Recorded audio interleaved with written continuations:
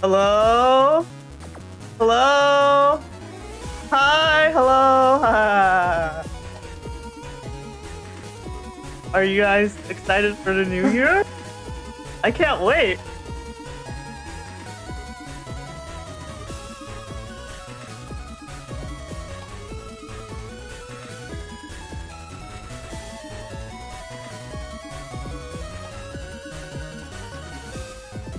Alright, hello Mega Man fans to New Moon 2023 Blood Moon 4 Part 3. This is the final stream, the final tournament of last year. Soup has been waiting in the grand finals for probably a month by now. So playerzero is waiting in the losers finals, and we will see what happens in the bracket soon enough. But before then, I want to introduce our casters for today. It's Symes and Neryth. Hello, Symes and Neryth. Yes, hello, Salad. It has been, it's been a little while, but we're finally back in here, for this final Blood Moon stream.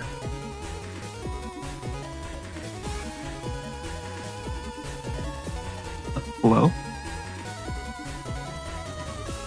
Hello? Hello? Hello? Hello? Hello? Hello? Alright, hello everyone. It's me, Solex Cross. I'm here to cast today. And I can't wait to get into these matches with you guys. Yeah, Soul, it's always great to be here with you.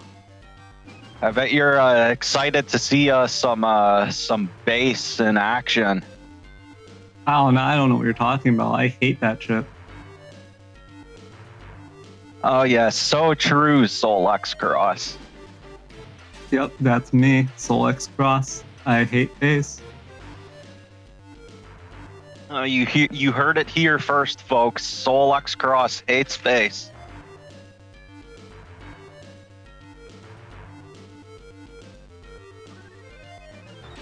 Yep.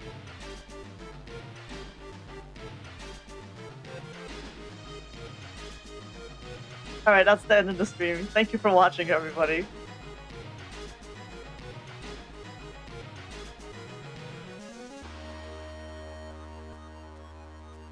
Okay, but we are in the bracket stream, so this is the second half of the tournament. So last time on stream, if you remember, we were in the winner's side, so we saw all of those matches play out. Coop prevailed over playerzero and protected our stun. Our second stun. We had to get a second one after playerzero's fall with this one.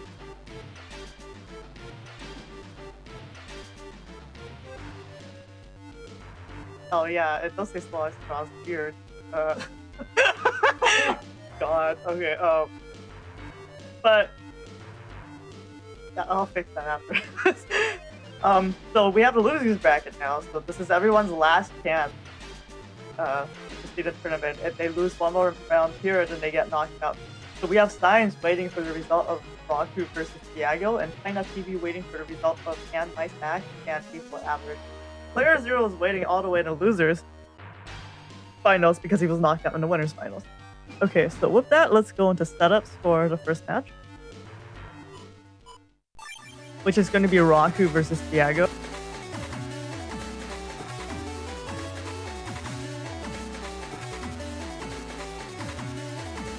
And we are in. Alright, we have a Falzar versus Falzar right off the bat here. 1400 HP versus 1800 HP, Rocku versus Thiago. Both players running Element SP and Meteor Knuckle. We do see Neo Variable coming from Rocku, but Thiago, of course, opting for the Superior Sword Chip from Ramasa. Yeah, actually, and both players with some L code as well, with the Magnum Electragon on install, and also a Bubble Star too for both of them. Yeah, L code, of course, is very good because of that uninstall and the variety of chips you can tag it onto in there that all have a good area. So the potential for that uninstall to connect is pretty high on both sides. You see Rocku rocking the Tomahawk SP and Tengu SP, the T brothers right there, while Thiago is just running Judge SP. So we will see how this matchup plays out. It is a double fast gauge versus double slow gauge. So the gauge war is going to be pretty interesting to see how it resolves. Other than that, we do see the Gambling Buster out of Thiago, while Rocku does not have access to that. So if Rocku has some bad luck there against Thiago's Buster procs, it could get pretty damaging pretty quickly. But in a Falzar versus Falzar matchup, I imagine, especially with these Octode chips and everything, it probably won't come down to that. But we'll see, because in a slow gauge turn, you know, that's the damage definitely adds up. Yeah, definitely. It will be key to see how both players manage the gauge war here. That will probably be one of the main things that will determine the outcome of this match. Which player is able to get the most advantage out of their gauges. Yeah, one last interesting thing I want to note here is that neither player has a ranked chip, so it's totally up to chip draw here on the first turn. There's no guarantees that either player will actually get their gauges first, or they could get both gauges. Who knows? It's totally up to blind luck here. So I think that's all I have to say about the matchup. So if you're ready, we can jump right in. Yeah, let's go.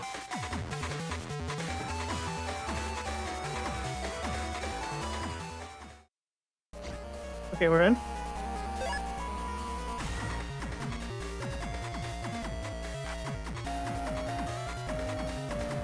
And so it looks like Rocku has drawn one of their fast gauges here, along with let's see, they got both their Grab Revenge and Judge Band, so that's most of their area control.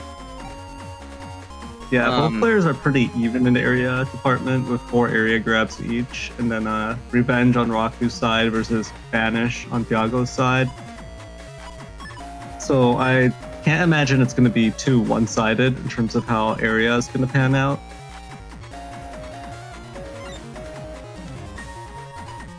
Thiago doesn't have Rush or Beat, so Rocku is just free to open up his turn however he likes.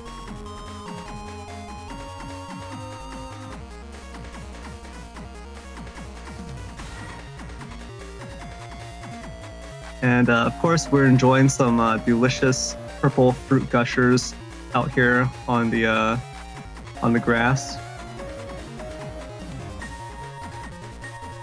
And I imagine the game plan for both players here is going to be to step forward and just enjoy these fruit gushers while they're here. I mean, actually, that for sure. We see both players have the Element Mana SP, right? So you do not want to stand on those grass panels and risk taking that 480 damage. The Fruit Gushers are honestly definitely preferable, which is why we even see Thiago proccing Rush on one of them, paralyzing himself. Ooh. Yeah, that's a good, okay, well... Oh, no. Yeah, that Magnum does not connect for Thiago. It's a ×2 as well. I mean, but yeah, a pro tip, it is safer to be on Fruit Gushers than grass if your opponent has fire. Although we do see Thiago's HP bugs stacking with the poison there, which... If you have both of those HP drain effects stacking, it actually, at that point, can start adding up pretty fast and actually be pretty scary to deal with. Yeah, definitely those HP drain effects, when you stack them, will actually be very detrimental. You see both players throwing up defense, barrier 200 for Rocku, life aura for Thiago. Ooh, and see, this is why it's better to be on the Fruit Gushers than on the grass. Loses his life aura to the ×2 Element Man V1. Lots of defense coming down here from Thiago. Area grab. It is +1. Rocku does have revenge available here, but not sure if that's the plan. It would deal with both of the defenses here, both the trap and the invis immediately. Yeah, that would definitely be some great value for this grab revenge. And actually now Rocku has all their areas, so they could potentially go for a... Are they going to go Tengu here? They're thinking about a cross change. Ooh, yeah, it looks like Rocku is going for the Tengu lock. If I were Rocku, I would actually go for all 3 area grabs here and just gamble on it. Yeah. Because, when you invest 2 in, it's already at the point where you might as well go for the full commitment to it. Yeah. Oh, and it looks like they've got it. Ooh, wind rack, but... Oh, wow, and Thiago actually able to get the Dust Beast charge out and dodge on one of the Tengu racks. Yeah, Thiago actually managing to stay very healthy here. These charges are actually saving Thiago from quite a few Tengu racks. Yeah, and they're delaying them significantly. And this one actually, it looks like it might be about to hit Rocku, which would proc their anti-damage, which would obviously be very nice for Thiago. Yeah, and if Thiago is able to get grab banish here, it's going to be a pretty good situation, both popping the defense and... Oh. Yeah, especially if he could go for oh, and he has that, but... Ooh. Ooh. I don't think Oh! Okay, yeah, it all worked out according to Thiago's plan. Of course, grab banish and Muramasa both in M code. Their Muramasa connects, and Rocku's down to 58 HP with no recovery 300s in the folder. So this is what Rocku's got. Yeah, that is the rescue. Tengu is like easily one of the best crosses in the game, but that is the risk you take with it. Just like Slash Cross against Meteor Knuckle, you can just lose almost all of your HP instantly. The Judge SP doesn't connect here. If it did, it would have broken both of these defenses. Ooh.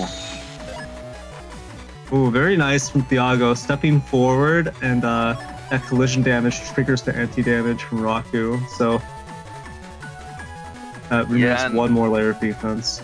And since Rocku doesn't have a Recuv 300s, they are stuck. They only have this 23 HP to work with against 800, so this is gonna be a hard comeback to pull off. Ooh, and erasement from Thiago. I think this is it. Just step down and Buster. Oh, or that works too.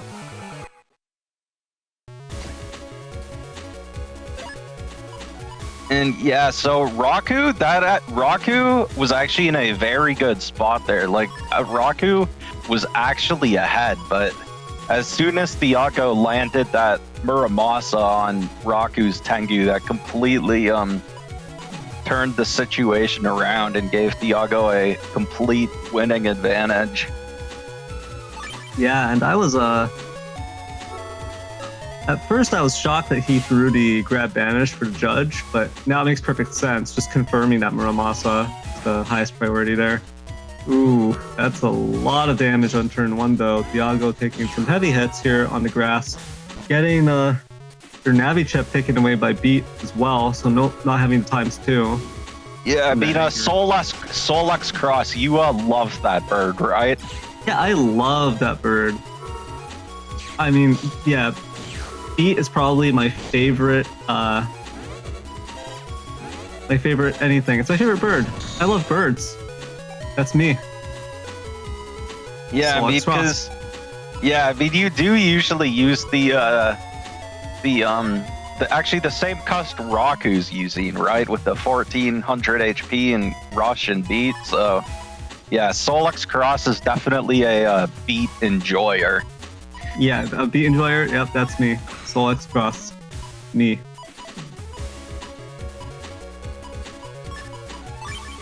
Ooh, going for Sanctuary into full cust is not really sure if I agree with that, because basically if you sanked into full cust, like now Thiago would possibly immediately have the chance to go for something to remove this Sanctuary.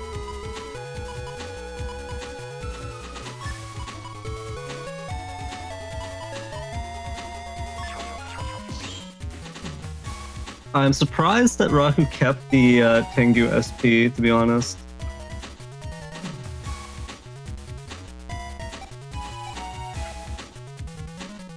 Yeah, I figured you would have wanted to cycle that and get a Tengu and Tomahawk SP on the same turn. Like having to lock just one of them is not ideal.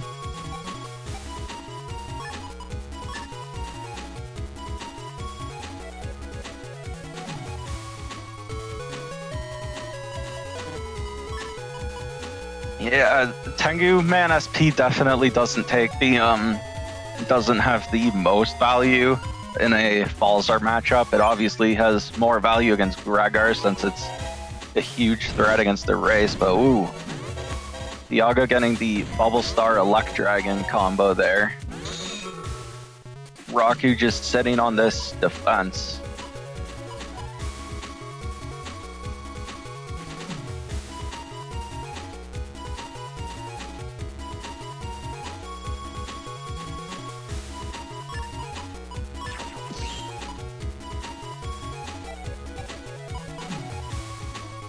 We're seeing the Meteor Knuckle here for Rocku along these area grabs.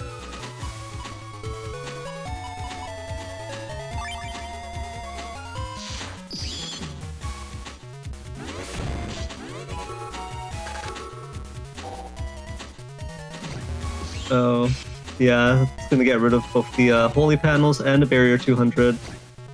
Yeah, and now Rocku is getting comboed here with the Erase Man. Ooh, and gets hit by the Tomahawk charge as well. At least manages to avoid that one. That whole panel's blocking Thiago from being able to just Yeah, Thiago, I think, processed slightly late that Rocku actually ran out of panels in the back. Otherwise, that second Tomahawk chop should have connected as well.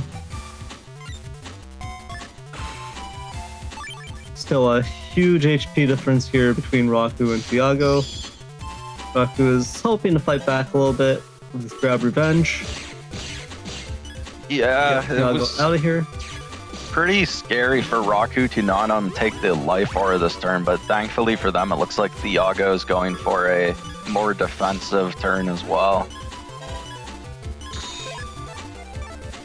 Okay, and they do now have the Meteor Knuckles with this +2 area, but so as long as Thiago stays in the center, it would be on a 3-panel range instead of the 2-panel, which is a guaranteed 8 hits.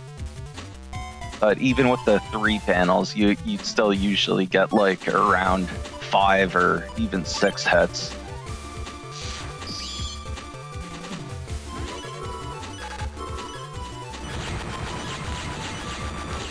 And yeah, that looked like 6 hits.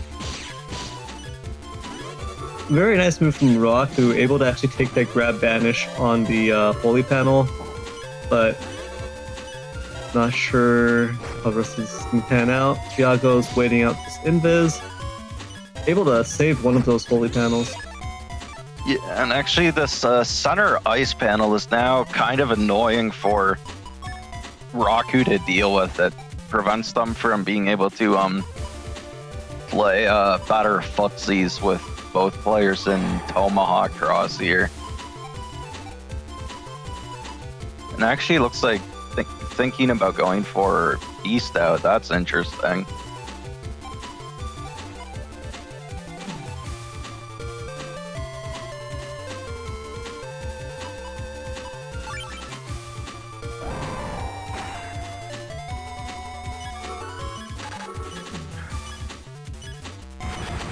Rocku blocking the Meteor Knuckle with anti-damage here.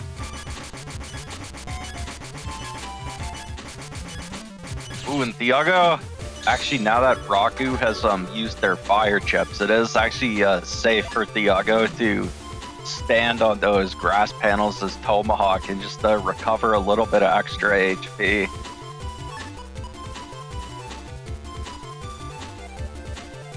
And actually, so yeah, the way that the Tomahawk heal on grass works in this game is when you're at low HP, it's extremely slow.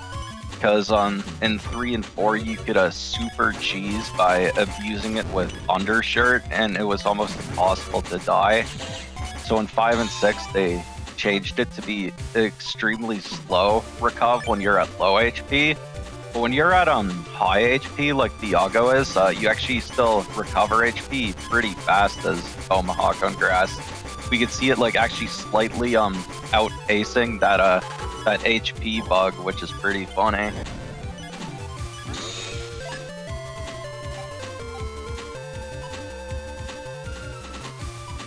Yeah, I'm just not sure if Rocku has enough damage to take Thiago down here. Able to stall this out with their defense, but not exactly big trades going back and forth here.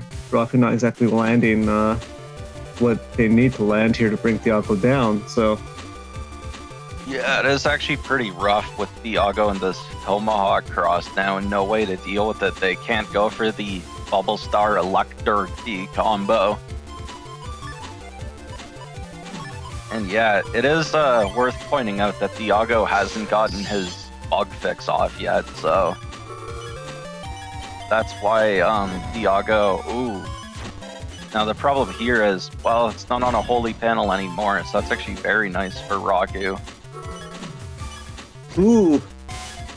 Yeah, Thiago does not manage to connect the Judge Man. Oh, But the second one! Judge SP, oh. I feel like Thiago forgot that he has Buster Bug. Yeah, definitely hasn't been taking advantage of it, at least in this set so far. Opting to go for those charge shots instead.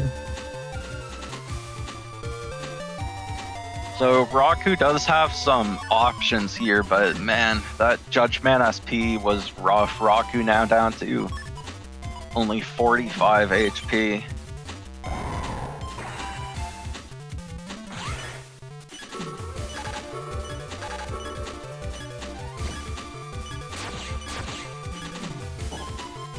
Good hit from Rocku, getting that 320 from Tengu SP. But Thiago... I'm not sure. Like, how will Rocku... Yeah, he has to dodge all these feathers. Ooh, can't do it. That's it. Yeah, GG well played to Rocku and Thiago. Thiago does take that set. But yeah, that was an interesting game between those two.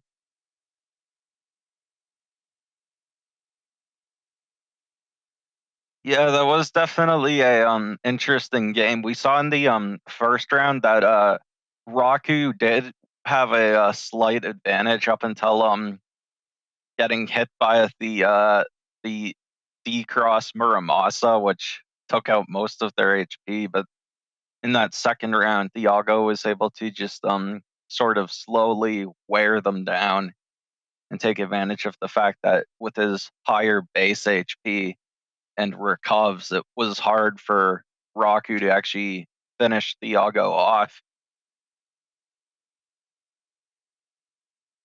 Okay, with that, we can go into setups for the next match, which is going to be AndMySax versus A4 Average.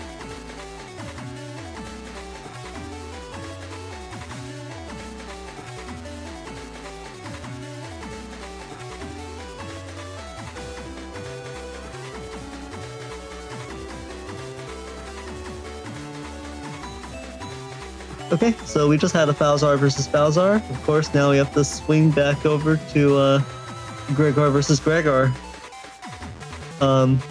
We just saw Those Meteor Knuckles firing off at each other. Now we're going to see the Colonel Forces squaring off. A4 Average also has base, which, of course, you know, one of the worst chips of all time. I, Soul, X Cross truly believe that base just shouldn't exist, needs to be deleted from the game. But, yeah. Yeah, I agree that it would be great if it was replaced with another better Giga chip for Gregor. Yeah, like Colonel Force. Just have 2 Colonel Forces available. Yeah, or maybe also bring back something like Death Phoenix from BN5. That would be completely fair and balanced. Yes, definitely. That was the epitome of balance, wasn't it? Yeah, having a initial attack that usually already does 300 to 450 damage, and then recycling a Navi is very fair and balanced.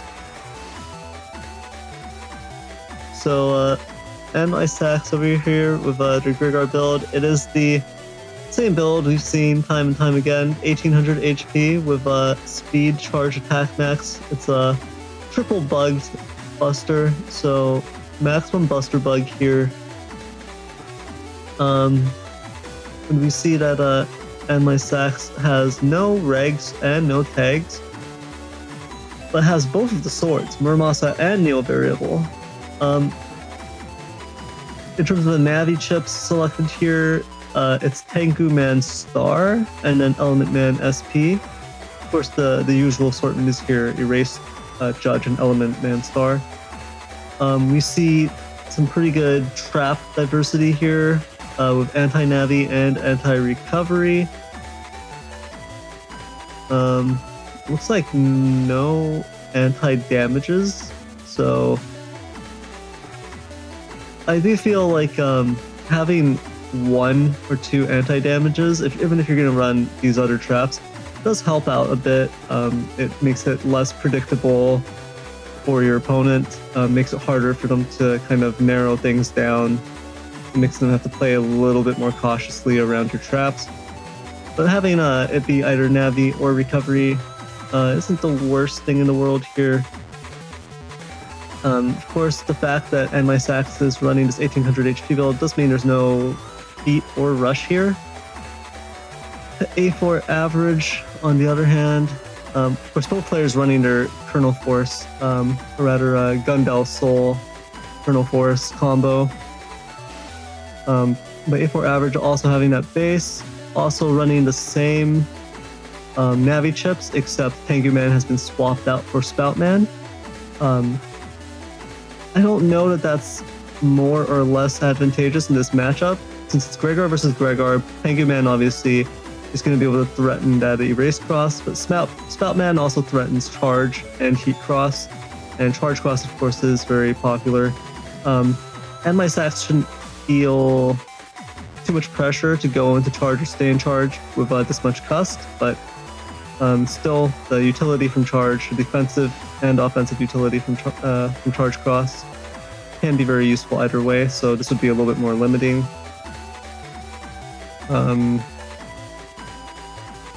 Last thing I want to note here is that A4 Average is running the attack plus 30 in White Capsule, so we'll see how that plays out. Yeah, this is definitely going to be a pretty fast-paced match, even though AndMySax has those 2 slow gauges. Definitely, depending on if we see some early Q Force draws, we could see some pretty short rounds. So we'll have to see what happens and which player is able to just delete the other one first. All right, I'm ready to head in. Yeah, legs go.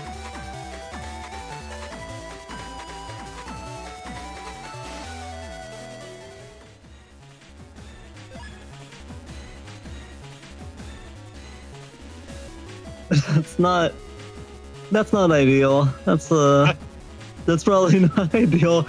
You don't like seeing that 0 damage Muramasa right off the bat. Usually, that's something you want to see further along in your folder.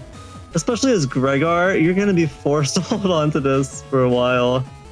I mean, against something like F code though, it's actually, I don't think it's too bad because like if A4 average like goes for some erase cross machine gun 3 combos this first turn, you could already have the maximum damage on Muramasa by the next turn. Yeah, it just feels a little bit restrictive or prohibitive in terms of your plays that are available, because you really want to get this Muramasa out of your hand. So you're almost hoping your opponent opens up and deals that at least 500 damage to pretty quickly, so you can retaliate. Both players going for slash here, so I think we will see some big damage coming out. And yeah, it still never feels good to see that 0 damage Muramasa. Ooh, there's the Buster up from A4 average. Oh, wow. Gets hit by the slash charged baby sword. Well, yeah, I guess not really expecting that.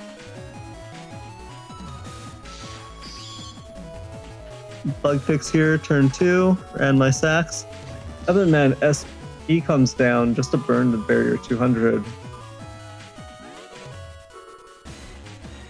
Yeah, let's see. That yeah, looks like AndMySax. Ooh. Oh wow.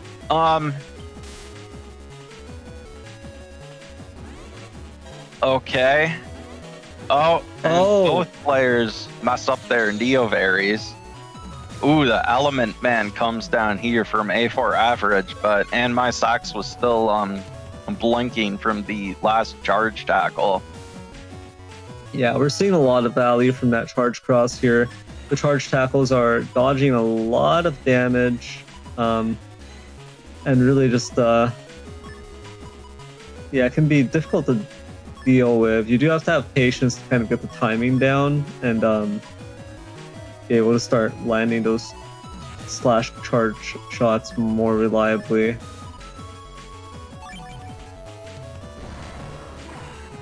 Ooh, and actually a beast out from A4 average here. Oh, grab revenge. Are we about to see a Q force? Yeah. Oh, the rush. Oh, this should all connect. Oh, including the Gundel Soul. That's just it.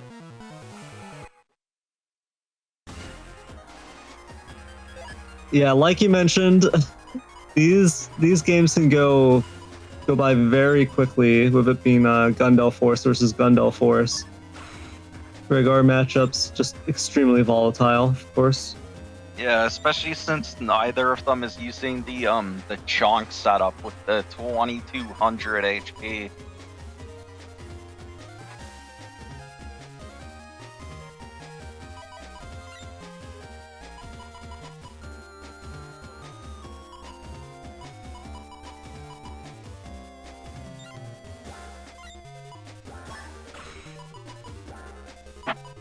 Again, we're seeing AndMySax thinking of going to slash cross with this just +1 area. Not sure it'll pay off. Ooh.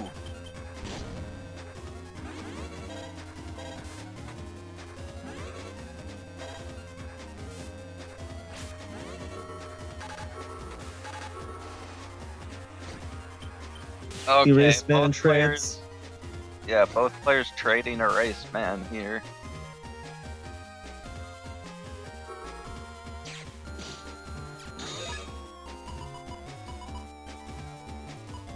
Yeah, it's pretty awkward to be in slash cross like this, because now you didn't manage to draw any more area grabs on your next turn.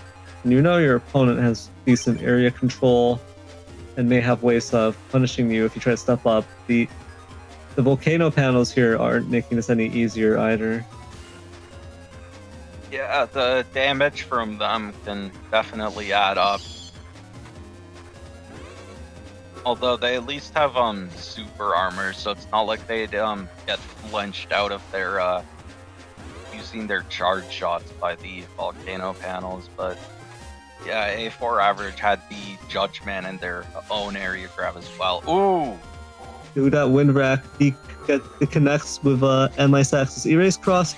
Ooh, but Tengu connects here against A4 average's erase cross. Both players getting decrossed this turn.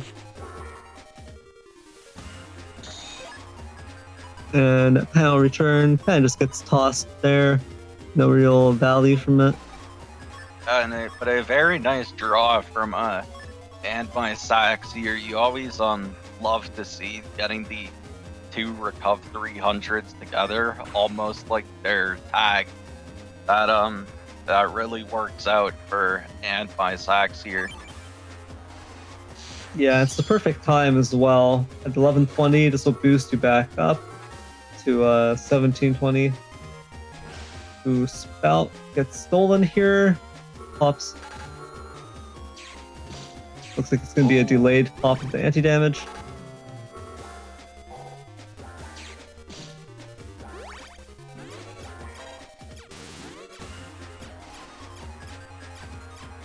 I'm not sure why.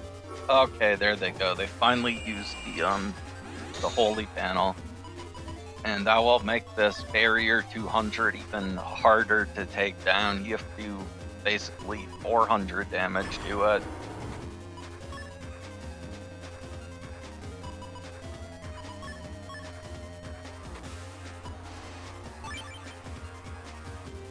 A lot of defense coming out from AndMySax's turn. Gonna double up on that invis.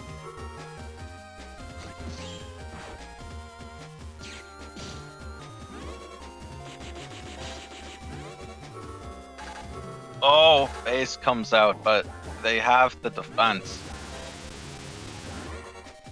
Oh, A4 average. Why? Why have you stepped forward here? Yeah, this is definitely a dangerous position to be in now. Yeah, it would have been a lot safer to just camp in the back. And ooh, it looks like A4 average is going for their own Gundel force here. Now that A4 average has used their base, they only have Q4s left. They can't use it right now with all these holes in their area from the elect these charges.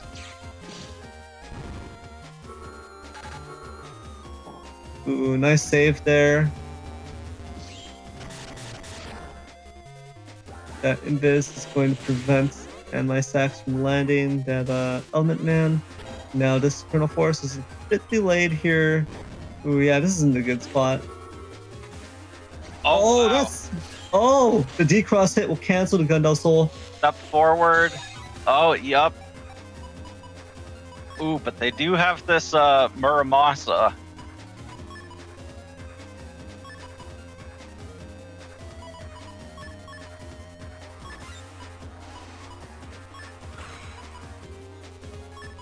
Yeah, I can't imagine A4 average is going to stay in this position though, so we'll see how this works out.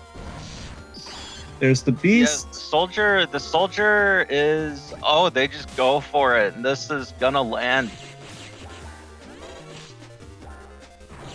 Oh, wow. Oh, but gets the stun. Oh! Oh, wow. Oh, beast over. Yeah, A4 average has to go for a cross cancel here at 1 HP. Do they have a defense? No, they don't cross cancel. And that's it. Wow. A4 average was that close to just taking the match, but AndMySax somehow survives.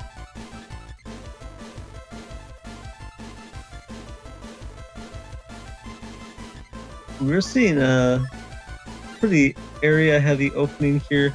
This would actually be the ideal time to go into Slash with this many area grabs. You just want to grab up, step forward, start smacking away. But no, instead, if we're average is going Slash, it drops zone area grabs. They trade in, still neutral, plus they're up pop for if we're average. and going Erase for a one. early wind rack there.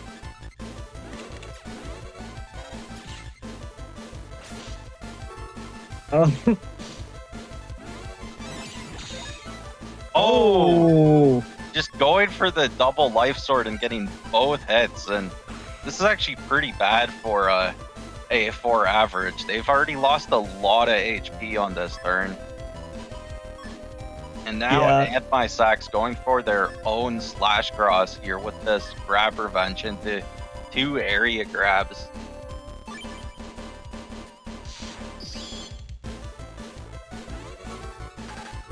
Ooh, unfortunate Judgment whiff too.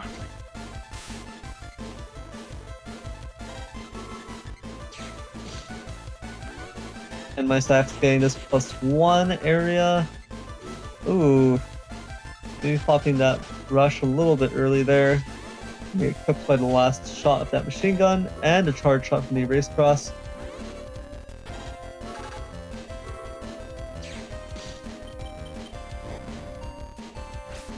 Oh, good use of that of that Magnum just to lock them down and breaking even more panels with that element, man. And yeah, AndMySax doesn't have their panel returns, so they are stuck in the back, but they have both their slow gauges here, and it's kind of greedy, but I would have almost considered just staying in slash here and hoping that A4, because we already saw A4 averages Judgment as well, so that's one less chip they would have to reclaim this area. Ooh. Oh, Ooh. wow, getting the tail arrow dodge and popping life aura. That was a very lucky dodge. Ooh, not dodging that one though. Loses the life aura. But oh no, gets the D cross here.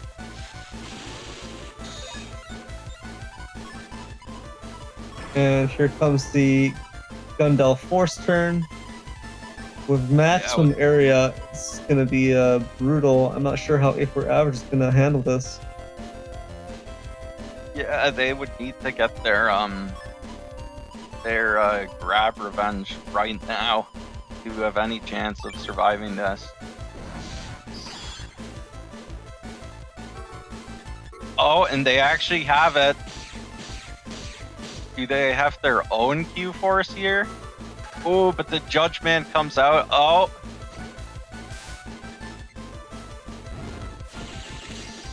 Oh. Yeah, and there's the Gundel Force finisher. AndMySax takes that set. Yeah, I wonder if A4 average had their own Q force there. But AndMySax was able to mash theirs out first, and that made the difference. So AndMySax moves on.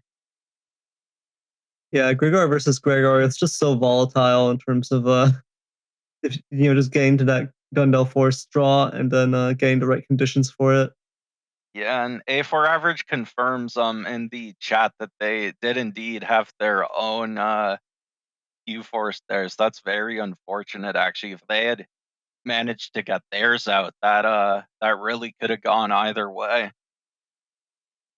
But yeah, GG, well played either way to both AndMySax and A4 average. Congratulations to AndMySax.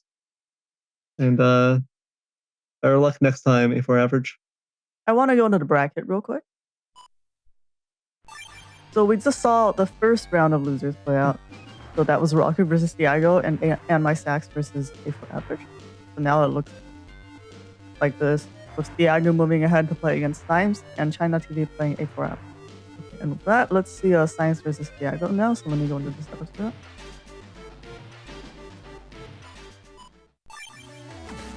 Alright, so we're seeing our first opposite versions matchup here with Symes playing Gregor, Thiago playing Falzar. Symes over here, of course, has the Gundel Force, has L code, and then usual assortment of splashed defense and utility chips, right? Sanctuary, Life Aura, Recovery 300s, and Y code, because why not? It's a 1900 HP build with that's like a slight variation on the of the bug buster build. instead of having 1800 and then maximum Buster Bug with speed max, instead it's attack max and charge max with no speed max. Pretty good build overall. The Navi cost is solid, of course. The major thing here is Symes running all of this elf code here, a single bubble star, double elect dragon, double magnums, and uninstall. It's pretty solid, but I'm not sure about in this specific matchup how it's gonna fare, especially with Symes running that Tomahawk Man star. That can add that extra unexpected edge, right? That can take down Tengu when your Falzar opponent is least suspecting it. But it should just boil down to, the fact is that Symes does have 2 invis, 2 anti-damage, but because Thiago is also running the Buster Bug setup with 1800 HP, that means there's no rush to punish it. Otherwise, running less than 3 invis, like running 1 or 2 invis, can be very detrimental actually if your opponent is actually running rush, because that's effectively cutting your defense down by a lot. But in this specific matchup, it should be fine. Yeah, this is very different than what I usually run with Gregor, which is usually I go with the full chonk cost and like more of a like utility based folder. So for this Blood Moon, I just wanted to experiment and try with this higher cost bug one and with the L code combos. And I was gonna say it didn't really work out for me last week, but that was more like last month. But we'll see if it works out better this time, and if I can go on a loser's run with it. Yeah, I mean, the previous build that you tended to favor was definitely really solid, and you're getting good results with it. I think your performance with it was also pretty consistently good.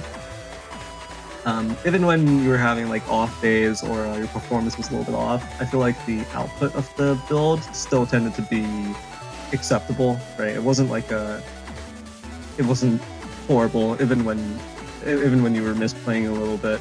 So it gave you a bit of wiggle room there, a little bit of higher consistency, I think. But it's not like L code is bad by any stretch of the imagination, right?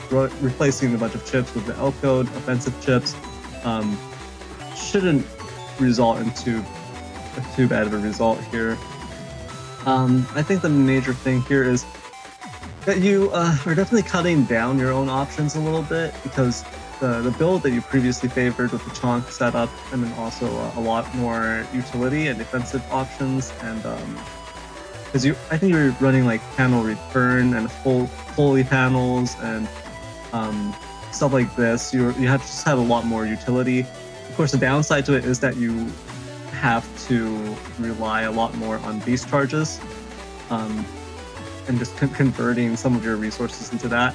With L code, or with swapping those out for actual offensive chips,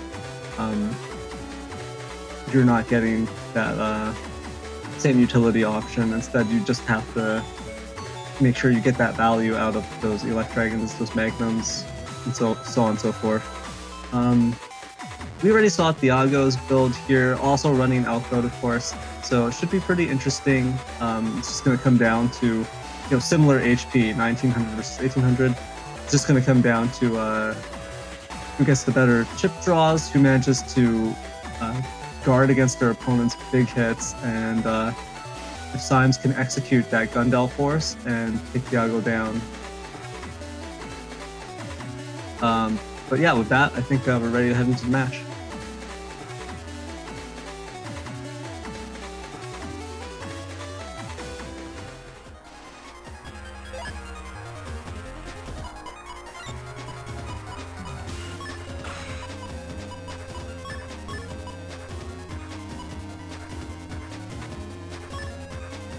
So we see these geyser or volcano panels up here in the front. It's going to be a little bit riskier to go into something like Slash or Tomahawk. But you normally wouldn't see that too much with this kind of the risk here. You could eat an early D-cross and be down pretty significantly. Symes is opting instead to go into Elect, which is pretty safe here. Thiago doesn't exactly have grass options, or wood options, I mean, to take Elect down. So just fishing for it. Oh no. Okay, this is going to be a lot of damage here right off the bat. ×2 Judged Man, the books connect, anti-damage connecting. And that was an uninstall on the Bubble Star as well. Ooh, getting a proc there, Buster Jam proc. Trading back pretty decently actually, just between just 1 or 2 chips landing and then the Buster Jam proc. Actually means the HP isn't too different. Symes obviously started with 100 HP more, but it still probably feels good to be able to at least get some damage in there. And now Thiago's offensive options here might be a little bit neutered for this next turn. With all these broken panels, probably gonna have to step back, just keep shooting out these kill chips. Oh, there's bug fix, but Grab Revenge is going to knock Thiago back here, reclaim this area. Symes has area grab into slow gauge. I'm not sure that this is the greatest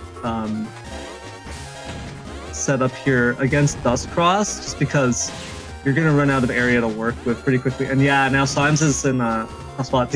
Luckily these panels are coming back right on time here. Very nice. Symes doesn't even have to use that anti-damage to protect. Oh, very, very nice, actually. The fact that Symes didn't have to use that anti-damage means that he was free to block the element SP, which would have been way more damage. Tomahawk not connecting. Symes didn't opt to step down for that. I guess a missed input or a bit of a mistake there, but not the most costly. Tomahawk Star isn't exactly the most damage in the world, but it would have just been nice for a little bit of extra damage there. Now Symes is gonna try to, just 4 chips. You want to lock him in. As Gregor, you really can't afford to play really resource oriented and trying to squeeze maximum value, because if your chip draws are not going the way you want them to, you don't want to be stalled on a bunch of random chips and then not be able to reach your Gundel force. So blocking in 4 chips here, gonna probably get a decent turn. Thiago, on the other hand, has to consider his options. Being locked to those back too does mean Slash Cross would be pretty scary. Magnum comes down, takes Thiago down a little bit more. Judge SP is going to reclaim that area. One of the books connects for 40 damage. Ooh, that uninstall does result in... this is a Tengu lock, but Symes did come prepared with 1 invis here. You want to hold on to the Element Man and get a freeze here to... Oh no, but Thiago has their own invis. Oh, but this is actually... Yeah, this is a good situation for Symes here. Also getting that area grab out means there's no more Tengu lock, and there's those ice panels, which would have made it a pain for Thiago to connect. Giving Symes some option in terms of counterplay there. So actually, very well played from Symes in terms of creating kind of defensive opportunities using those chips. That's not the outcome that Thiago wanted, for sure. Ooh, and now Thiago is just fishing for those Buster Jam procs, but not getting them, getting charge tackles to the face instead. Life Aura comes down. Ooh. Okay, yeah, so we're back to this Tengu lock situation. but Symes will area grab. Ooh. Yeah, these two Tengu Rex landing back to back is a bit of damage that Symes probably doesn't want to be taking here. Meteor Knuckle is kind of an ever-present threat, especially with this area configuration. You're gonna get hit for 3 panels unless you're standing in the center. And if you're standing in the center, you're not gonna be able to dodge. Oof. Oh, very nice timing. Unfortunately, Symes keeps stepping back into that rack. It is just a 50-50 there. Ooh. There it is. Very nice patience from Symes. Of course, there's no reason to life aura before that point because Tengu would just deal with it instantly. So just getting that value there, blocking the Meteor Knuckle, buying a little bit more time. Still no Gundel Force, but even in this position, it wouldn't be enough here. I think you would need 2 panels. It would be close, but if you got 2 panels of Kernel Force with the Gundel Soul, that should do it. But the fact is that Thiago can stand in the center there, and the Gundel Soul won't be able to connect. So, ooh, Judge Man is going to remove that possibility though. So on the next turn, if Symes can survive this at least this turn, and on the next one, oh no, okay, Erase Man versus Erase Man knocks both of them down, but oh, actually, oh, it decross as well. Oh no. Oh no. Yeah, a nice Magnum from Thiago closes it out before Symes is able to make it into the next turn or get onto those other panels. That was actually very close though. Symes played that out very well, but just wasn't able to reach Gundel Force, and wasn't able to reach some of the chips that he needed to kind of stabilize the situation.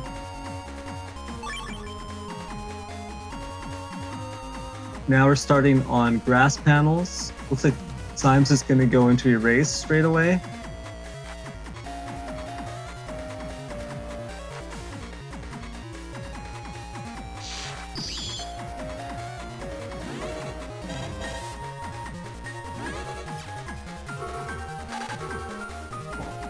Invis will cover Symes for the rest of this turn.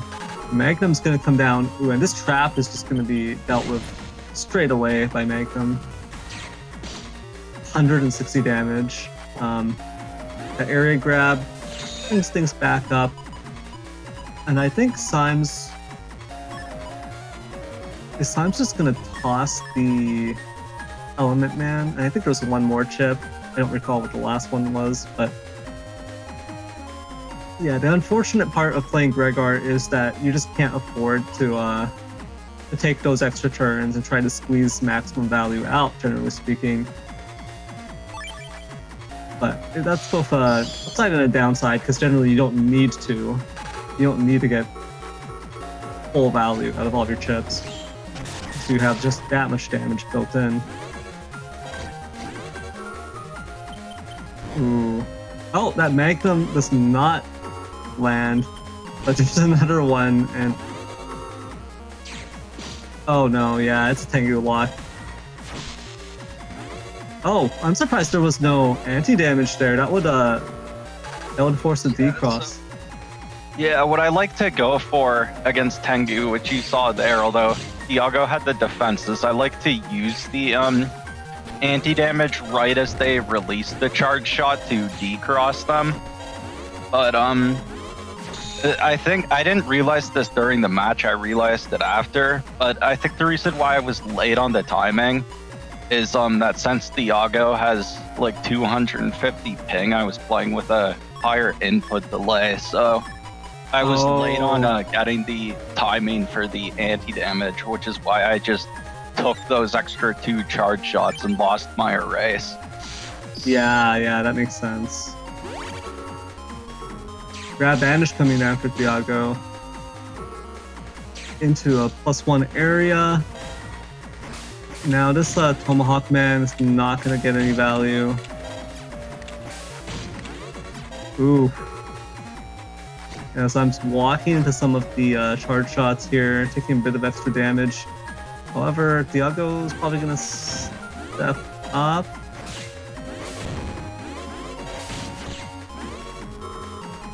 Yeah, Thiago actually getting knocked around a bit as well. Both players just trading into each other.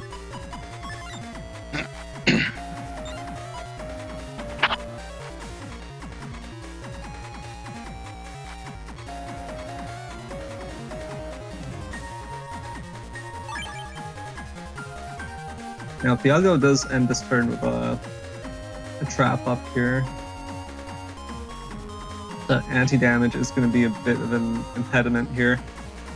I didn't see if you had a Magnum to deal with it. Now it's going to be Judge Man, but that anti-damage gets protected by the Life Aura.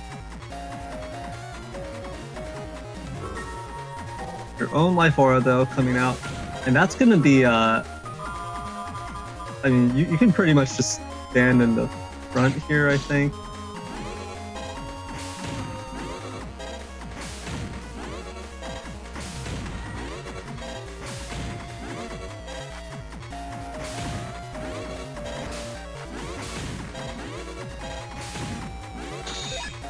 Yeah, and not stepping forward there is actually the best option because Thiago isn't able to crack that front center panel.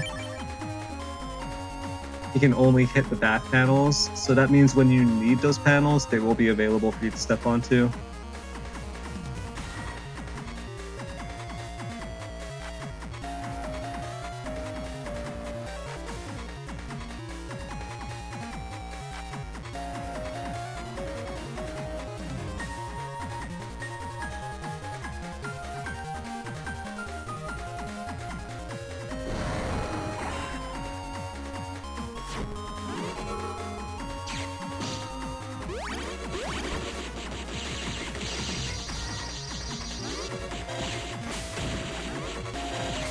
So, yeah, I did get most of the Gundel Force there. Not quite the full value, but most of it, so that's still pretty good. But Thiago is still up in HP even after the Q Force. Yeah, this is definitely a situation where you're gonna have to lean on the beast charges to kind of close the gap here. And they definitely can. Ooh, and if this connects, this is going to be an enormous amount of damage. This is actually going to delete Thiago unless that defense kicks in. Yeah, and actually taking the not taking the uninstall with the Elect Dragon, but I thought at this point I'd get more value from beast charging it. Ooh.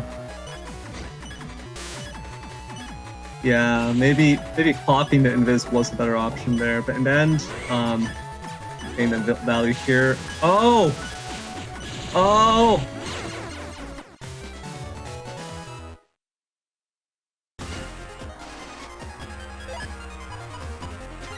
Yeah, Elect Breath is actually just so good.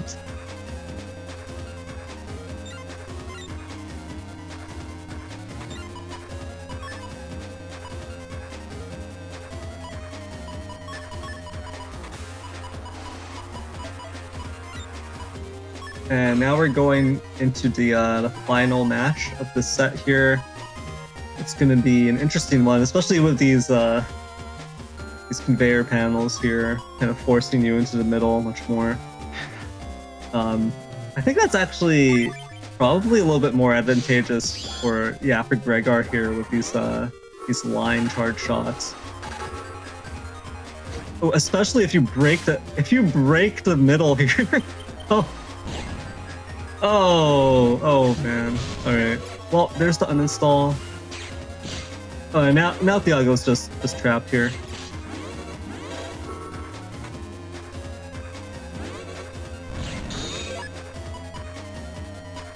To be honest, I almost wouldn't have even used the electric just to keep the conveyor panels on the field, even though Thiago's definitely going to go into either Beast or Tengu to try to escape the situation. I just those conveyor panels are so funny.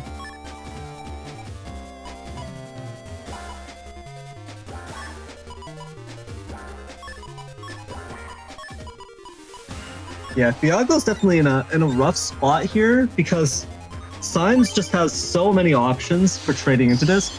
Thiago is forced to go Tengu, not the outcome he wants here.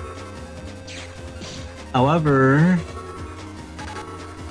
oh wow, yeah, this is great for Symes. Grab Revenge gonna come down and get 200 damage on the Thiago, as well as getting a partial area reversal here with that +1 area.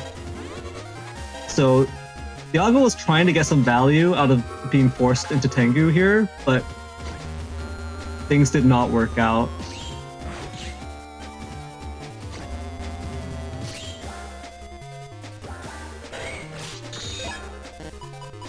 Oh, wow. Okay, the Muramasa connects here. 500 damage. That's a huge HP swing. Symes was significantly in the lead there up until that happened.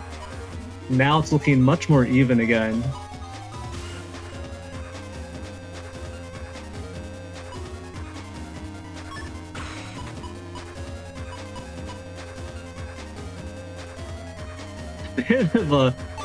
Bit of a gamble here. I guess there's no real way for Thiago to force that Meteor Knuckle to connect through the anti-damage, right? As long as you're camping it, but still feels a little bit risky, even if in reality you should be able to protect this. Yeah, but considering I haven't seen bug fix or anything, I figured I had to take some risks, especially after the random Muramasa hit.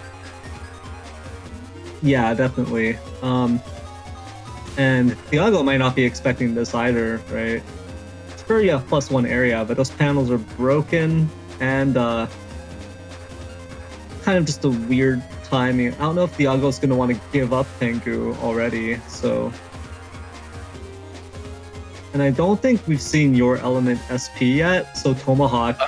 Yeah, I'm actually taking it this turn with to go for it on the grass panels. Yeah, so that's great coverage right there, because if Thiago was going to cross change, it would probably be into Tomahawk, and that's going to be extremely risky versus that. So, yeah, Thiago I think is at this point aware of the bind that he's in. Goes into Tengu Beast, a great option. Pumps those recovery 300s, but gonna get knocked down with that element SP. Judge Man. Okay, that's gonna give Thiago the space he needs.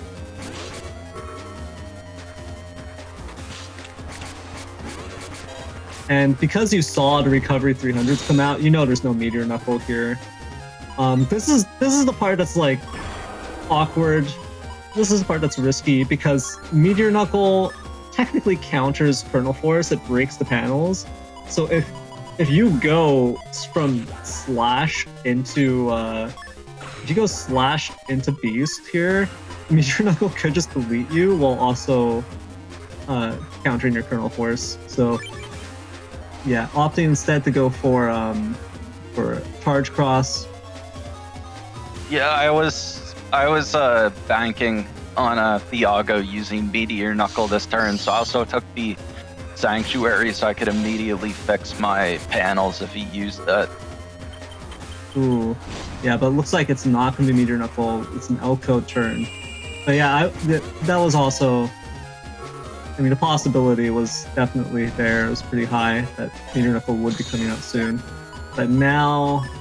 it's a bit of a tough situation. You got this +1 area though, and that should give you the damage you need. Yeah, this was a pretty... I was really hoping to get my at least one of my recovs here, but along with bug fix, the recovs are nowhere to be found. Oh,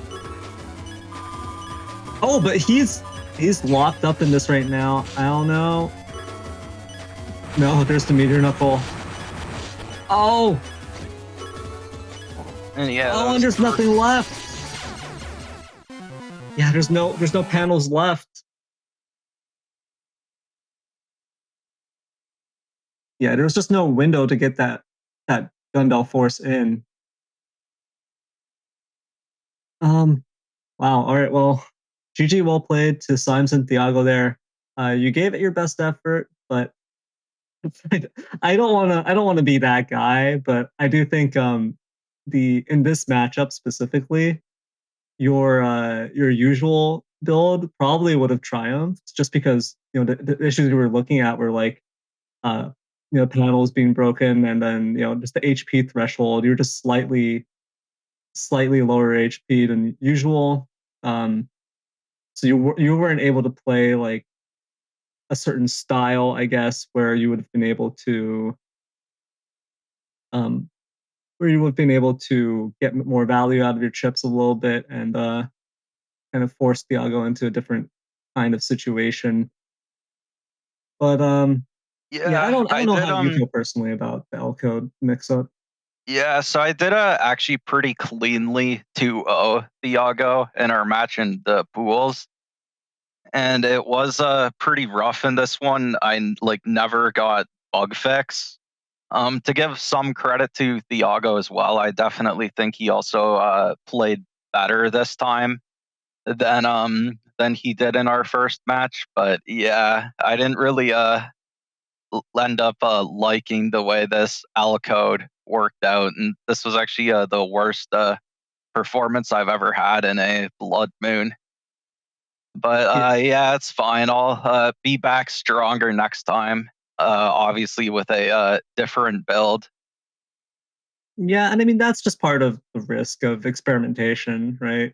For sure, I think given with that loss, you did show that was a close set for sure.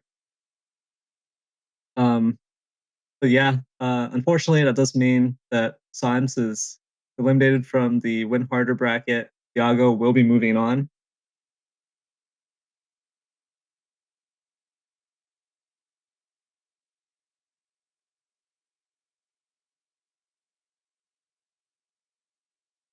Yeah, and I think I did bring it up just in terms of consistency, right? I think your previous build, one of its strong points is that I feel like it wouldn't have this type of outcome in terms of if you get bad luck with your draws or something's happening. I feel like having all of those extra utility chips or extra options in terms of how you can play would kind of save you from this kind of bad luck or this kind of matchup, I guess. Yeah, maybe. It was pretty nice with this one for sure, having the starting Cust 8 versus just the Cust 6. But even with the Cust 6 one, I can always just go charge to get a higher Cust. And we saw here how I got punished in this one for not getting bug fix. But I think I might try running this this same Cust back, but with a very different folder, because it didn't really work out with the L code. It was just felt too clunky for me. Yeah, Eurasia in Twitch chat saying, I would punish you for not getting bug fixed too, Symes. Yeah, I mean, I definitely deserve to be punished. Like, imagine not drawing a bug fix. Like, yeah, that's just what a skill issue on my part. Even though I had it right at the top of my folder.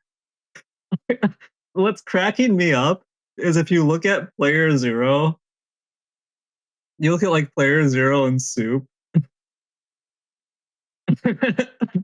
like what? Like 5 games in a row they're getting bug fixed turn 1. Yeah, that'd be 3 games in a row versus Thiago. Like, I thought I was past the Symes luck, But I knew this would happen if I used the bug, like the bug cust that I'd at the worst possible time a bug fix wouldn't show up. I had a feeling this would happen. Yeah, look, player zero's luck has to come from somewhere, and in this case, he was taking it from you. He was siphoning your luck away. So I guess that was what was happening in this blood moon. Yeah, it is pretty rough being one of the few honest players remaining. But yeah, well played to Thiago. And I did tell him after the match, I'm like, all right, Thiago, since you beat me, you might as well go win. So we'll see. But first we have AndMySax versus ChinaTV.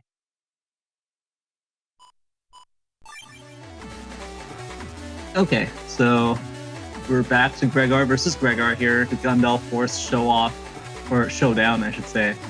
ChinaTV with the E code, Fireburn 3s, Elect Pulse 2s.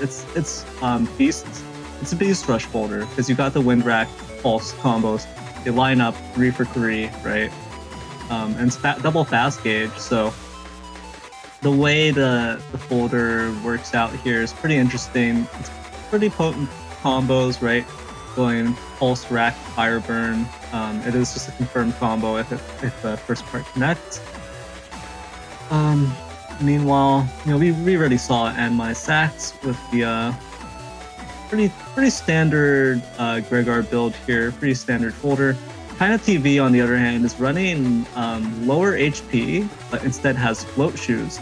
So I'm not sure that this is going to be a great matchup for ChinaTV because those float shoes, the value is way better when you're against like L code. Like we just saw those 2 L codes face off, Symes and Thiago. Yeah, that float shoes has way more value versus the Elect Dragons, versus the Magnums, right? You're not breaking the panel that you're stepping off of when it connects.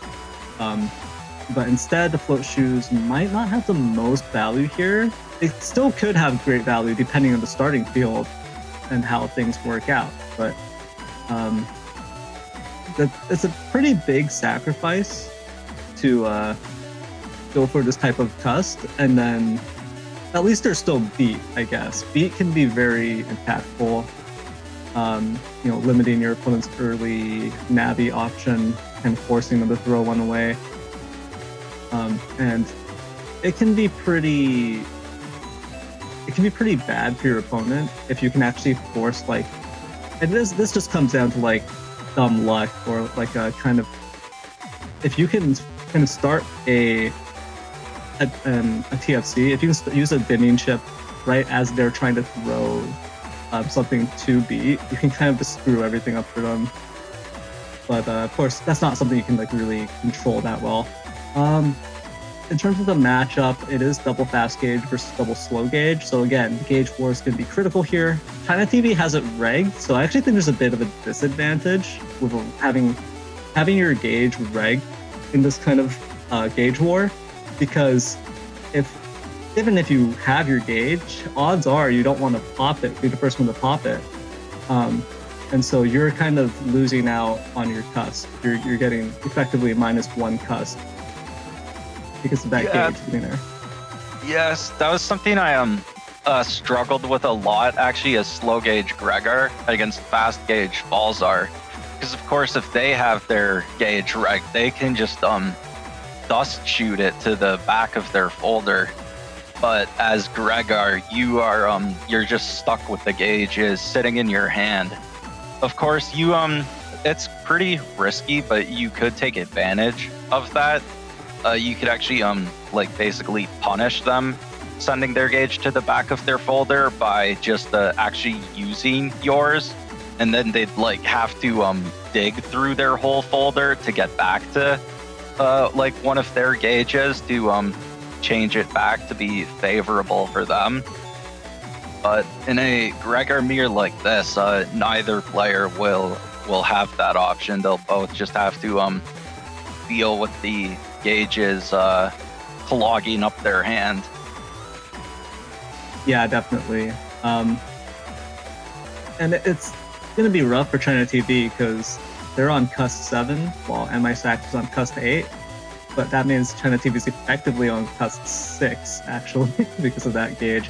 Of course, there's other stuff you can do. You can also punish your opponent by, if both of you are just aiming for to win the overall gauge war, there's all sorts of nuance with the gauge war where you can just bluff and beast charge that fast gauge, or start, or even it doesn't even matter. You can throw it away just to get that +1 fast. Of course, it's generally not.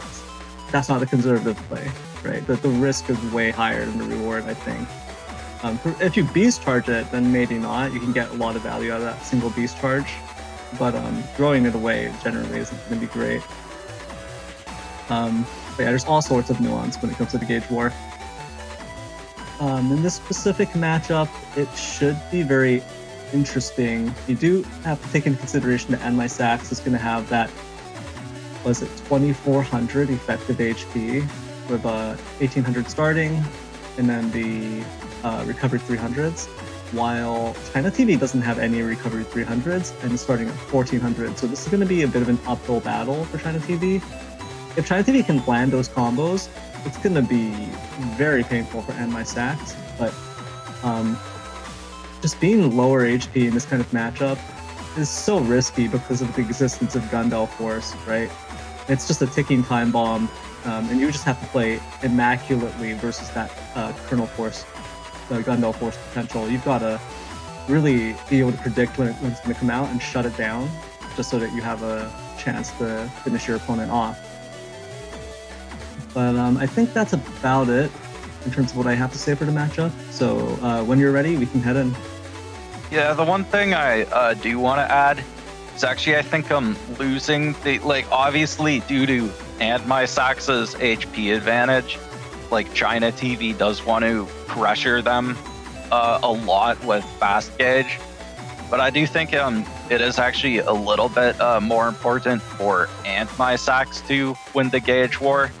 Because even if we do end up in slow gauge, ChinaTV is also still an attack max Gregor, so they could still trade pretty well with AndMySax when we end up in slow gauge. It's just that obviously with AndMySax basically having 1,000 more HP, that would still work out for them. But if AndMySax loses the gauge war and we end up in fast gauge, that actually could be pretty rough for them, unless they're able to, of course, just get ChinaTV with a big Gundel Force to delete them. But I think with that we can head into the match.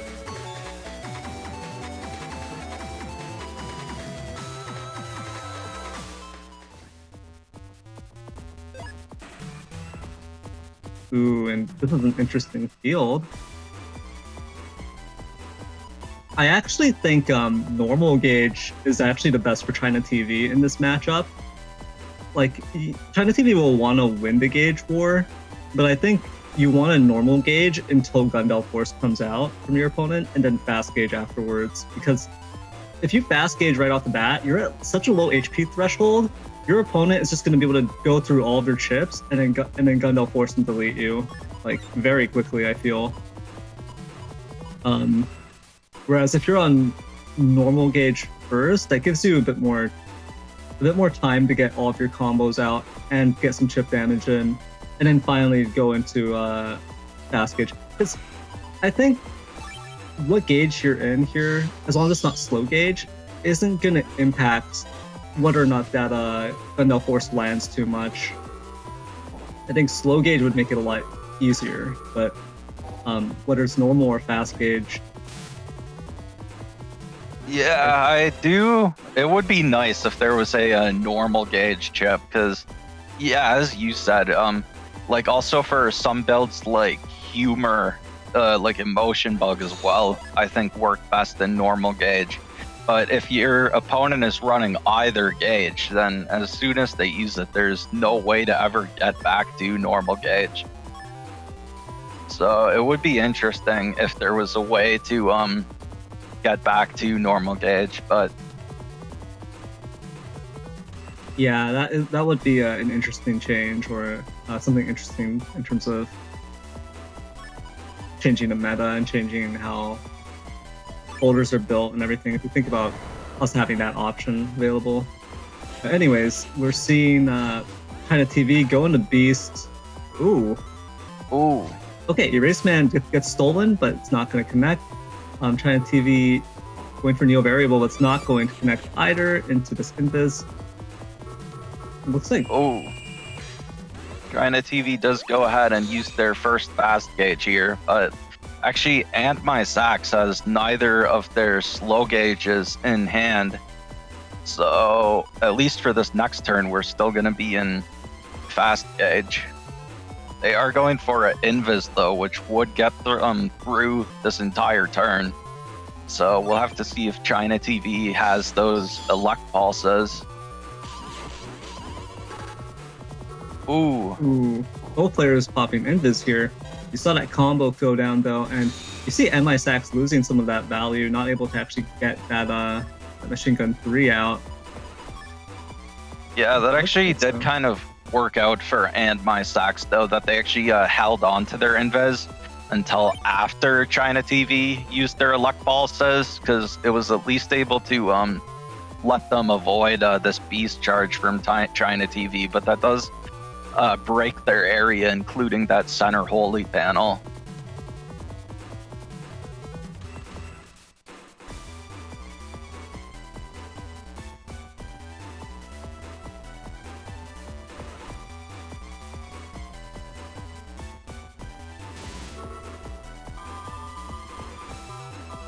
If ChinaTV can get a second elect ref out, that's really the problem with fast gauge here. Oh no, yeah, that's gonna be a huge hit. Oh, never mind. Yeah, Element Man blocks the Element Man SP. That's a huge play from ChinaTV, actually, recognizing that you could stop the Element Man SP using your own Element Man.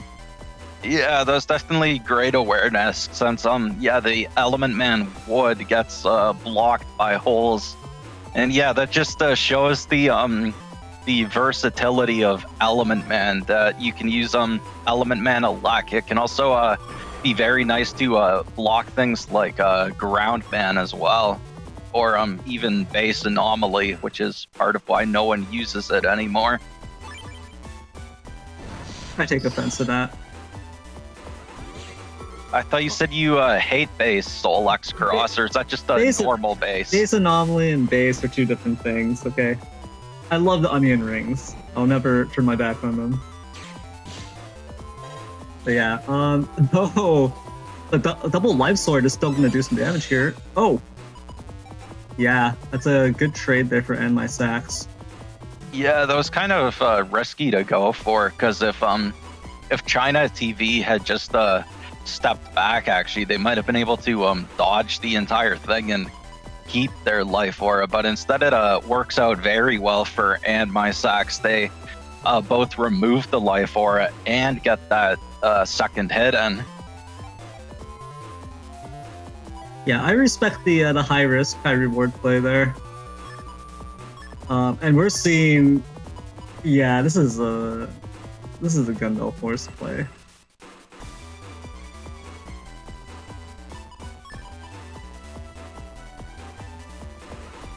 It's interesting that they're taking the slow gauge last. I actually would have taken it first, and then you actually could have waited for the panels to repair naturally and just beast charge the panel return. But it looks like this still works out for them. And ooh, I agree with you 100%. I do think really you should be slow gauging to give you more time to just, because that should just be a deletion. There should be no options here for ChinaTV, but instead there's kind of a faint bit of hope here, especially if ChinaTV can like beast and step out and then do their own force, although I think if this is still firing off. Oh, is there any defense? No. Oh, why'd they step down? They needed to step up, and they could have maybe... They stepped down and got hit by the shots from the last soldier. Oh, no. Yeah, that was rough. That was actually kind of a high-risk way to execute that Gundel Force from AndMySax, but it did end up working out. But definitely, it left counterplay options available for ChinaTV. But ChinaTV probably just didn't have the tools in hand to deal with it. As well as, yeah, that stepping down.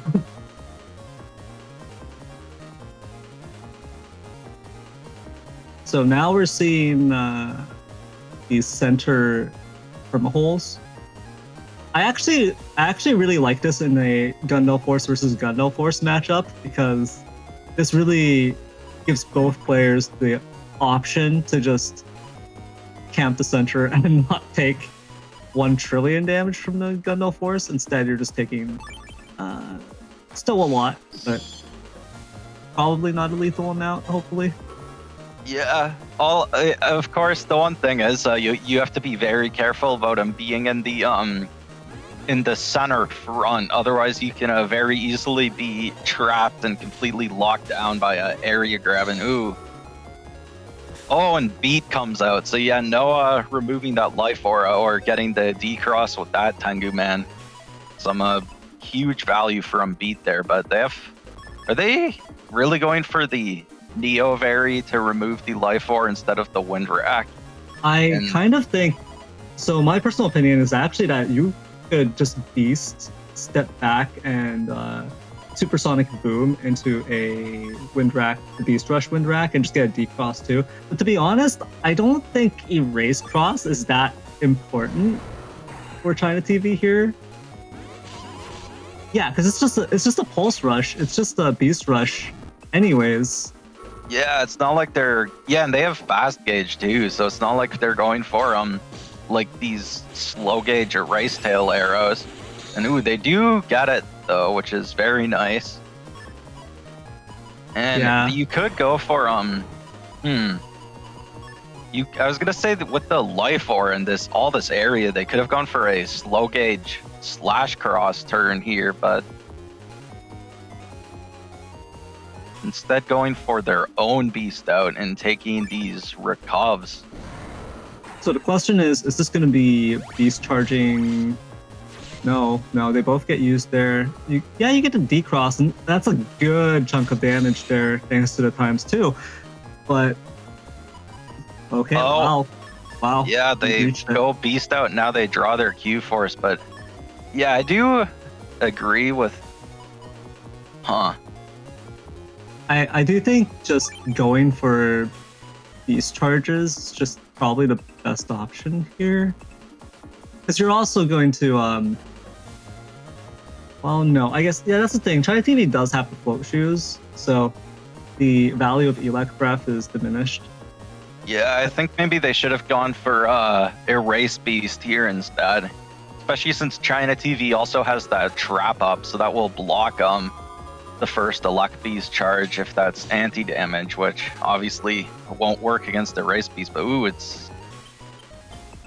Oh, that's AndMySax's anti-navi.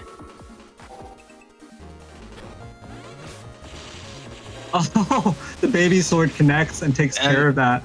They actually beast charged that first slow gauge. But wow, they do now have their Gundel Force draw. They have their Gundel Force draw, but look at the panels. If ChinaTV just steps down, it's actually pretty messed up. Like it's yeah, it would only be that very last column. Yeah, that's not the ideal Gundel Force. But if they have ChinaTV has to be very careful, because I mean those top and bottom rows would be maximum Q force and just be a complete devastation. Yeah, that definitely, and hopefully ChinaTV is cognizant of this. Oh, okay. Well, this is going to vastly reduce the. Okay, yeah, this is huge. Because this is AndMySax's final beast turn, so this has to fire off like now. Oh! Why? Okay, they can just. Okay, yeah. So ChinaTV, thankfully, because of the way the Colonel Force shots are coming out, I believe ChinaTV can just cross and step down. But that was, that was not good. The one thing you have to be careful of here, which is very easy to mess up, is making sure that you only you have to make sure you only step down once and don't like hold down for too long. Because if you accidentally move down into all the way into the bottom row, that would also be disastrous. That would be the end for you. Especially with like a machine gun firing off at the same time, that's just that will for sure just end you. Are they going for a slash charge Muramasa setup here? That's always pretty funny to see. Yeah, that's pretty extra. I don't think you really need that, but why not? I guess. Well, actually, because if ChinaTV does go down to the middle, that would be the only way to hit them. Oh. Oh, well, that's just enough, I guess. Wow. Yeah, I mean, it's rough. It's rough because if ChinaTV hadn't taken the damage on that top row, they would have been able to survive in the middle, I think. But yeah, that was oof. Yeah, GG, well played to AndMySax and ChinaTV. Like I said, I don't think the float shoes were giving the greatest value in this specific matchup. So that ends up being a big sacrifice in terms of the Navi cost. But ChinaTV definitely put up a good showing, and yeah, that was a pretty good set. Yeah, that was a pretty good set, but ChinaTV is also eliminated in 5th place, and so AndMySax moves on to face Thiago.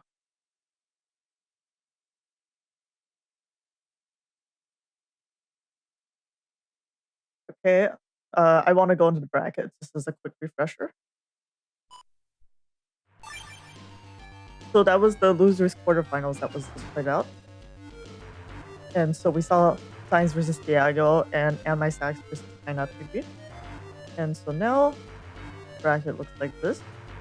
And it's going to be AndMySax versus Thiago next in the losers semifinal. And whoever advances there is going to have to face off against playerzero. Okay, so I wanted to check, how are our casters doing? Do you want to break or do you want to keep going? I think we can keep going for this next match. Okay. Yeah, I'm good with continuing. All right, so let's do AndMySax versus. We're now in setup for the losers semifinal.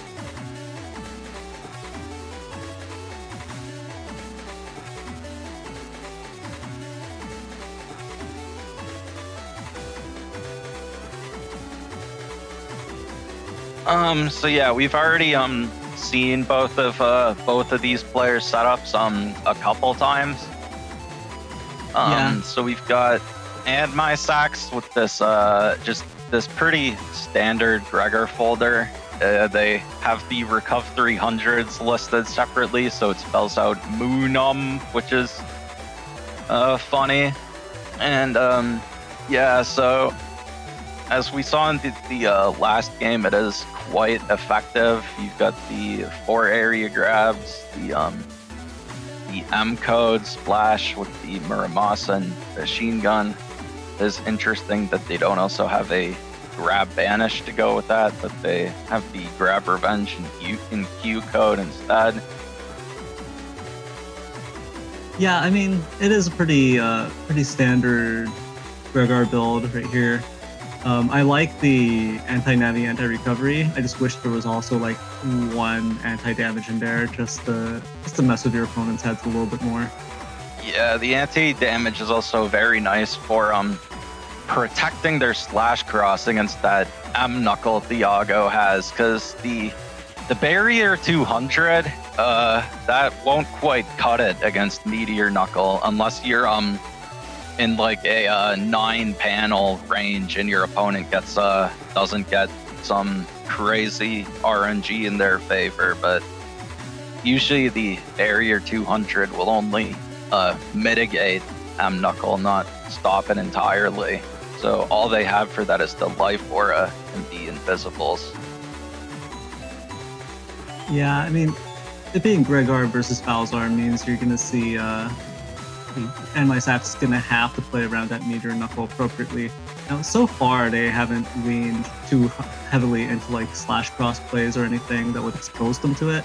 So we'll see how that turns out, because they are going to have to try to put down as much pressure as they can versus Thiago here, who has, also has 2400 effective HP. Right, both players are actually evenly matched in that department and have the same Navi cost. So it is. Oh yeah, they really do have the exact same Navi cost. That's funny. It's even in the same layout. It's in the same layout, the same colors, but if you look at the top left, they were placed slightly in a different order. If only that also matched, but they wouldn't have. Oh yeah. Oh yeah, and AndMySax placed like the Cust 2 and undershirt before the charge max and Cust 1. But even then, it's still almost the same. They put that middle super armor first, then added the HP last with the speed max. Yeah, I mean, it's going to be pretty funny, because this is going to be a slow gauge matchup for sure. Both players are running at double slow gauge, so you're actually kind of... I don't like being the one to pop slow gauge in this situation. I would rather actually play it in normal gauge and just beast charge for both my slow gauges, because both of them want slow gauge. But does it really matter that much whether or not you get it in this matchup? It really depends, I guess, on like, is AndMySax going to try to get a slash lock turn, or is Thiago going to try to get a Tengu lock turn? Because that's the situation where having slow gauge active would be very, very important. Just all that extra damage on the turn. But either way, it should be an interesting matchup here. I don't think I have too much to say about it. This is pretty much just a standard Gregar versus Falzar in terms of what they have to watch out for from each other. Yeah, I do think, as you mentioned, the main thing Thiago would get out of slow gauge is if he can set up a Tengu lock. But apart from that, I do think having slow gauge in effect should favor AndMySax slightly more as the Gregar, but we'll have to see how that ends up working out in the match. All right, with that, I think we're ready to jump into it.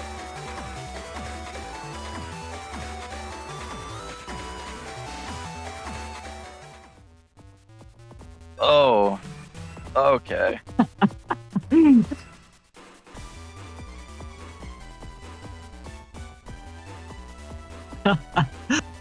How could Solex Cross say this? Let's all blame Soul.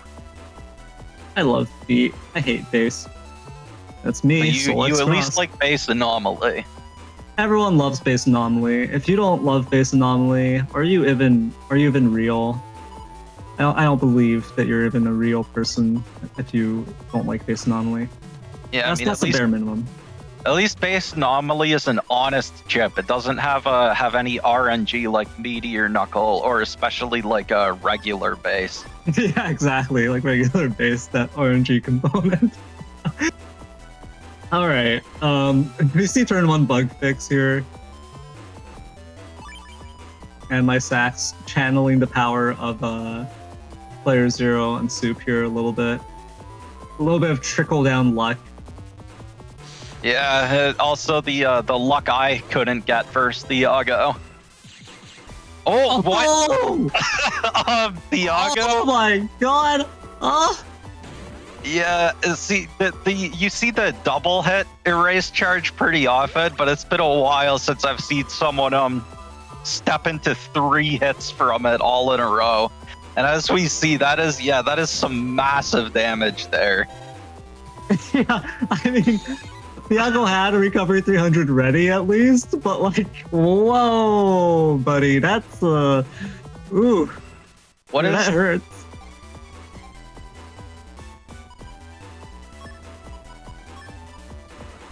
Yeah, now they already have this machine gun to decross Thiago's dust as well, and this 8 damage Muramasa, which they're not taking, which it's probably a good decision. Ooh, or maybe not. They should have taken 8 damage from Muramasa, I'm telling you. Yeah, it's better than getting Tengu locked. I mean, it's funny because if you get Tengu locked in the slow gauge like this, you could actually probably get a 1000 damage Muramasa return on them. Oh, and Thiago actually misses his chance. He needed to pull them off the cracked panel before that center panel repaired, and yeah, we saw he wasn't actually able to even decross this erase. He couldn't get a single hit in. Oh, look at that Neo variable sitting there though. Ooh, that's juicy against someone who's trying to Tengu lock you. Yeah, and they do have their Tengu man to deal with Thiago's life aura. Otherwise, they would have probably had to waste the element man SP here, which, considering the rest of their hand, that would have been pretty rough. Zero guy, I'm not sure what you're talking about. This isn't Neryth approving of Neo Very. It's Solex Cross. Yeah, who's this Neryth guy? Sounds like a scrub. Yeah, I mean, they didn't even they haven't even joined this tournament, so yeah, I've never heard of them before. Wait, did Soul join this one? No. All right. Ooh. Oh. Oh wow. Oh wow. Only doing the Sonic Boom. Also the Muramasa afterwards.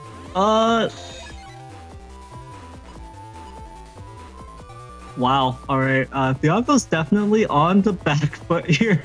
That's This match is like as cursed for Thiago so far as the match against him was for me.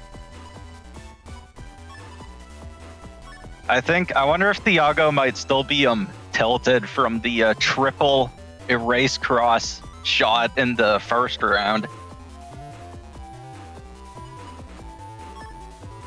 Yeah, that's a tilter for sure.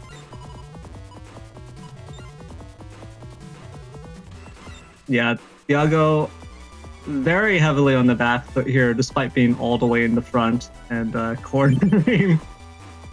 Yeah, he does still have this +2 area, so if he can get a meteor knuckle here. Oh, that was like 6 or 7 hits. That's big. Yeah, now, that's... suddenly this is much closer. But that Element Man SP, no defense.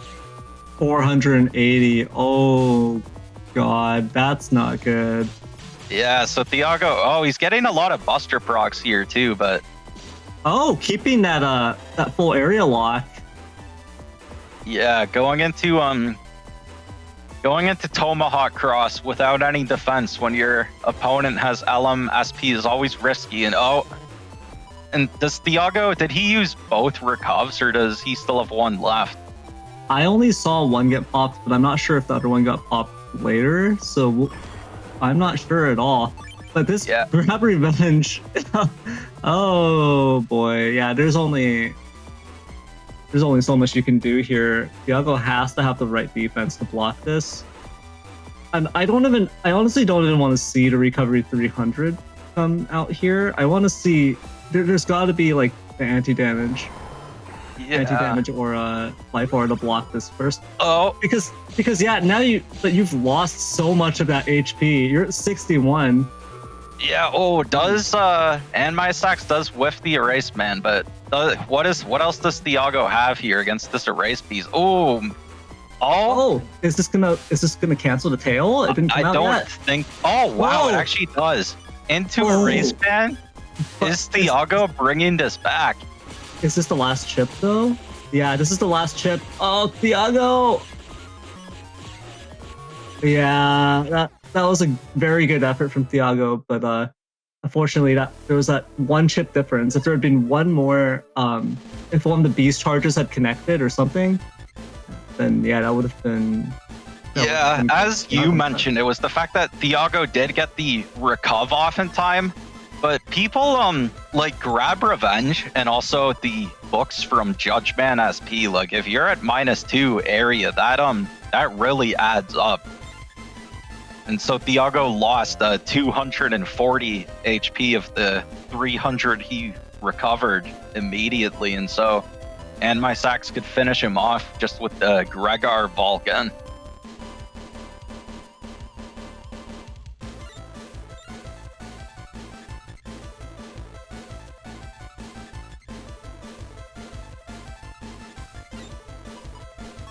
But yeah, Thiago still ended up making that very close, so we'll have to see if he's able to bring it back this round.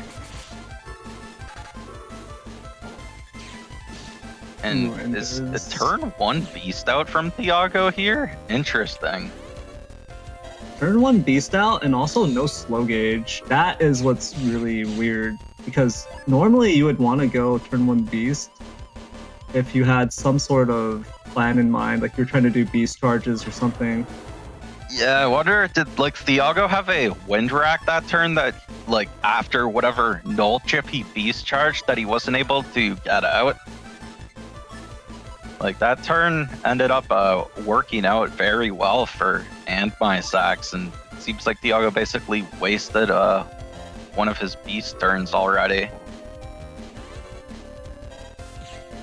Yeah, is Thiago just like getting completely stalled out here? What's going on? Because okay, there's another beast charge, or there's a beast charge from Thiago. There's the erase man. But there's no cross. Yeah, there's the wind rack. Ooh, and Muramasa. So AndMySax, fortunately for them, was able to immediately get that recover off. But yeah, we actually see them on the back foot now. But now they have this this anger. So we'll see if they go for a cross or decide to keep this anger. Especially since we're in normal gauge still, just staying as a base man for an extra turn isn't the worst. If this Neo variable, if this ×2, the anger Neo variable fires off, that's going to be so huge. But at the same time, I wouldn't respect it simply because you're not going for the 1000 damage Muramasa instead.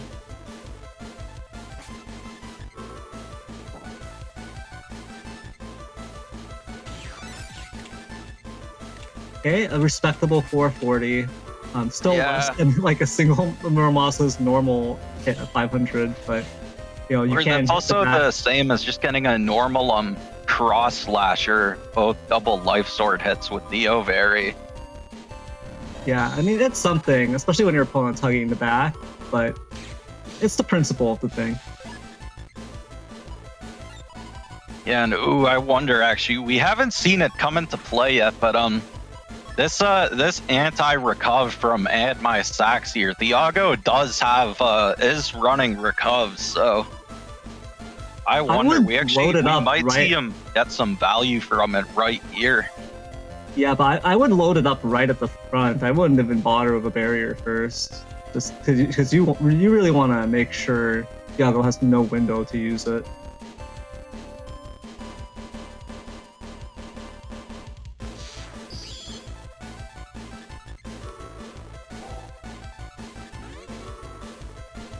Okay, let's see.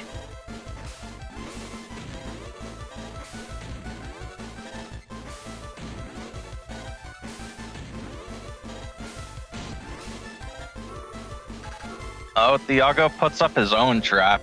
And I mean, AndMySax doesn't have... Oh, there it is.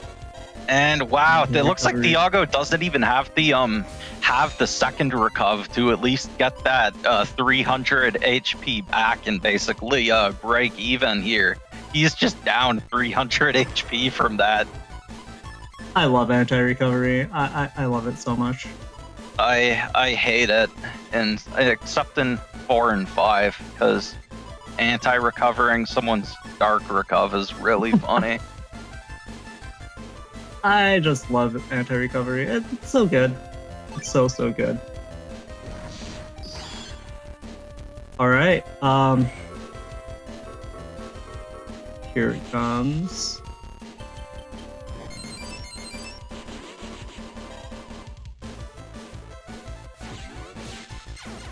Oh, wow.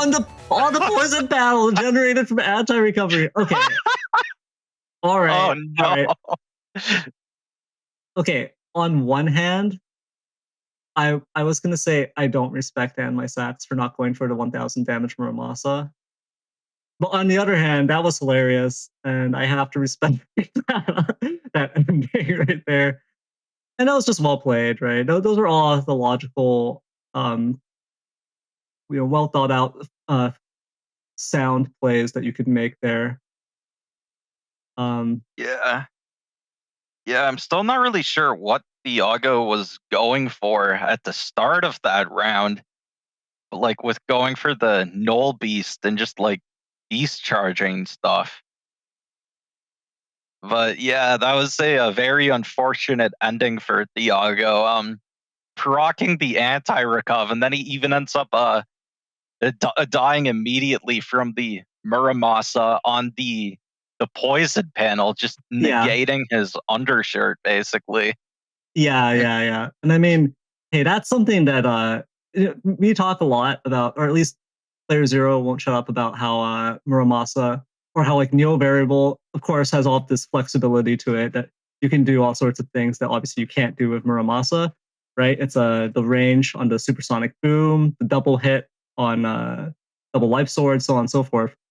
But you can't do that much damage, right? The amount of damage that you need instantly as part of a combo with Neo variable that you could do with Muramasa to instantly bring your opponent down to 1 HP on top of a anti-recovery poison panel. So that's the unique strength of Muramasa right there.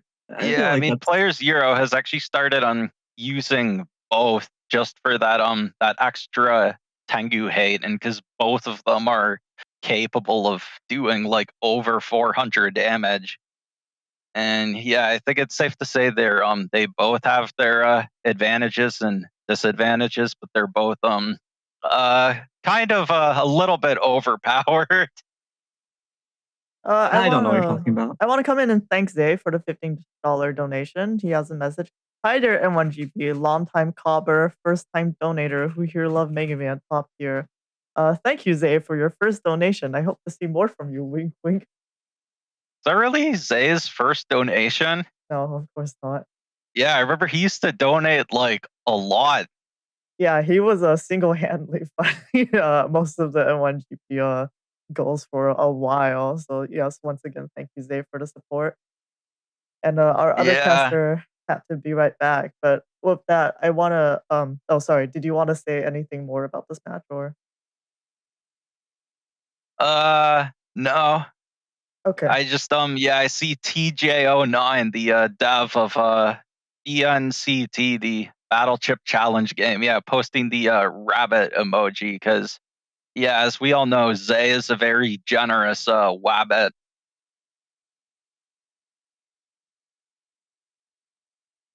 Oh, that's cool. Thank you for joining us for the stream today. Yeah, so let me go into the bracket. Yes, Zay, I have not forgotten about the yoga mat. I hope to do a Ko-Fi update. I've been saying soon for like 6 months, I think, but we're getting there. Hopefully, I hope to share some good news with that as well. But yeah, so the bracket, that was the loser semifinals that was just played out. Which means I think this might be AndMySax's very first Blood Moon that they made it the top cut, and then they're all the way in the losers finals, which is really cool. I remember there was some talk about how hyped people were about that.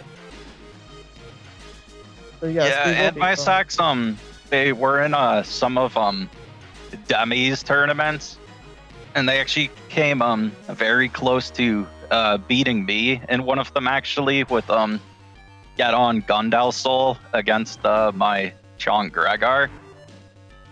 So yeah, this isn't their first tournament overall, but I think this is their first Blood Moon, and yeah, it is very impressive that they've made it all the way to losers finals. Actually, I think just like Ricochet did in the previous Blood Moon. Yeah, we're seeing a lot more faces pop up with both the Legacy Collection and Tango, and that's really cool to see a lot of Demi's tournaments. Okay, so with that, I think you two needed to take a little bit of a break, correct? Yeah, I'll be back in like 5 minutes. Okay, let's do that. All right. Anyways, yeah, player 0 versus AndMySax, Balzar versus Gregar. Identical. Actually, I don't want to say identical because player 0 is running shield like a maniac. Sacrificing that +1 for shield, like some sort of lunatic, some sort of absolutely depraved human being, which we know he's not. We know player 0 isn't a human being at all, but some sort of grotesque, Cthulhu-esque, Lovecraftian cosmic horror. I hate him. There's, in order for something to be spicy, player 0, there has to be risk. I hate him. There's no risk to anything you do because it all just works out no matter what. I hate him. It just works out. It just works. I hate him. So there's no suspense. It's like it's thriller with no thrill. So yeah, like we already know it's gonna work out. So what I mean, it is what it is. I hate him so much. Anyways, we see player 0 on the left here running this shield, running Spamman SP. I won't lie, player 0 runs a lot of the stuff that I like. Right? He's running anti-navi, anti-sword, anti-recovery. Also, I think I hear Symes in the background there. I think I hear Symes like settling in. He's shuffling around like a raccoon. He's shuffling around there. So did I mention how much I hate player 0? Anyways, yeah, so player 0 is running Spoutman SP, which I also like to run, just for that turn 1 Gregar hate, and also just solid damage when you unload with it, and also the value when you hit people on ice panels. But running double Geddon, again, I'm a Geddon appreciator, even though I also acknowledge it is a truly disgusting and reprehensible chip. But I appreciate it. So player 0 is running all of these things that I like, but because he's player 0, it's not exciting. There's nothing exciting about this because we already know there's no risk. We already know player 0 is going to get turn 1 bug fixed and life aura most of the time. We already know player 0 is going to get every chip exactly when he needs it. There's simply no risk involved with player 0. So and rather than being spicy and fun, it's just annoying. It's just annoying seeing player 0 get to play the fun stuff that is normally risky or spicy. I'm actually surprised he's running fast barrier instead of first barrier instead of custom 1 because it's this is shield. Man. Oh, it's shield. Oh, also, it is. Yeah. I'm back. What did I miss? Nothing at all. Okay, since Symes isn't here right now, I thought this would be a good time to leak some stories about him, some Symes lore, which is that a raccoon apparently invaded his house and was like sleeping on his like cat's bed and stuff outside, and was just like scaring the cat off, and then the Symes was losing his mind and had to figure out how to get rid of that raccoon long term. Okay, well, I hope Symes didn't mind me sharing that story with the community. Yeah, that was a while ago. We had to like basically spray like the whole area with like, I forget what it was. It was like some vinegar thing because they don't like that. And Wait, that, cats are okay with it? We had to make sure the cat couldn't go out on that balcony for like the next few days. Wow, holy shit, that's some scorched earth policy right there. Wow, Neryth dropping the bombs here, but yeah, no, those raccoons can be pretty pesky. And yeah, I will have to say it is kind of playerzero is basically playing the meta here. He opted not to have uninstall, but people haven't been using shoes Gregor as much anyways, so it's fine, because I do think this build would have a pretty hard time against like a good air shoes Gregor setup. So that's the only spicy thing about it, that he opted not to run uninstall. Other than that, I'd say it's yeah, like it's pretty vanilla. Well, he's got anti-sword and anti-recovery. That is like slightly. Yeah, I mean the anti-sword is definitely to just protect that Tengu cross against like other people who have like Neo variable and no other Tengu hate. Anti-sword does work pretty well for that. Or yeah, in this case, though, AndMySax, both players here actually have both Neo Vari and Muramasa, so that anti-sword would only protect against one of them, and obviously it wouldn't protect against doing like erase man into one of those swords. So playerzero will have to be very careful with his Tengu cross in this match, otherwise AndMySax could easily get some huge damage on it. Yeah, I mean, this is clearly a flawed build here because it has 2 anti-damages instead of just having 3 anti-swords. Just drop the anti-navi as well. Just put in maximum anti-swords, because that's what you really need here. Just so many. I mean, now see, that would actually be spicy. Yeah, because that's what I was doing. Well, didn't you also have anti-navi though with the anti-swords? I think so, but I think I end up regretting it like 99% of the time. I'm pretty sure just running more of something else is probably better than just throwing anti-navi. I think you just need like damage, sword, and recovery. I don't think you need navi. Anyways, I hate playerzero, and let's hope AndMySax can end playerzero's reign of tyranny and playerzero's run for the destruction of our solar system can be prevented here. All right, I have to be at least a little bit impartial. This is a pretty interesting setup playerzero has. And well, I wouldn't say it was super spicy. It is like he's definitely at least changed it up from like a lot of the setups he was running before. Like, yeah, it is pretty interesting that he doesn't have recovs this time. And yeah, like we saw last week, like Soup beat playerzero again. So yeah, playerzero actually he actually needs our support here for once. No. The real thing that's going on here is that playerzero, the only thing that's spicy is that playerzero clearly sandbagged when it came to that last set, so that there would be a false hope for everyone, and then even more despair once he triumphs and consumes our sun. I see. It was match fixing. He got in on those gambling sites. Okay, in that case, we actually that's some real cyber criminal activity. We actually really need to get the net police after him, because match fixing is a serious offense. But I think we would need more evidence of it. It's also kind of messed up how Soup has been in the grand finals for like a month.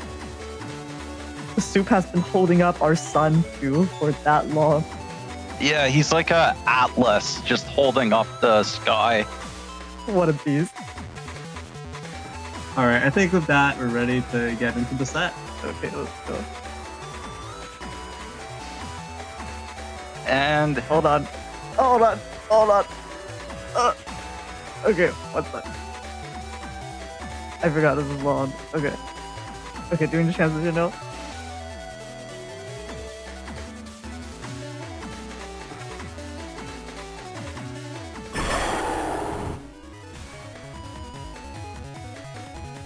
Typical. So yeah, this is losers finals. This is a double VOD. It's been a while since I've got to cast one of these, And yeah, Oh, both what's this? players here, the cheats are in full effect. Both players having turn 1 bug fix. So it's not like player 0 stealing AndMySax's luck here. Both of them have gotten the luck so far. Yeah, we'll see how that goes as the set progresses. But so clearly both of these players are getting that hero luck. Neither of them are villains, like we are with our not top deck bug fix luck. And yeah, as player 0 mentions in the chat, this will also be a best of 5. So it will be the first player to win 3 rounds to win the match.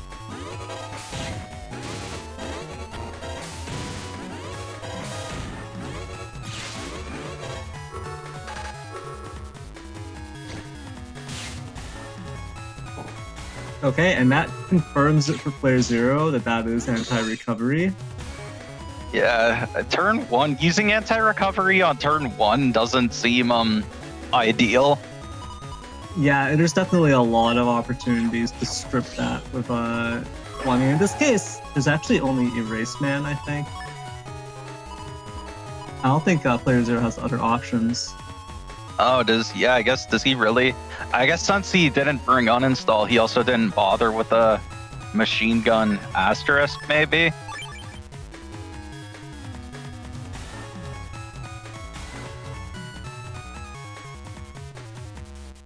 But at the same time, even if you don't have a way of removing anti-recuv, if you know that your opponent has it, like you could just beast charge your recovs instead or something. Ooh, okay, that's good. Your own anti-Navi or your own Erase Man didn't end up shooting off your... Oh, wow. Oh no.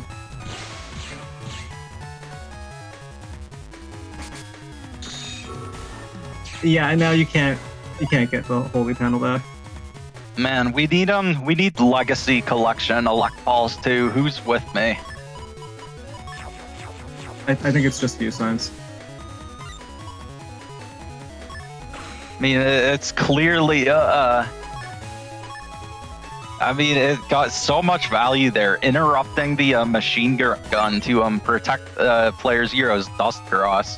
And now he's giving up Dust Cross anyways, since he got what he needs from the Dust Shoot and going for Tomahawk here with AndMySax being in Elect wants to punish it with a Tomahawk beast charge.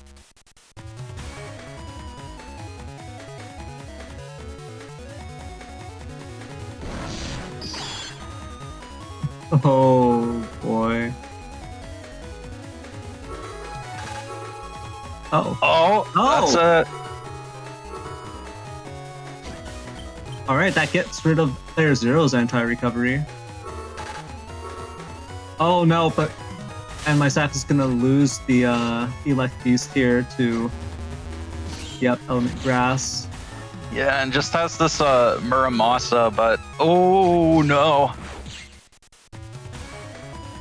Oh, is player 0 imagine? Okay, so actually that works out for AndMySax. He's able to get the Muramasa off before player 0 uses the anti-sword, but he's still in a perilous situation here, down to just 75 HP. Now they do have one of their recovs, and they also have Life Aura, so they do have some options to try and survive here, but it looks like they are going for the recuv first. It's unfortunate that they don't have the second recuv, but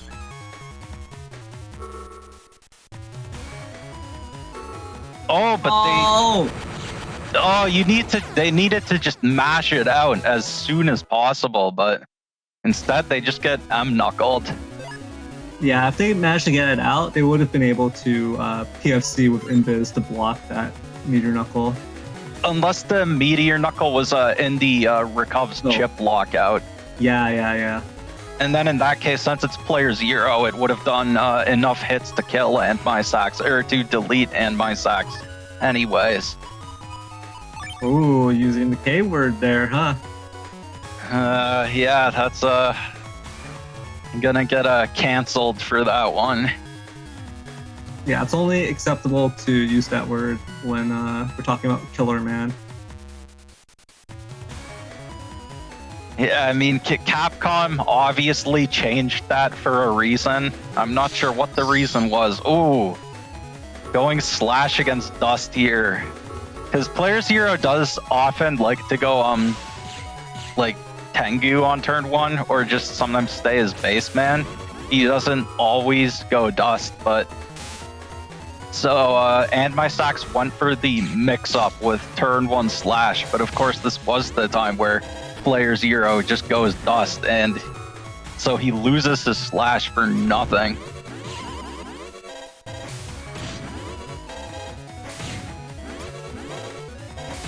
Why when you go slash turn 1, you usually want to have either some defense or a erase man or something. And so we see AndMySax is already down almost 1,000 HP here. It's fine. AndMySax can just trash shoot some of these useless chips away, and oh wait, no, never mind. I mean, hey, they do already have their bug fix at least, so we're not gonna see them getting screwed over by Cust Bug. But yeah, this is not really the best situation. What's a bit rough here is this chip order actually opens up the possibility of losing their bug fix to their own anti-navi. Oh yeah, that would be, yeah. Okay. Because playerzero popped it at this point, it's fine.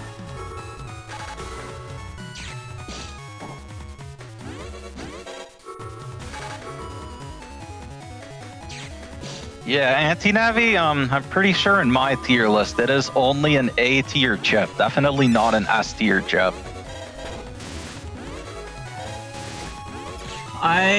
On my tier list, I don't know if it's even A tier, it's more like B tier. Yeah, I can see it. It's just the risk reward of it is just the risk and the reward are both very high, but yeah, but it's not what you're looking for sometimes. Yeah, this is a pretty rough situation here, actually. playerzero loading up his own anti-recuv. It is funny that both players have anti-recuv in this match. But since playerzero doesn't have any recuvs, AndMySax actually, yeah, won't really get any value from it. They basically just have to beast charge it.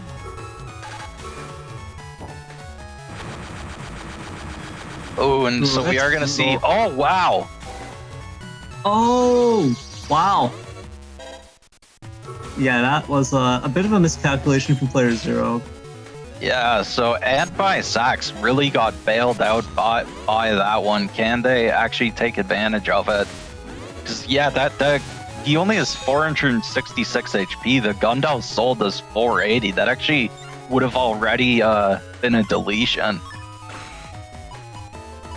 So AndMySax is basically living on a borrowed time here. Ooh.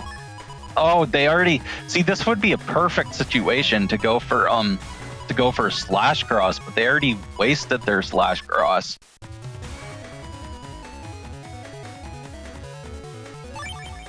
Yeah, likewise though, this would be a good position to use a Tengu cross, but playerzero Tengu also got burned. Oh, and yeah, there we see it, losing grab revenge because of anti-navi.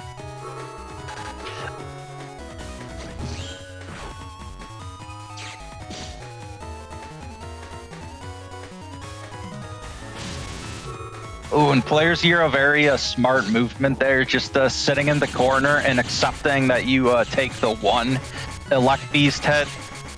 Whereas with Tomahawk Cross, you can very easily be caught moving and take 2 or even 3 hits from an elect beast charge. But playerzero, being careful and just accepting that you take the 1 hit.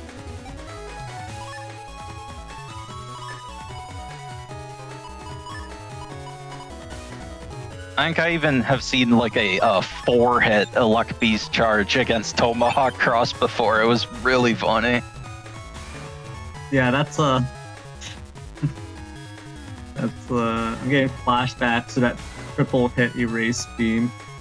Oh yeah, that was What?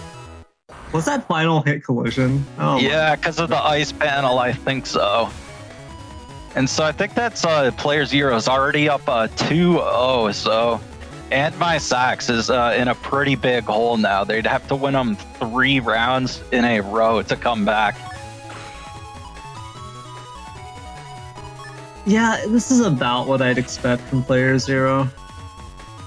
Like I said, it's false hope. He was giving us false hope. He has opened his maw, and within it, there's only despair. Yeah, I mean, yeah, AndMySax had a good run to get this far, but I think like the difference in the experience of these two players is definitely starting to show itself here. Yeah, I mean, it's hard to compete with player zero's millions of years of life experience. As a human being, I would think it's pretty difficult to get anywhere close to that. Ooh, AndMySax at least doing gets clipped by that one. I feel like, yeah, like they needed to just use the invisible a little bit earlier. Because we see player zero can just now go for, if he wants, he can just immediately go for, and it looks like he's going for it. Yeah, so you're gonna get no value from this invis now. Whereas if AndMySax had used it like in the middle of the turn, they could have at least avoided, like saved some of those Charlie hits.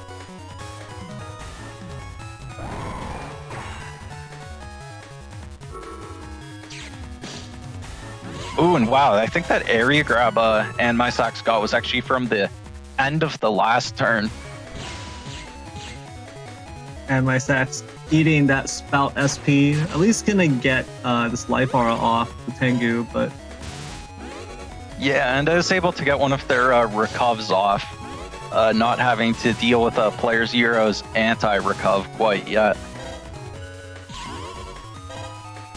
And yeah, waiting until AndMySax has a charge shot ready, and then using the Elect Pulse to disrupt it. And honestly, what I kind of want to see player zero go for here is a bodyguard with Get On, because he actually does have all the components for bodyguard. I don't think he's gonna go for it though. That would actually be pretty spicy. Oh wait, is he going for it? Oh, he is. Oh no, if AndMySax gets hit by this. Oh, is he doing the Get On first? Yeah. Oh, he's actually going for the bodyguard. Let's go.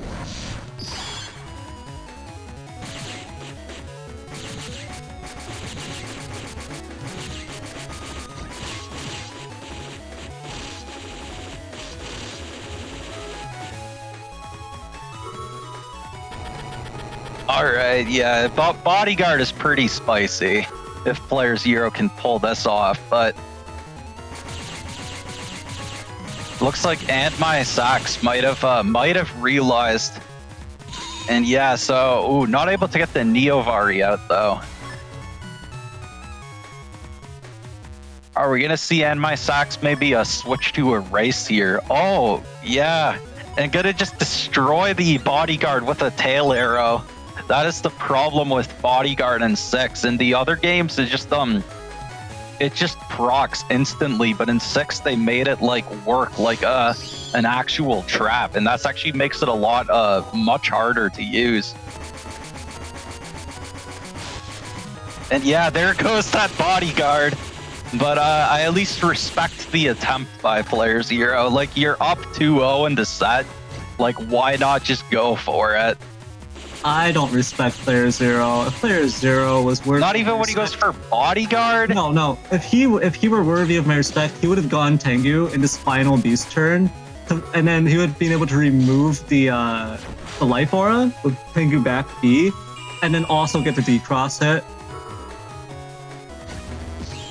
Instead, he lost his bodyguard like a chump. You know, that is a great point, Soul X Cross. And actually, we're seeing now finally Player Zero actually hasn't gotten a bug fix here. The cust bug is setting in. I guess after going up 2-0 in the set, he felt confident enough to turn off the cheats. Yeah, the cheat engine is off right now. And actually, I think AndMySax already used their bug fix, so they might actually, are they down to their last 6 chips here? Did they use their bug fix already? Because if you they're also bugged. Yeah. Oh yeah, that might, because Player Zero only had cust 7, right? So he started with 1 less chip, which is why. Okay, so neither player has gotten the top decks bug fix here.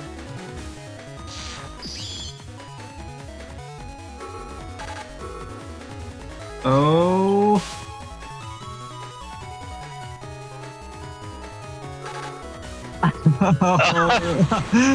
Oh god, that's painful. Yeah, AndMySax stepping into the perfect 3-panel range for Meteor Knuckle. And in a 3-panel range, even with a normal luck. But actually, yeah, if AndMySax was able to if they were able to land that combo, then that they actually could have won that round if Player Zero didn't have the Meteor Knuckle ready to finish them. Yeah, well, that was a good effort, but unfortunately, Player Zero takes that one 3-0. Yeah, they at least didn't let Player Zero completely flex on them by getting the get on bodyguard off. That would have been pretty spicy for sure. But yeah, well played to Player Zero. Actually, no, well played to AndMySax, but not Player Zero. And yeah, unfortunately, that does mean Player Zero is progressing back up and through the losers finals up to face Soup one more time. yeah, I'm as the well played to both players. It was still a good run by AndMySax, taking down I think A4 average, ChinaTV, and Thiago. But in the end, Player Zero stops them in their tracks, and so now we have the run back for grand finals. Yeah, and with that, I want to go into the bracket screen for that, see what it looks like. So this was the matchups in the winners side in case you missed last stream. So Player Zero won over Rocku, ChinaTV won over Thiago, Soup won versus AndMySax, and Symes won versus A4 average. And from there, Player Zero won against ChinaTV and Soup won against Symes. So the competition is pretty fierce. And Soup managed to take it against Player Zero and save our son too for an entire month. God bless him. Is he saving our son, or is he just going to devour it instead of Player Zero? You know what? I don't think any of us have ever actually asked him for his intentions. We were just thinking that as long as he beats Player Zero, it's fine. That's a good point. Yeah, I don't know. I think he might be just as bad. They might both be cyber criminals. Soup says too spicy, so I guess the sun is too spicy for him to devour. Like it would make his stomach upset or something, I guess. Yeah. I think Soup is actually after our moons instead. Oh no. Which is we can give up a moon, right? Oh no, he's like Admiral Zhao from Avatar. Yeah, he wants to destroy the moon.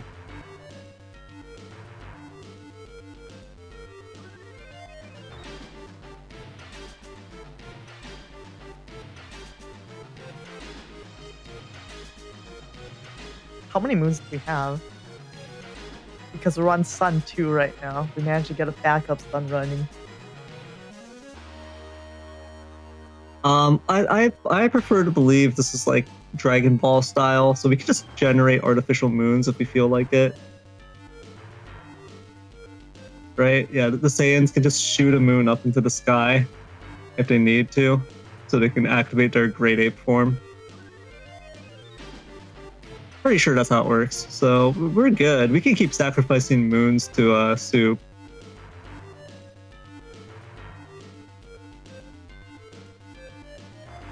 So yeah, I guess we'll see what will be destroyed this time, the sun or the moon. The only way for to save both is if someone else can come and beat both of them next time. But yeah, typical Soul making a Dragon Ball references. With this discussion, I do want to at least go into the setup first.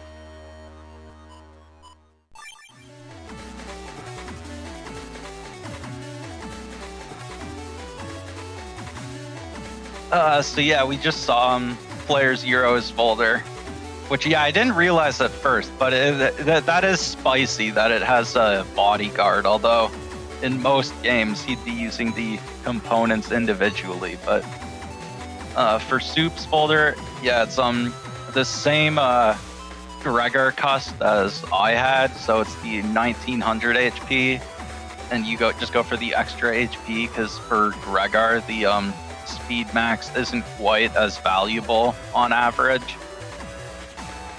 And so we've got the W code attack with the magnums and barrier 200.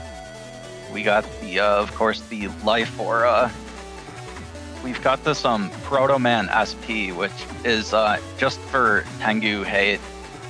And it was interesting because I actually discussed with Soup about like Proto Man over Tomahawk Man, and it is the fact that Tomahawk Man isn't stopped by holes like Proto Man. Like obviously Tomahawk Man can't be used over holes, but I mean Soup doesn't have air shoes, so it's not like he could use it on a hole anyways. But like the swing isn't stopped by holes, meanwhile Proto Man is shut down by holes. But it is the fact that Tomahawk Man's range requires them to like actually be like going for like a Tengu lock. But if instead like they're just camping the back row going for Buster Bug procs, then Tomahawk Man doesn't really work against Tengu Cross, whereas Proto Man works from anywhere on the field. So I think that's why Soup went for Proto Man this time instead of Tomahawk Man. That's a very, very long, elaborate explanation, but I think the real reason he went for Proto Man is because it spells out whoop woes. Yeah, but I mean with Tomahawk Man, he used it to spell out what woes. Yeah, but I think he just realized whoop woes sounds better. Makes more sense. Does it? What woes is more like a philosophical, but I don't think that's the angle we're going for here. So I think whoop woes is truly the superior option. I mean we. Sorry, go on first. Yeah, we've got a wub woes QQQ against playerzero's got the UAE on a I am so glad I didn't spend more energy like trying to hype up the stream and the matchup and stuff, because this is the sort of discourse we're doing.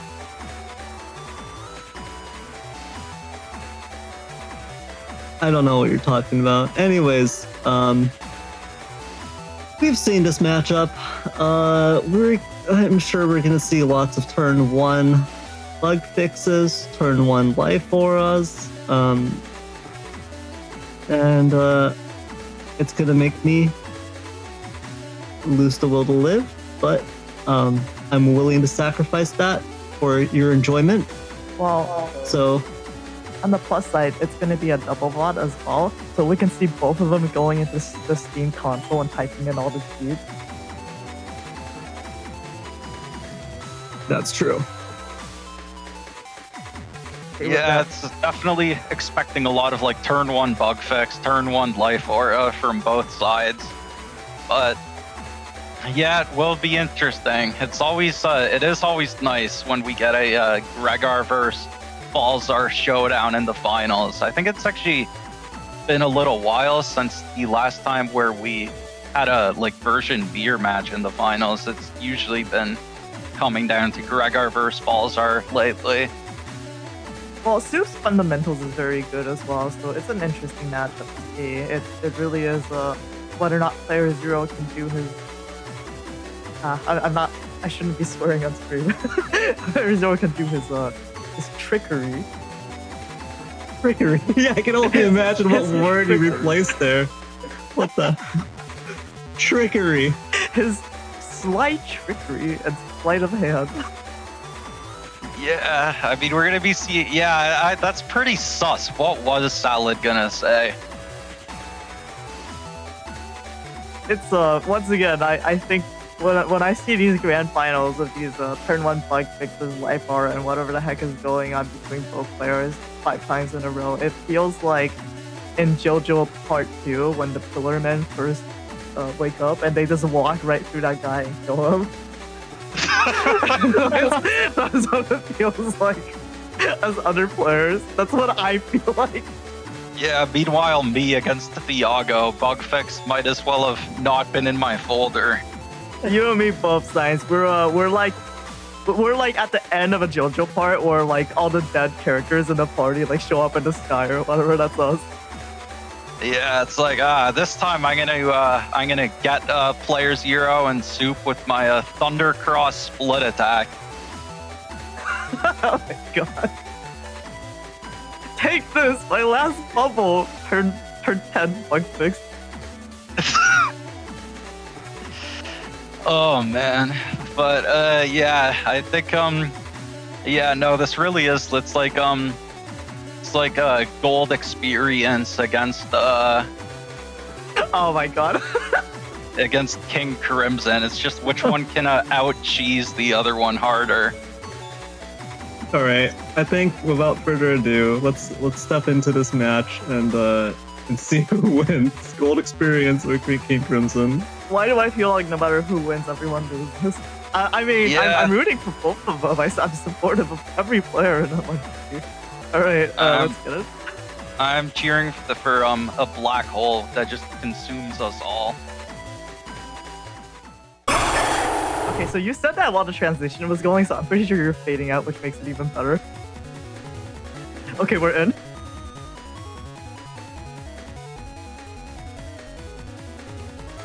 So actually, yeah, both players' luck is canceling each other out here, so neither of them get a turn 1 bug fix or life aura.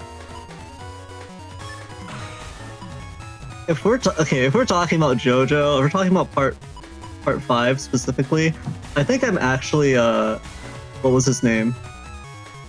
Fugo. I'm actually a Purple Haze's stand user. Because he just randomly he just disappears. He just gets written out halfway through. Kind of weird how you got second place in the 20th anniversary tournament and then you just pieced out. Like I think the fan consensus is that his stand is actually like completely overpowered because it's literally just like it's just bio weapons in like a really stupid way. But, yeah, so we only ever see it in one fight where yeah, he just kills the other guy and then he's like, nah, I'm out, bye. Yeah, that's me. All right, here we go. And yeah, so the turn 1 heat cross here from Soup, which with this cust I do like the turn 1 heat. Oh, and yeah, gets the invis out in time to block this Neo variant, obviously outside of Element Man range. And yeah, playerzero now just going for the Element Man elect to lock down this middle column, so Soup is trapped in the back. That's actually super scary. Because yeah, you see us, playerzero is just like, what if I Tengu lock? Yeah, and yeah, Soup has this barrier 200 and life aura in hand.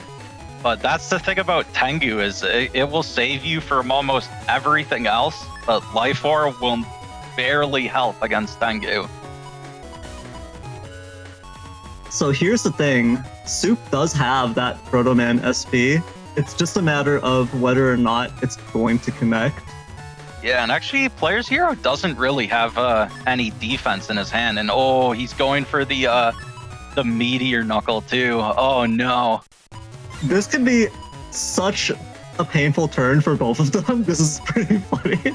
Yeah, they could both just lose. Like, yeah, if Soup gets this proto man, that's 580 damage right there. And then playerzero is gonna probably get at least like 600 off of the meteor knuckle. All right, let's see it happen. Oh no! Oh, Oh, no. Rare misplay from Soup. Oh no! Oh no!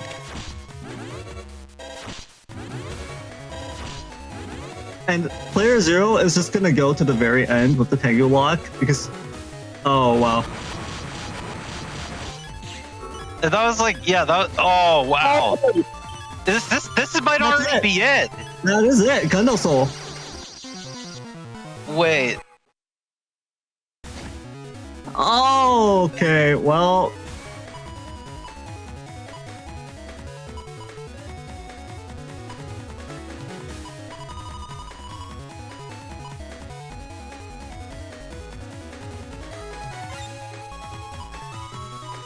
So playerzero jumps out to a very quick 1-0 lead. So remember, this is best of 5, and since playerzero is coming out of losers, he would also need to reset the bracket. Basically, he needs to win 2 sets, but since Soup is still in winners, he only needs to win once. He only needs to win 1 best of 5. Yeah, so playerzero needs to win 6 times to take it, basically. Yeah, well, he's already he got the first one of those 6 very quickly. And yeah, this is interesting. We're on this cube field here, and yeah, it looks like playerzero is opting just to go for the mix-up of staying in base man. Soup might be expecting a dust cross with these ice cubes, so we see him going for the Magnum. And hello, Honor Knight. playerzero kind of demolished Soup in the first round. He pulled out his full playerzero shenanigans. So he's up 1-0. Yeah, the part that hurts is that could have gone so differently if Soup managed to get that Proto Man SP to connect. Yeah, for sure.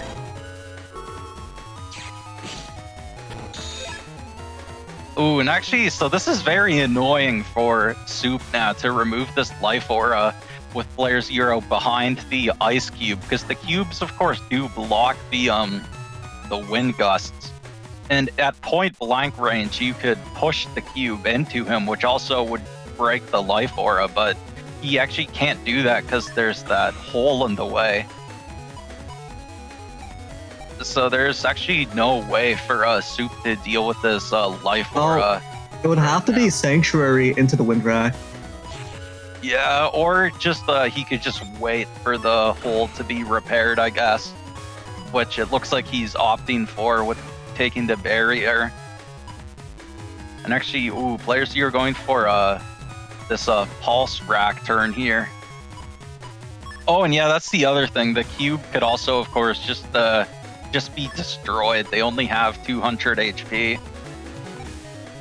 And that way you could just use the wind rack.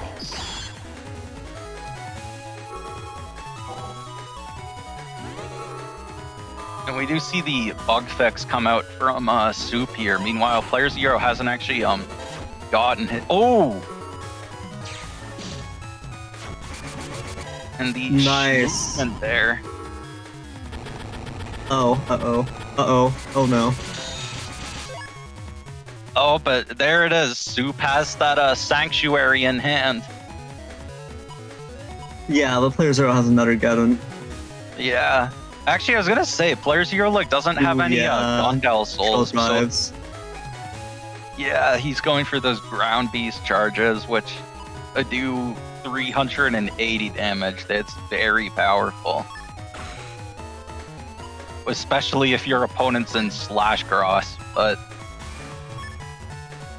Oh no, is Soup gonna try to just stand in the front and not bother with Sanctuary? Because that would be tragic. Well, I mean, it looks like Soup does have this Magnum here, but playerzero also has Invis, which would block the Magnum. And it looks like now Soup is thinking of just staying in heat instead of going for slash. Uh-oh, I may have spoken too soon. Both players here taking their time to think this turn through, but playerzero locks in. Yeah, I mean, Soup is probably thinking, playerzero, it might be Tengu, but this isn't actually the optimal range for Tengu Beast. You're actually missing damage if your Beast charge. So yeah, here it is. First one gets blocked. Oh, wow. Wow, and the patience by Soup with the life aura. Managing to survive this meteor knuckle. And we are still in a normal gauge here. Soup hasn't popped that slow gauge yet, so playerzero does manage to make it out to the end of the turn without the invis wearing off and not get a slash cross just yet. Ooh, so playerzero finally gets that bug fix, which they really need here. The problem is they don't have that much else to use this turn. But if they full cuss, they're also burning the beast turn, so it gets kind of awkward here. I guess it's not a huge priority because they can, I believe they still have access to Tengu, so they can get rid of their beast turns, essentially just go into Tengu and go for area lock plays or something. Well, except that won't really work out because Soup is in slash, so you'll at least be able to remove the life aura with Tengu, or you should be able to, but... Yeah, they do have to knock this slash cross off first. And yeah, we see he has to go Tengu here. Or I guess the other thing is Muramasa would break the life aura, but there's always the chance that could whiff. So there's an anti-sword here, so you could do a lot of damage, but you are going to end up getting locked in there. I don't think it's actually that bad to kind of close in and you just want to stand in front of Soup, just get him, knock everything off, trade into it, get anti-sword proc, and then just Buster Jam smash. And I think that would actually break even at least. So, I mean, but that's completely ignoring whatever Soup has in store. So. Yeah, it's definitely a tough situation, but I think you have to Tengu to get rid of this life aura. And you can get 300 through anti-sword. It's a tough situation. Yeah, we don't usually see usually it would be like playerzero on the other end of this, where his opponent's kind of backed into a corner here, but this time Soup's the one with a big advantage here. And yeah, it looks like playerzero is going for this Tengu cross with the anti-sword, and we'll see if this ends up working out for him.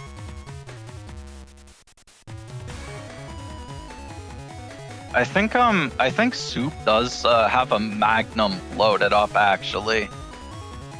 So playerzero will have to be a little bit careful because yeah, Soup does still have a Magnum here. But yes, playerzero pushes him back, and actually now he can't stand on that panel. The Magnum does end up dealing with the anti-sword. Ooh. And that denies the judge, man.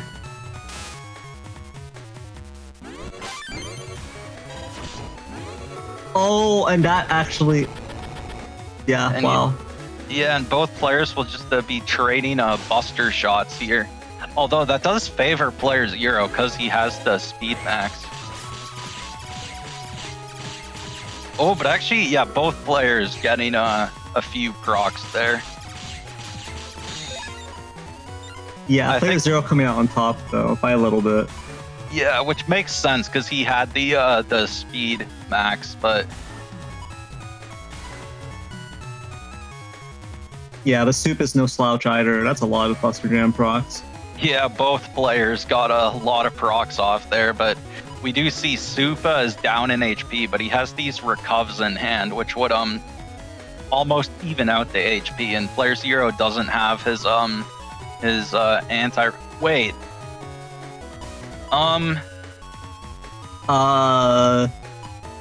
I think this is too. Okay. Yeah, the problem here is this actually, yeah, player 0 has nothing to regain this area. And when these holes are repaired, Soup could just, Soup could go for a Gundel Force here, potentially, although it looks like he's finally going for that Sanctuary. Actually, maybe going for the Recovs, but... Rock HXH, it got, beaten by, the Lagnum. So I think if I'm player 0 here, oh wow, is he really going for it? I don't think you can. Yeah, I think maybe what you do in case, you could go for Tomahawk here to try and, survive against the Gundel Force, although Soup also has that Element Man SP in hand. But I do actually like the Tomahawk from player 0 here. This is a really tough situation because if you could actually stuff out the Gundel Soul part of the Kernel Force by using Elec, Element Man Elec, and then stepping forward one panel. Your opponent doesn't have air shoes, so that would actually just block it off. So if you time it, you could actually nullify a lot of the damage. But I don't think that would be enough still. That's still like super risky to try to pull off. And Soup, it looks like, is settling on just taking these recovs and also all this defense and just keeping their slash cross and waiting for these and these panels are fixed immediately. Oh boy.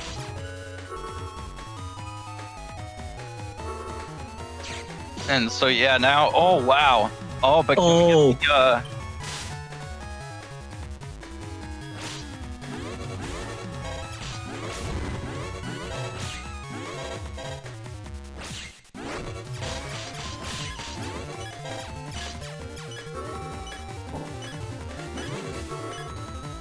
and yeah, Soup putting up this end of turn defense.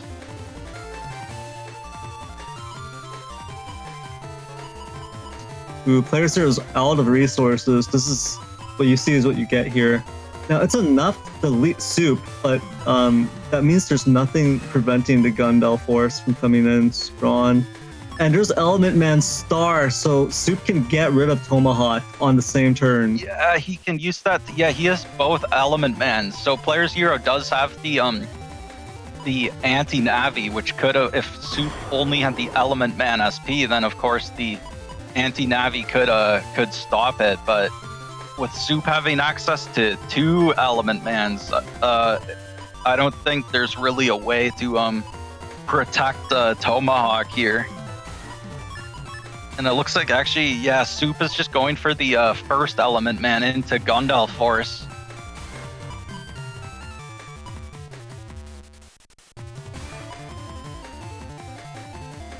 No, because like look at all this area Soup has. This Q Force would be way more than 360. Yeah, this would be enough. This would be enough to finish the game.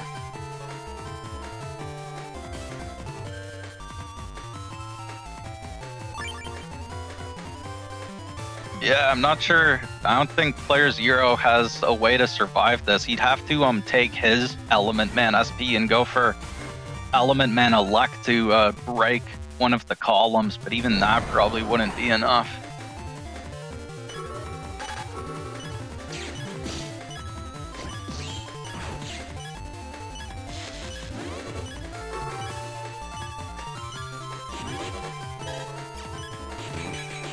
Oh yeah, and he tries to shield the Q for us, but that's not enough. You know, if that was ordered differently, if playerzero actually anti-navied first and then used the element elect to break a column, used Soup's own element elect to break the column, that probably would have been enough. Oh yeah, maybe. Because you could stand on the column where Gundel Soul won't hit you. Yeah, playerzero, yeah, he could have probably like barely survived that turn, but I'm still not sure how he would have been able to finish off Soup after that. I think that might have still been Soup's game either way, but yeah, we're now tied 1-1. We saw in the first round, playerzero was able to like delete Soup on like the second or third turn just with that Tengu lock and Meteor Knuckle, and then that second round was the complete opposite. It was basically a real slobber knocker of a round that Soup was eventually able to win.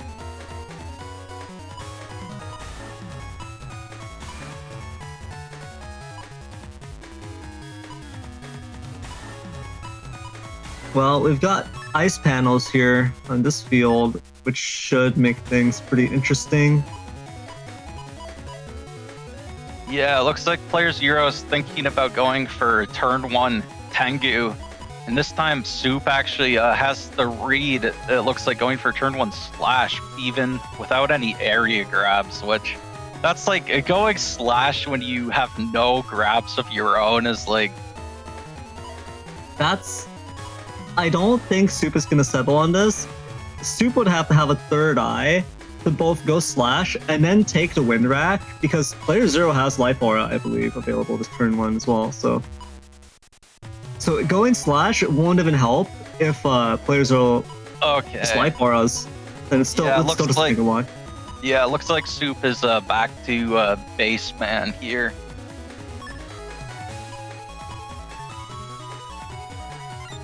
The one big upside here is that playerzero doesn't have custs, like doesn't have a slow gauge. So Soup it's up to Soup to actually press the slow gauge, and that would actually make the Tengu lock so much more painful for himself. But it's pretty limited what playerzero can do in a single normal gauge turn with the Tengu lock.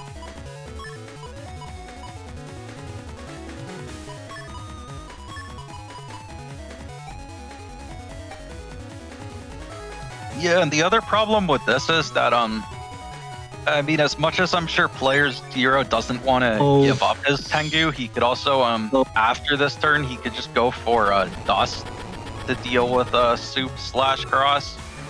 Because Soup is already using his Erase Man in one of his Magnums. So, Dust will actually be relatively safe for playerzero after this.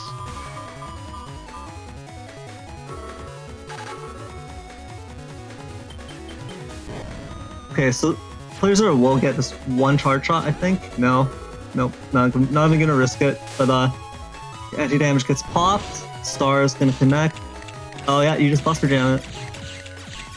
Yeah, and actually this is working out for Soup, because once again we see playerzero actually not having bug fix. Meanwhile, this time Soup got his. Anti-sword though. Of course, Soup has that rigged Magnum.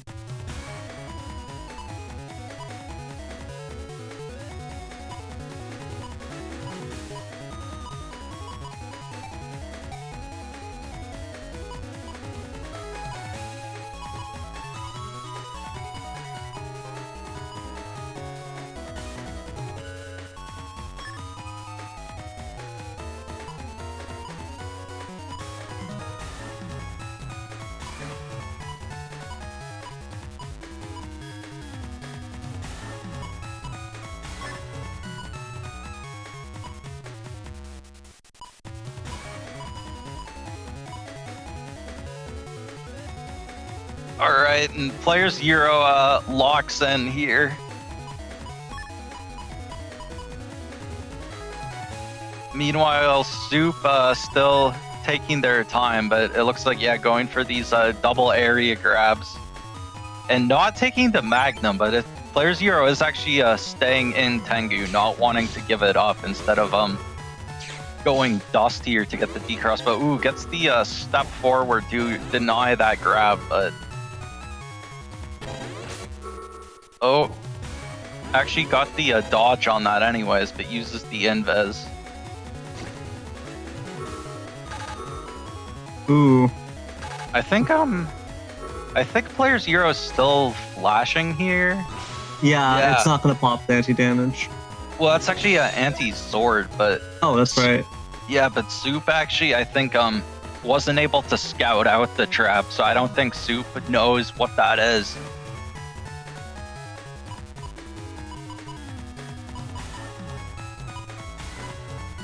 Yeah, I wonder if here we're gonna see player 0 go for like a full cost and dust cross or something. Because it looks like Soup is loading up slow gauge here, so this could actually be a pretty rough turn for player 0 if he doesn't bring the full cost, or at least go dust to threaten the slash cross.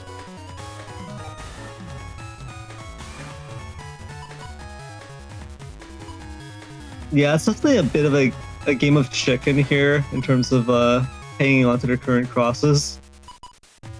Yeah, I mean, I feel like, yeah, it's also pretty risky for Soup because it's player 0. Like, we know he doesn't have Meteor Knuckle, but Soup doesn't know that. Although that's why we see him taking this anti-damage in case of Meteor Knuckle.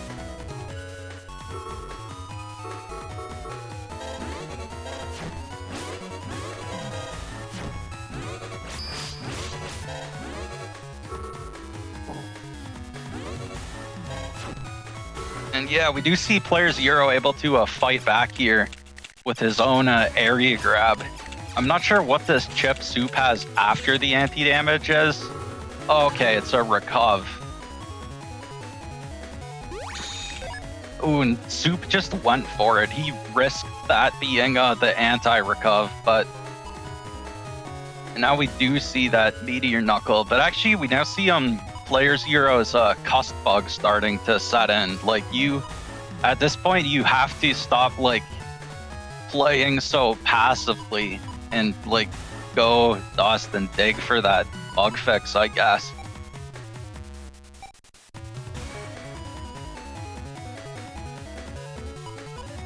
The problem though is that Soup does still have that other Magnum in hand, so as soon as he sees player 0 switch off Tengu to dust, he'll just go for that on the next turn. Yeah, it's definitely a huge threat here. That Magnum is a bit of a game changer in terms of, and I think that's also why Soup isn't too scared of like Dust Cross or anything like that coming out to decross him, because he knows that he'll just be able to handle it. Yeah, okay. It looks like player 0 is going for this Raceman into Meteor Knuckle, along with the full cost. Ooh, and maybe considering a Beast out as well. And then possibly going for Dust Beast after. Oh, staying as normal Tengu. Meanwhile, Soup has just has no chips loaded up. These area grabs are pretty pivotal here, because even if player 0 doesn't connect with the Meteor Knuckle, if it breaks those well, it's going to break those panels. If it traps Soup like that, player 0 could just, well, no, because player 0 is actually holding on to these. But normally what I would say is that there's the risk, there's the threat of just Beast charging while in Tengu. And that would be outside of Slash Cross's range, so.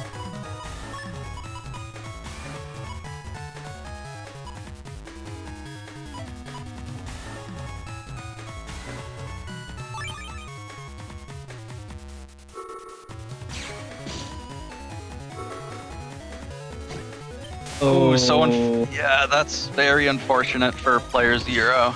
Oh no.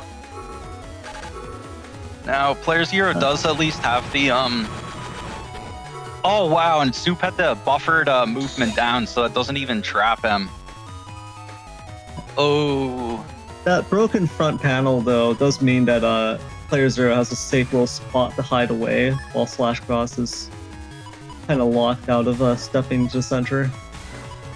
Yeah, and going from the Beast out with the Elect Pulse and these two Wind Wrecks here, but this is actually pretty bad for player zero, because like, yeah, he's gonna use these two Wind Racks this turn, but his Tengu's gone now, so what is he gonna have for Soup's Life Aura afterwards?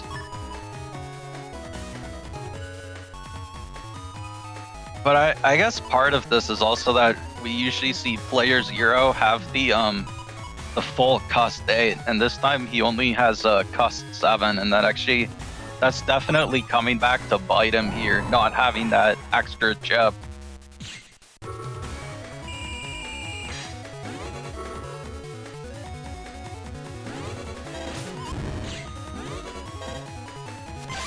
Oh, nice counter hit.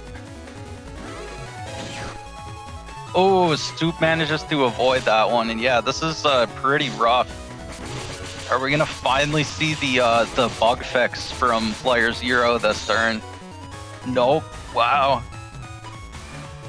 Like, Yeah, I feel like this is looking grim for player zero. Yeah, I feel like this is the same thing we saw with him against Soup last time, as player zero's luck completely running out at like the worst possible time. But I guess it was impossible for him to know how far in his folder bug fix was buried, but if he'd just maybe gone for Dust instead, this could have been a completely different round. But like, yeah. Hold on. Are you telling me player zero is being punished for not playing like a normal person? Yeah. Although, I mean, going Dust turn 1, he probably would have lost it because Soup had an Erase Man and Magnum. But if he just left Tengu on like turn 2 or 3 and gotten like a full Dust shoot, and yeah, this could have been very different. Yeah, And like normally people will try to pair up their defense with Dust, their Dust turn, and they'll go into Dust when they have Invis or Life Aura. But player zero is just used to being so lucky that he doesn't even need Dust Cross. Yeah, and he's finally went Dust Cross, but he's about to just get Gundel forced. And going Dust was so now we have Soup up 2-1. So he's actually on a tournament point here. Yeah, if Soup can win this next one, then our solar system will be safe. At least the sun will be safe.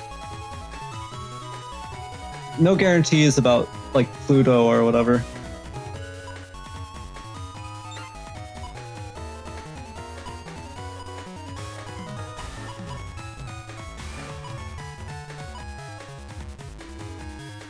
Well, I mean, yeah, Pluto's not even like a planet anymore, so we can give Pluto up, right? That's a sacrifice I'm willing to make. Yeah, and we see once again, actually, yeah, it's Soup getting another turn 1 bug fix, and also both Magnums. And meanwhile, player zero, I mean, he does, it looks like, yeah, he's going for the get on Gundel Soul with Beast out, which is pretty interesting.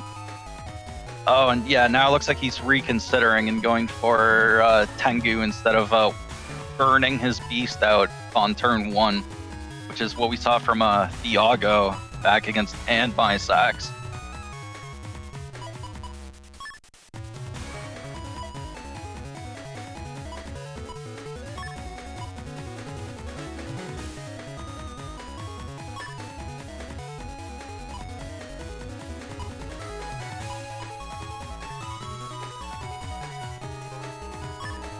What? Alright, I'm gone now. I think Salad just got exposed because they fell out of the Discord channel for being AFK.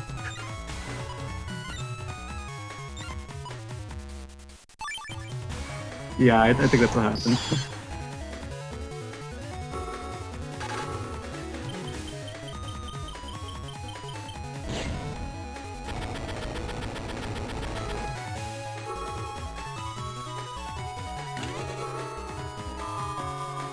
Wait, what is this Navi soup has? Oh, yup. Wow. Oh, but the anti-Navi. So yeah, the erase man would have interrupted this Gondal soul, but the anti-Navi actually saving player 0 there, and he does get the full value from the Gondal soul. Yeah, that was a pretty good trade back with the heat cross charge shot, but it's just not enough right now.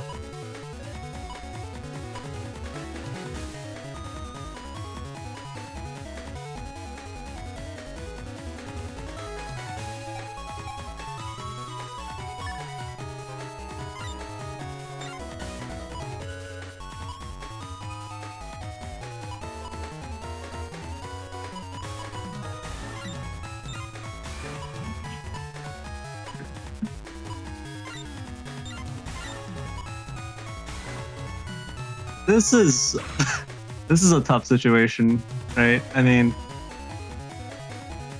when you don't have air shoes, it's rough. It's rough being a Gregor with no air shoes. Yeah, that's why I like the Chonk Gregor, because like having that 2200 HP plus the 600 HP of recovs lets you at least just tank any cheesy get-on setups they do. Like even like something as powerful as Gondal Soul, you can still tank it pretty well in most of the time. It depends, because you could get into triple Gondal Soul, and that's like 1,440 damage. So technically you tank it, but it's still so cheesy. I feel like that's too cheesy, because if going for all 3 Gondal Souls on one get on, because what if they even an Element Man Ice can save you from at least one of the Gondal Souls? Like that's why you have to pull them. Turn where they have panel return. Okay, the panel return that would save them for sure. But that's why you have to be in Tengu, and you have to backbeat them to the front so they can't escape with Element Man or Holy Panel. Yeah, that's why you need Tengu. And you do see the anti-recov there. One of Solux Cross's favorite chips. Yep, that's me, Solux Cross. I hate base, and I hate base. And I love beat, and I love anti-recovery. Ooh, all right. Well, what are your thoughts on Spider-Man? You like Batman way more than Spider-Man, right? Yeah. Spider-Man is like the worst superhero of all time. I don't get it. It's just a spider. It's just a Spider-Man. A man bitten by a spider. That's just like anyone could be bitten by a spider. What's the point? Why is Spider-Man so special? Actually, Batman, on the other hand. Yeah, what about Batman? Batman. Now that's an interesting superhero, because Batman was bitten by a bat. Trick. No, Batman was bitten by a bat. Oh, true. And that's the difference. That's the big difference between the two, and that's why Batman is way cooler than Spider-Man. Yeah, so true, Soul. Batman is cooler than Spider-Man. Yep, you heard it here from me, Soul X Cross. Batman is cooler than Spider-Man.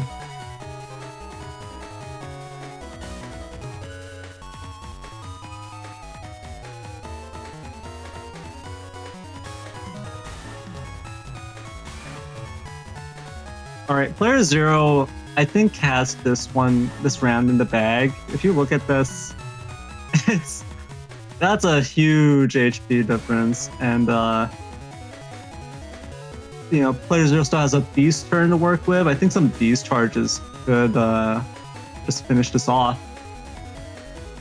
I want to say, like, if you go for the right beast cross, you can just run soup over at this point. But player 0 might play a little bit more conservatively. Yeah, it's just gonna stay in base Balzar.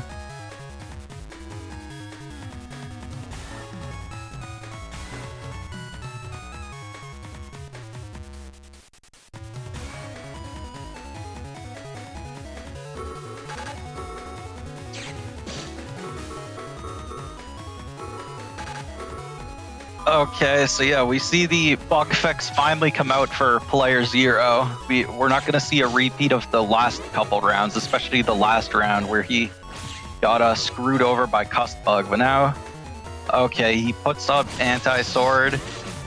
Ooh. And yeah, so now we do see, yeah, after this Elect Pulse, actually.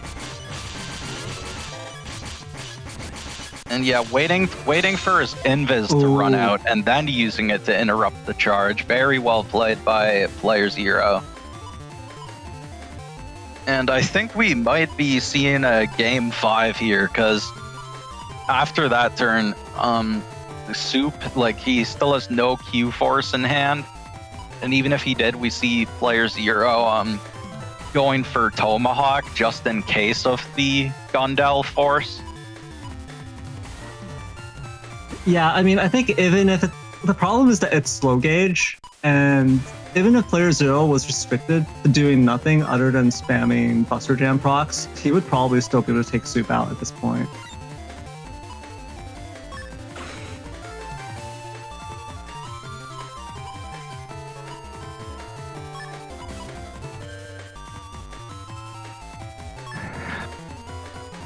Yeah, especially with this much defense piercing, right? With Judge Man, with Erase Man, like, it's just over for Soup at this point. Even if Kernel Force were on the table right now, player 0 could actually just trade into it and finish Soup off, and like that's the big issue. Soup has just taken too much damage at this point.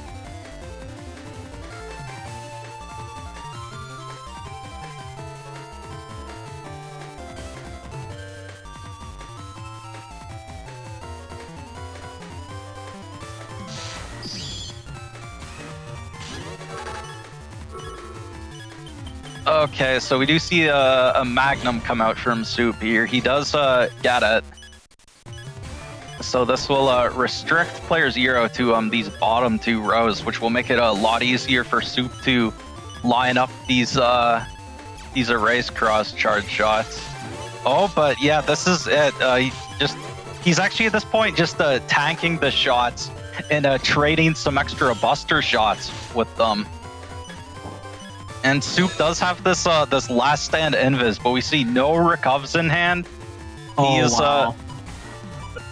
Now this is kind of scary, actually, being in a Tomahawk with on the grass panels when Soup has Element Man SP. I think that would pretty much almost bring player 0 down to 1 HP, but we see him leading with all this defense.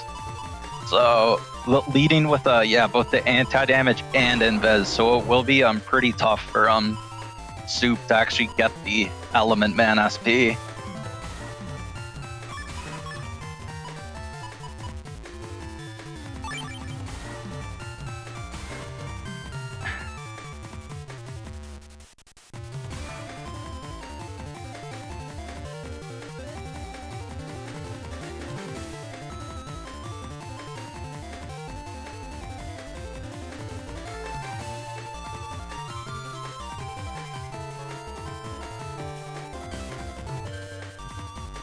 Player 0 has only used 1 out of the 5 crosses available. And, yeah, wow. Oh, but actually... Oh, Soup actually... Oh, wow. Oh, this is suddenly... Oh, but he has the Elect Pulse. Is this gonna... Oh, Soup almost dodged the Elect Pulse, too. But here we are, game 5. So this is it. If player 0 wins, we get a bracket reset, or if Soup wins, that's it. This is insane. And Soup actually getting that turn 1 bug fix, but player 0 does not get it. So this is player 0 going to be forced to play like a normal person and actually just go like Dust Life Aura turn 1? Or maybe sorry, go ahead. I was gonna say, I remember in the first round, neither of them got a turn 1 bug fix, but I was gonna say, has Soup got it all 4 rounds in a row since the first round? I think so. Maybe turn 2 sometime. And I don't remember clearly, but yeah, like maybe on some of them it was turn 2. So like the normal thing to do here as a Falzar player is to take your life aura, go into dust, and then either have the invis. Well, yeah, you would just take like life aura invis with the full cust, and you would start using your trash chute. Now, is player 0 going to do that? I don't know, because player 0 is normally so lucky he doesn't need to. However, that's what normal people, that's what mortals do, is they take the safe options, the strong defense against Magnum, and they just go into their dust, and then they play from a neutral position. They just start smashing panels. Oh no, he's highlighting Tengu Cross. Oh no, he hasn't learned. He doesn't need to learn. He doesn't need to learn. Everything works out for player 0. That's why we hate him. I mean, well, we'll see. We're in game 5. We'll see.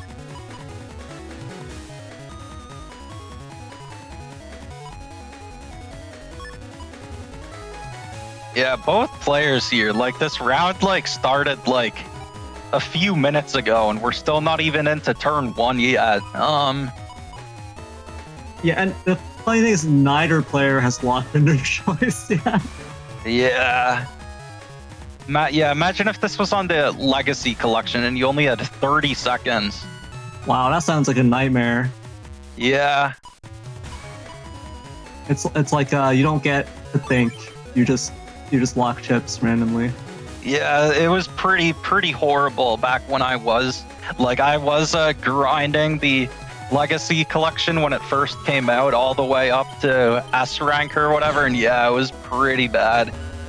But this is basically the complete opposite. And actually, yeah, neither player going for a cross here, which is pretty interesting.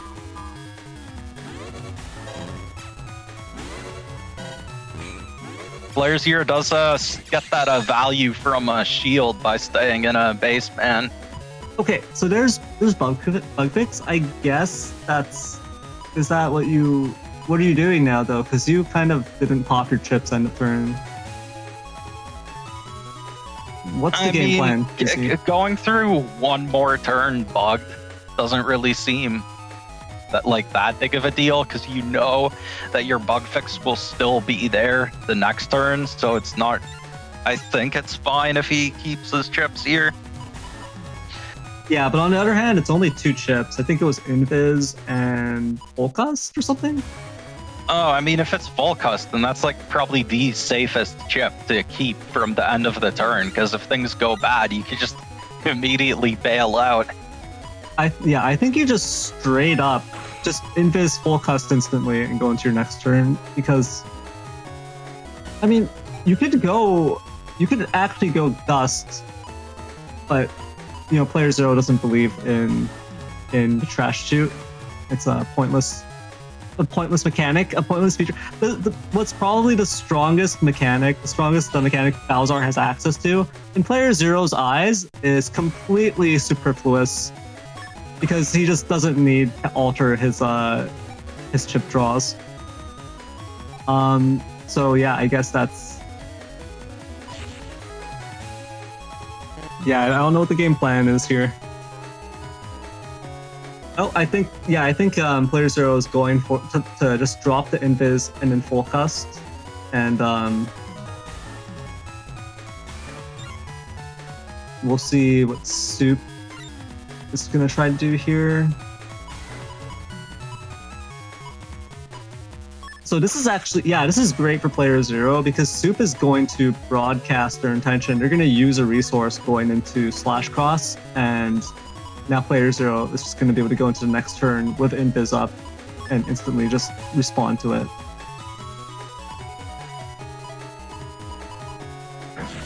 And it's actually even better for player 0 if Soup opts the slow gauge,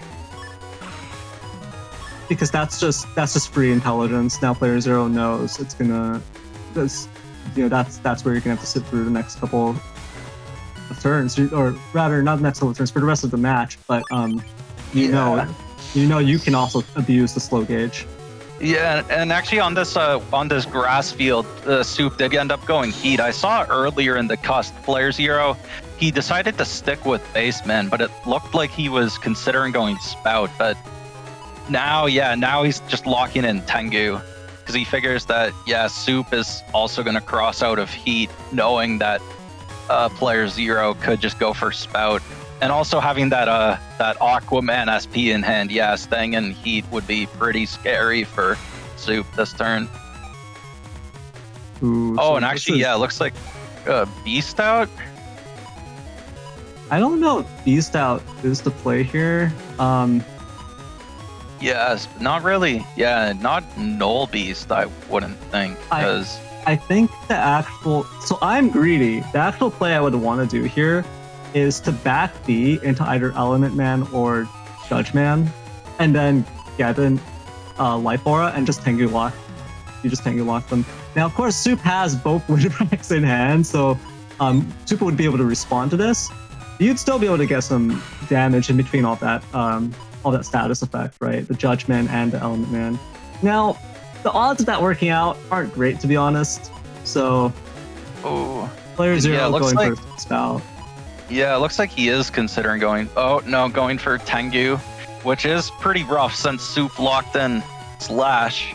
But actually, Soup has no area. You can't go Slash here. I mean, you can go Slash, but there's no way to force playerzero.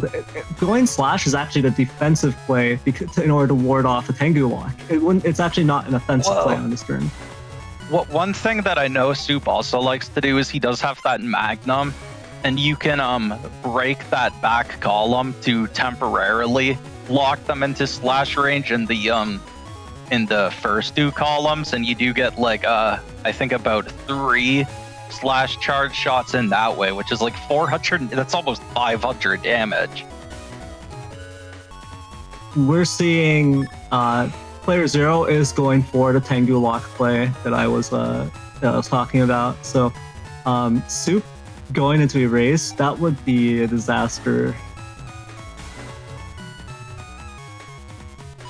I actually think Elec is like a nice neutral option here, but that's just me, I guess.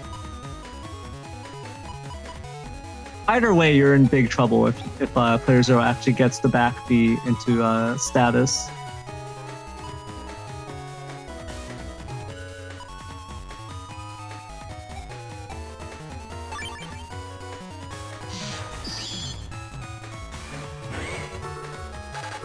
Oh, playerzero's still flashing. Oh yeah, let's see. Yeah. Wow. Oh, and there's the freeze.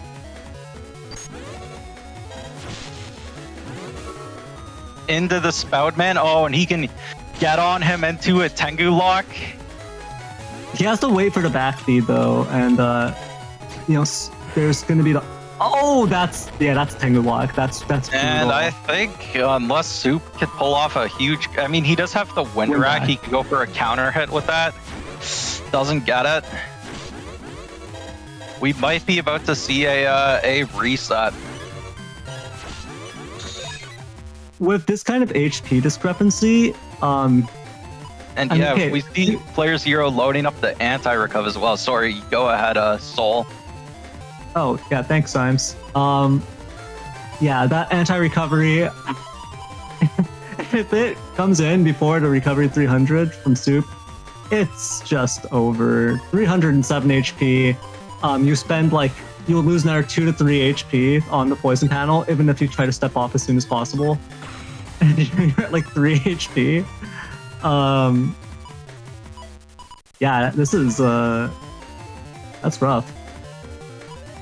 Yeah, it looks like Soup isn't even going for the recuv, which I mean is also kind of like you're down 300 HP against 1500 HP. Like not going for the recuv is also kind of insane. But I mean, I guess he probably figured that playerzero was probably gonna go for anti-recuv.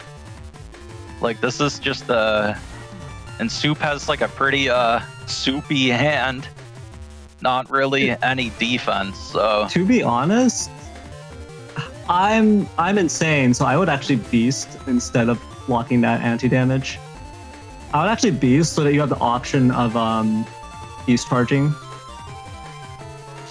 But you know, playerzero doesn't care about anything like that. He's just built different.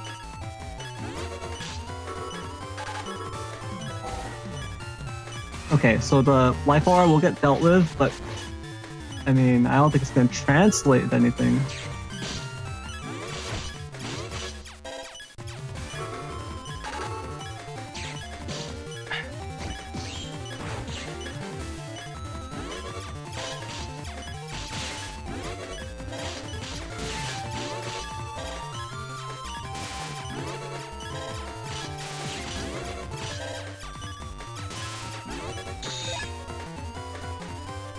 Ooh, okay.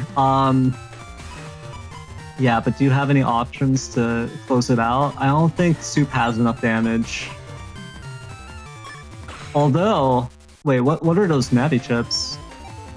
If you could do a status, yeah, if you can like erase into Gundel Soul or something, erase Judge Gundel Soul, that also actually closes it. So Soup actually has to come back potential here, just thanks to the huge damage from Gundel Soul. yeah. Or you could also do a race to break the anti-recuv into your own recuv, but that would probably be a better option if Soup had both recuv 300s in hand. Oh, but it looks like that's what he's going for here, not going for the erase man into Gundel Soul that you mentioned to try and actually steal this one. The issue here is, oh no, is PC not even gonna Meteor Knuckle?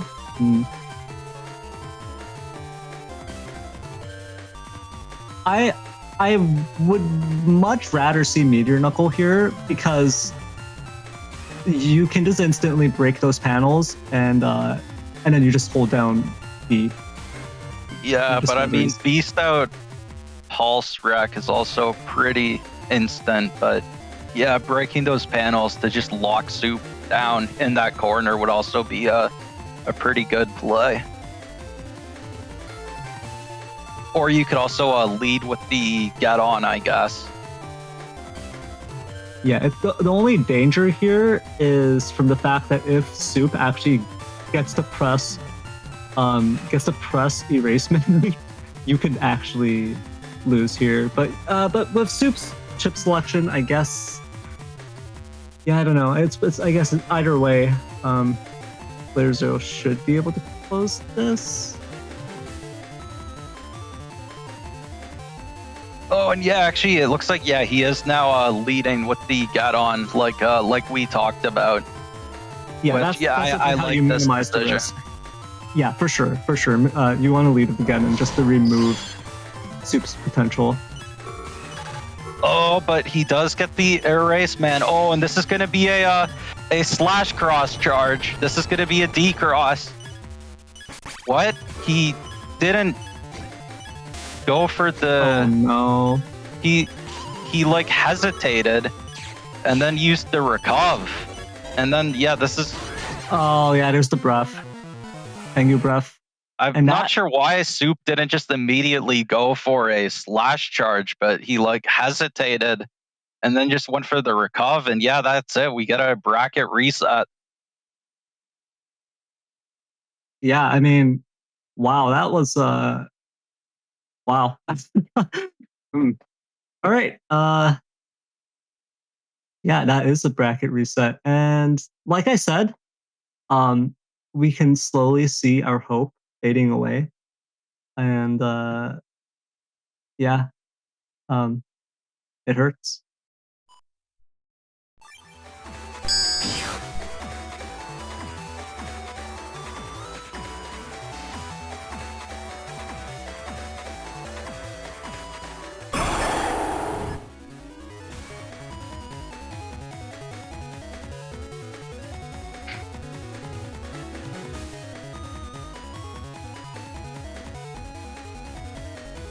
Okay, we're All good right, now. yeah. So we've already seen these setups. So I guess let's just go into the match. I guess. Yeah. All right. Yeah. So neither of them have turn 1 bug fix. Oh god. No. I just had a terrifying thought. What if neither of them get bug fix, and they both fall down to like, was it like 2 chips? Oh, and neither then- of them can kill each other, and it just like goes Yeah. to damage judge because neither. Yeah. Surely playerzero would finally use Dust Cross then, right? No, unluckily, his Dust Cross gets decrossed the turn he locks it in. Oh, because that's when like Soup, like with his 2 chips, he finally gets his second Magnum. No, he holds his Magnum the whole time. That's if I uses the right Magnum. So he's down to 2 chips with Cust Bug, and yeah, he's just holding the Magnum and taking Yeah. 1 chip a turn. Alright. I feel like I've already lost my mind. So we Yeah. can only go up from here. We can only go up. Yeah, I think we already like lost our mind with like everything that happened in the first set. Okay, makes perfect sense. playerzero is going to beast with full cust here. I mean, we saw how well the turn 1 beast out worked out for Thiago against the Gregar matchup earlier. So yeah, I'm sure this will work for playerzero. Meanwhile, Soup, it looks like, has so far thinking about going for the turn 1 heat.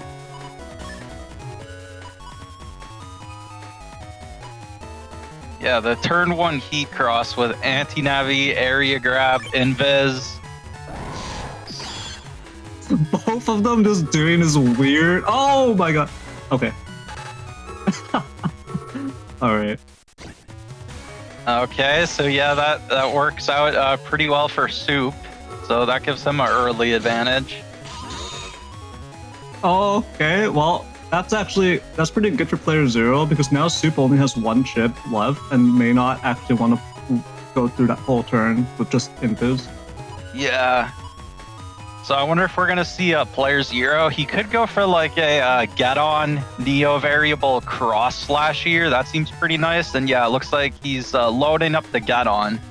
Because I mean, against the Gregar players, it's not like you gotta save neo variable for their Tengu. So if you have a setup for it for the cross slash, then yeah, you might as well just go for it.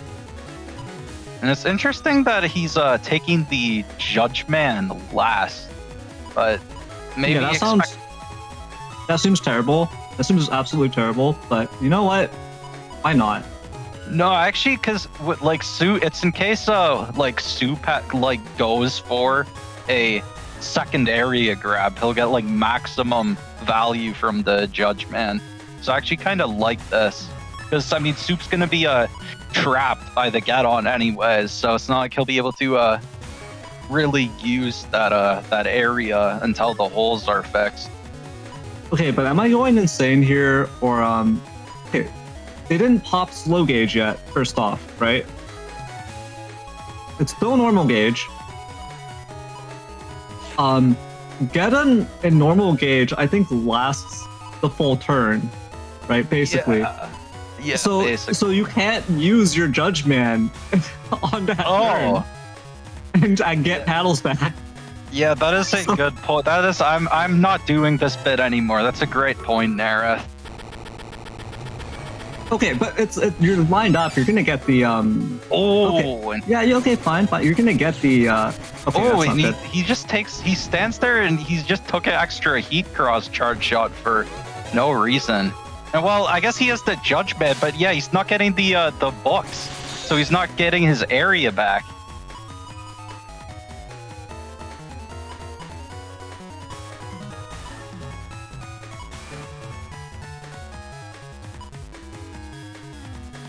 Okay, here's my plan. Here's what I would do in playerzero situation to lose this as soon as possible.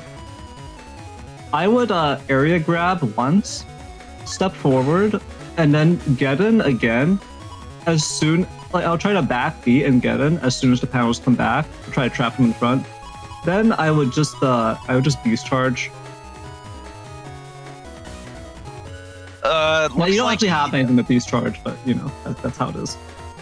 I mean, he's got stuff to beast charge. He could beast charge the life aura. That's what if you were a real madman, that's always an option. I mean, yeah, it doesn't matter if you beast charge it if you delete them, right? Yeah, I mean, as a race beast, if my opponent's in Tengu, then it's actually like optimal to beast charge life aura if they're in Tengu. Very true. Oh, and wait, playerzero, I wasn't paying attention. He's actually going for Tengu Beast here. Okay. Yeah, and he only has one beast turn left, which means, yeah, I am surprised that he's not just going for like ground or even spout. Might as well trigger the aqua spiral death curse. I think it's interesting because I agree with the decision to go Tengu Beast here, because even if you save Tengu for later, you're not gonna get that much value out of it, because you're not gonna have the area grabs to do a full lock anymore because you wasted the Judgment, so you're not getting that area return. There's a couple of factors here to basically just make it so that offensively, Tengu is not gonna have that much value once you drop Beast. So I guess you can try to get this one last burst of damage here.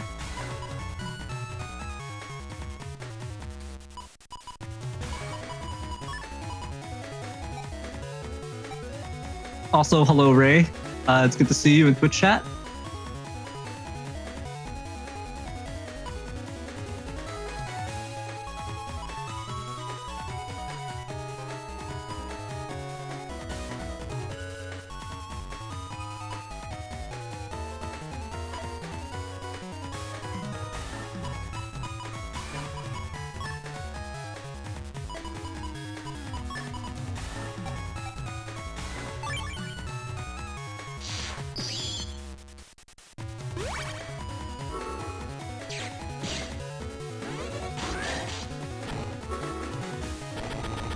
Oh yeah, that's not good. That's why you need to wait and then back B.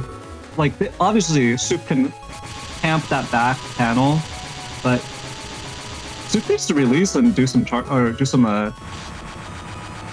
Buster Jam trading, but I guess not.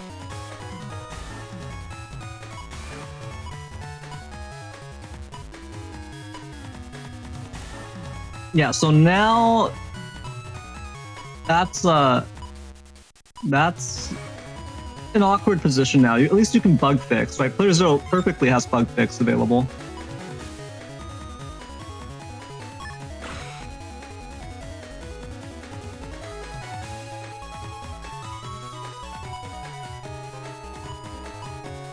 And you know what? This is pretty good. Just trading Buster Jam procs is not bad.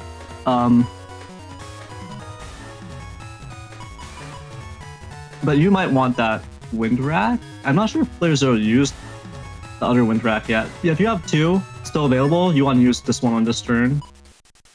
Yeah, so this forces the Buster Jam trading.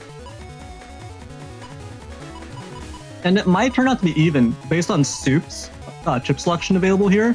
Soup also has Life Aura, also has Wind Rack, also has Bug Fix. So it might just be rolling the dice here, seeing who comes out ahead in the Buster Jam procs. Yeah, definitely.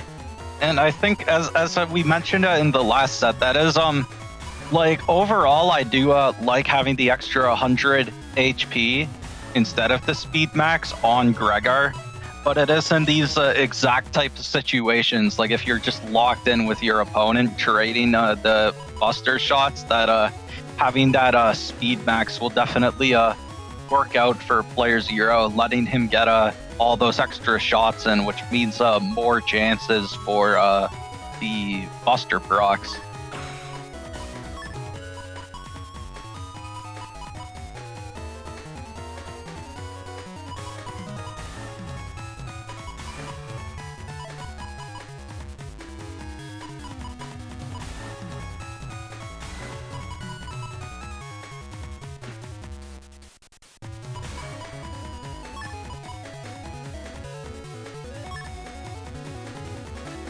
The big brain play here is actually to Element Man Ice to get yourself out of the situation.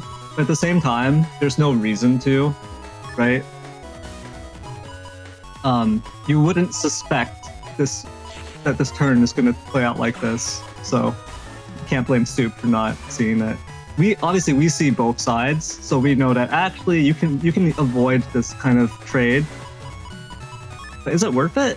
I don't know, because Element Man is just so good, being able to save it for something else.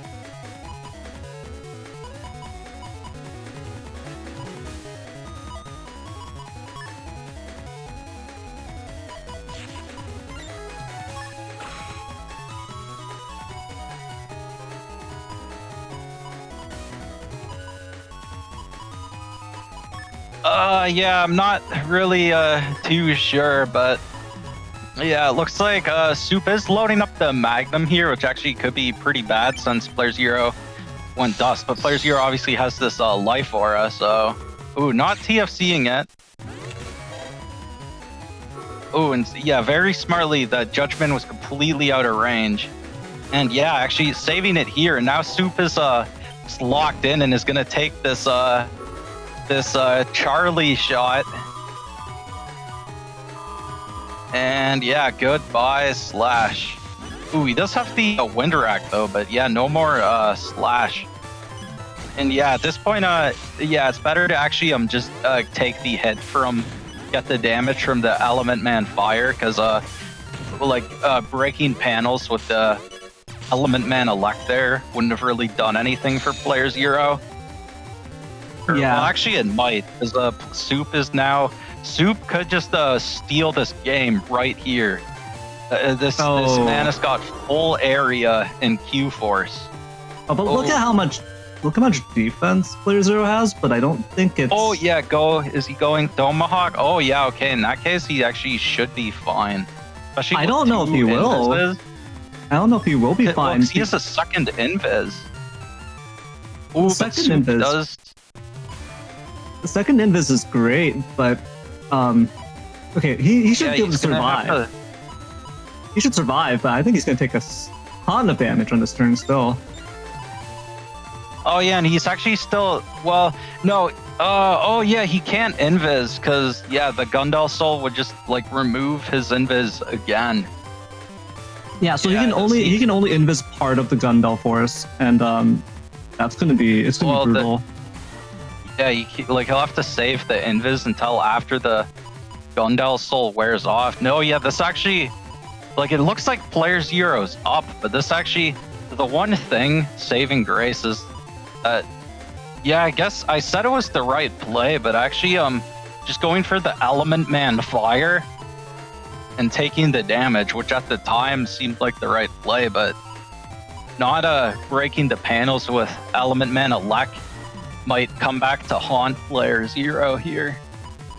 The thing that might really haunt him is the fact that he doesn't have a way of dealing with the life aura. He's running through all the ships right now, but yeah. So normally it would be fine, but because if he can just survive the slow gauge turn and then just Buster Jam proc trade with all this defense, sure. But I don't think it's going to work out that way. Yeah, we were so focused on Soup going for the full area Gundel Force this turn, but actually, yeah, this is gonna work out for him too. Just going for this life aura with a race cross. And yeah, I mean the invis won't even help you against the erase cross. The anti-damage will, ironically.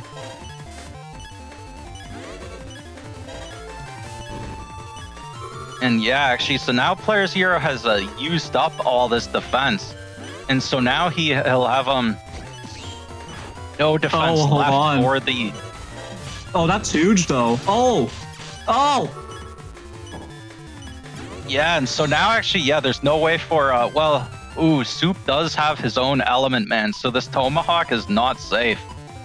It's up 700 HP to 70. It's very risky, but if you're playerzero, you could actually consider just beasting over here with the pulses.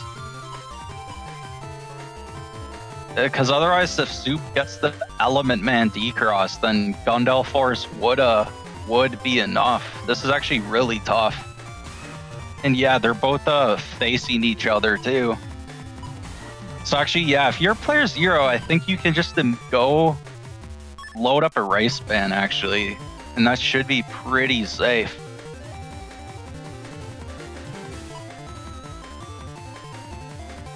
Yeah, I don't think you actually need to beast over here if you're player 0. I think you could... Oh, but no, Soup has the barrier, but that means he's not going for the Gundel Force this turn.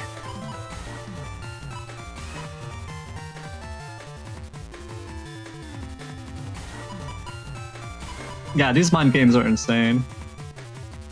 They're also completely impossible on Legacy Collection because of 30-second timer, but yeah, that's why we play on Tango.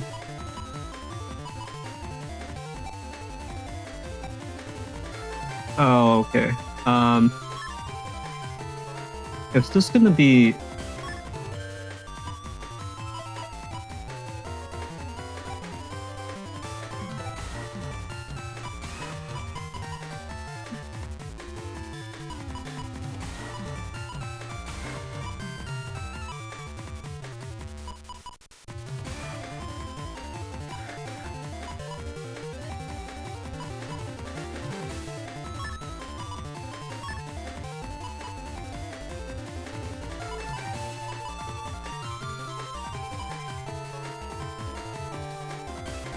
Yeah, I'm not sure actually. I think like I think this is probably player 0's game actually, especially because he's got the Buster procs. Like even with that the barrier 200. Okay, yeah, he's loading up all this defense, but that means if he's using that as defense, that means Soup isn't using it as erase tail arrows.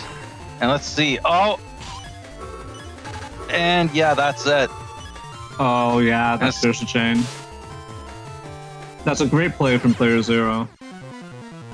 Yeah. Leading with the pulse was the right call. He was able to mash it out just faster than Soup was able to, or in fact, that actually eats Soup's barrier. Yeah, yeah. So yeah, that created that risk for Soup.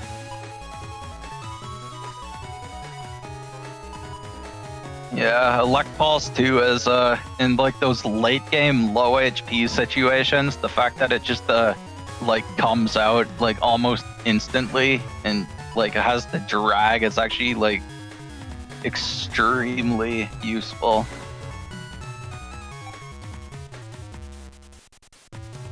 Alright, so we've got the Garden Gnome stage here. The opposing Garden Gnomes, one on each lawn. Yeah, and this is actually pretty scary for Soup, because normally as a Gregor, you kind of just want to go charge on a Guardian field, because charge tackle, since it's invincible, lets you deal with them for free. But I mean, you don't really want to, like, player 0 has that Aquaman SP in hand, so you do not want to get caught by that as charge.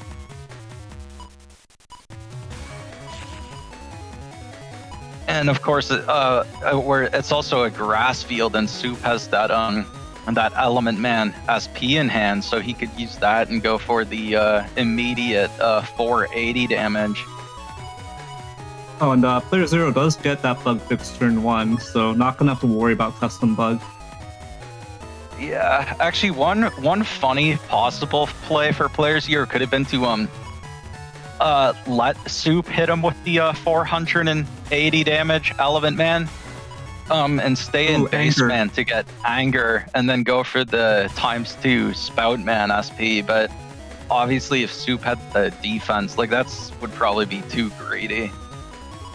Yeah, I mean, that's pretty greedy, but normally you would have to be scared of his anti-natty stealing it, but if you hit them.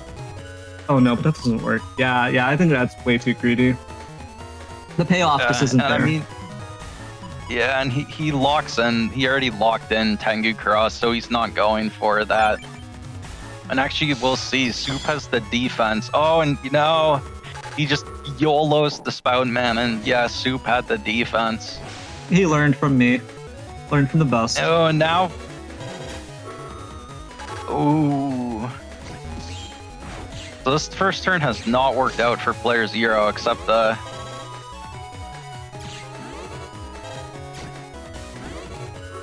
Oh, is he holding forward? Yeah. And he has the invis too.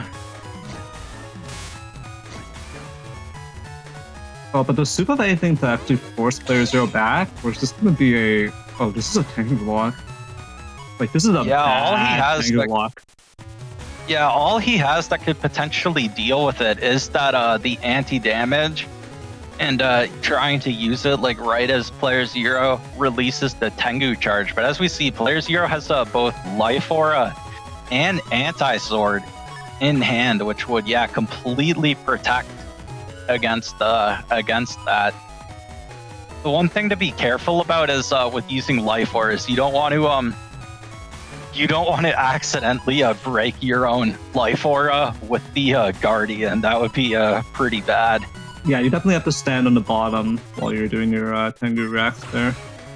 Yeah, and I guess the other thing is Soup does have these 2 area grabs in hand, whereas player 0 only has 1. So I think if he manages that properly, he should be able to get back to just -1 area.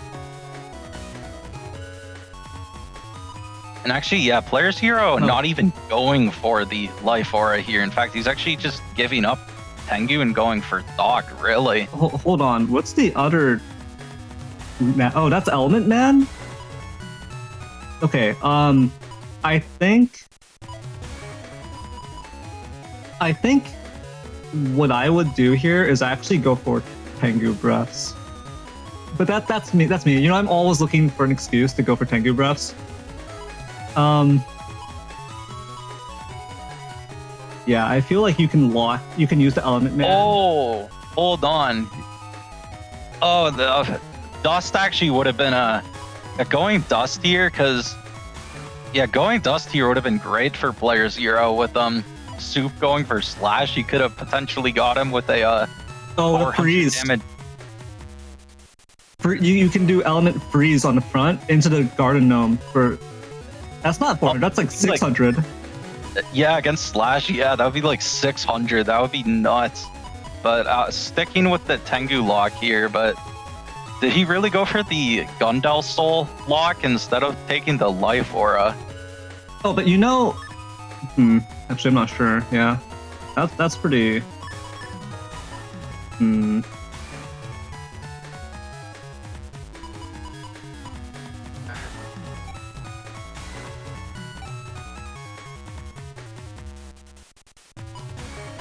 Oh, player 0 did end up taking the Life Aura. Okay. Then yeah, we'll see how this turn works out for him. And actually, ooh yeah, Soup only taking 1 of his 2 area grabs. Player 0, if he plays it properly, might be able to maintain the Tengu lock here.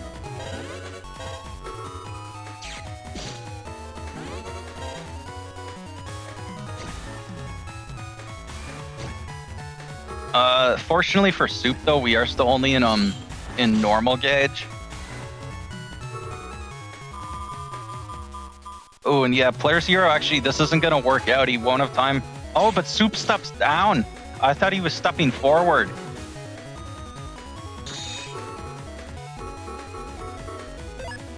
And using the slow gauge at the end of turn, really, but actually, oh boy. This is perfect. A Soup needs to give up Slash. But this is really rough. He can't deal with the Life Aura. Yeah, no, if he stays at Slash, then this is like GG. It's 1600 damage.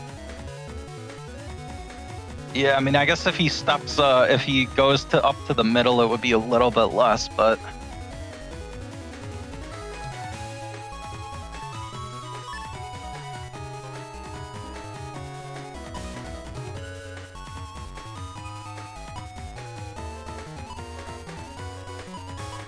This is terrifying. Yeah, no, you need to. Yeah, this is a horrible position for Soup. He like, how could he get out of this? He has 2 more area grabs. Like, you need to basically just cross out of slash, go for a heat or charge, and take those grabs. You can't even because of Geddon. Like, Oh you yeah, can grab, but you're not getting out of there. That's it. And then there's the Gundel Soul too. So yeah, this is gonna be a pretty brutal turn. Although actually, that is one thing playerzero has to be careful of. Actually, is that Guardian. Actually, Yeah, yes. I mean- Soup doesn't have to deal with this life aura because the Guardian will. I think that's not entirely accurate because player 0 is thinking about leading with Geddon. So player 0 will know for a fact, is this going to be a Tengu lock? So if you lock Geddon Meteor Knuckle, you don't have to use the Meteor Knuckle. Whoa. Even if the person steps up. You just Tengu lock them for the rest of that turn. That's also true. This is such a painful situation for Soup. Yeah.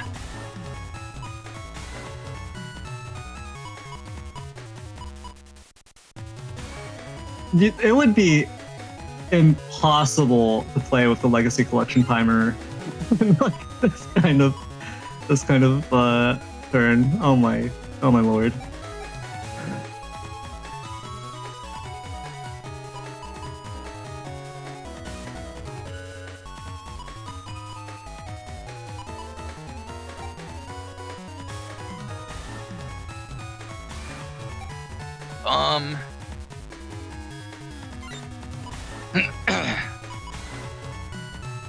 Okay, it looks like he is considering elect here, yeah. And you're obviously gonna want to hold up to try and buffer an up movement at the start of this turn if you're Soup, and at least get to that center row. Okay, has elect loaded up, but still no chips. I mean, this is definitely a very tough situation. Like, you do really need to try and think out your options here. Yeah, this is a pretty rough hand for Soup. You know, if he had that no wind rack, no grab revenge, like that would be what you need if you're Soup here. Okay. Oh, he gets the up movement, but then he steps back down. Why? I don't. He just.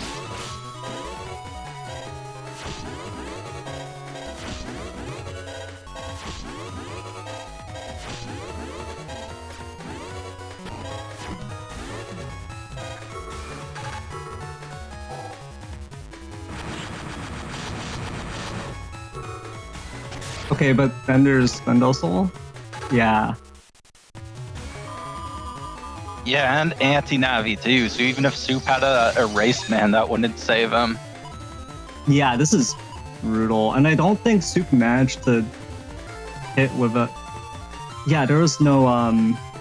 The Magnum didn't come out yet. Right, it's still ranked right there. So I think that's... Yeah, anti-recovery pop at the start, and then you can just Beast Charge dump right into Soup, and he's done for. Yeah, Even if Soup pops a Sanctuary, if you can land like half or a little bit less than half of your Beast Charges, it's just over. But it looks like player 0 is thinking about going into Tomahawk instead. Yeah, I think There it is. I think this Regged Magnum is really hurting Soup here, actually, because it's good against like normal Falzar players who are like beholden to not almost always getting bug fix and have to go dust. But like just having this W code chip just clogging his hand when player 0 is like not even going for dust, I think is actually really hurting Soup here. Yeah, Dust isn't real. Dust is a fake cross according to player 0.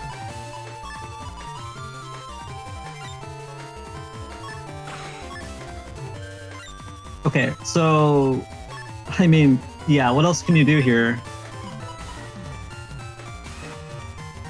Yeah, So really, 'cause this isn't helping you. This is... Oh, God. Yeah, this isn't giving you enough room. yeah, because I mean, yeah, if playerzero wins this, he's up 2-0. And then, yeah, then Soup would need to win 3 rounds in a row.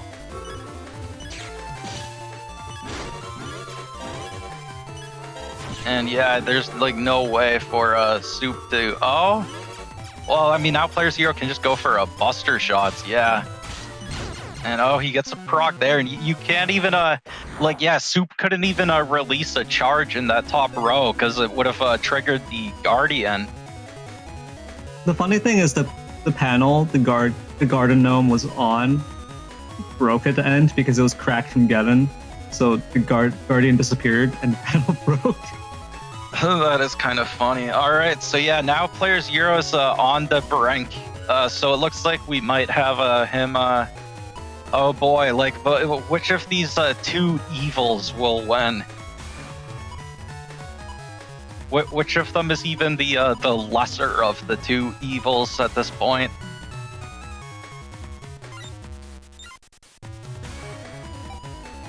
Okay, well, it's like I said before. One would consume a moon or like a small planet or something. The other would consume the sun. So to me, it's still an easy choice, right? I would still prefer that we lose like Pluto or one of Jupiter's moons or something.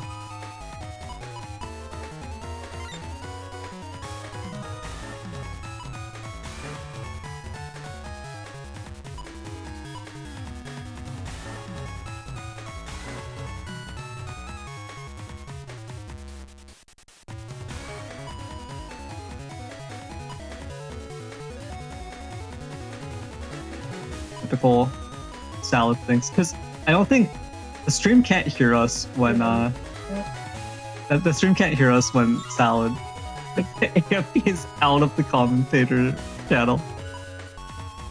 So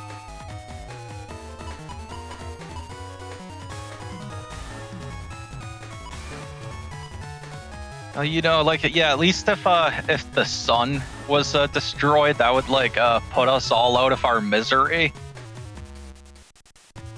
Yeah, I don't know.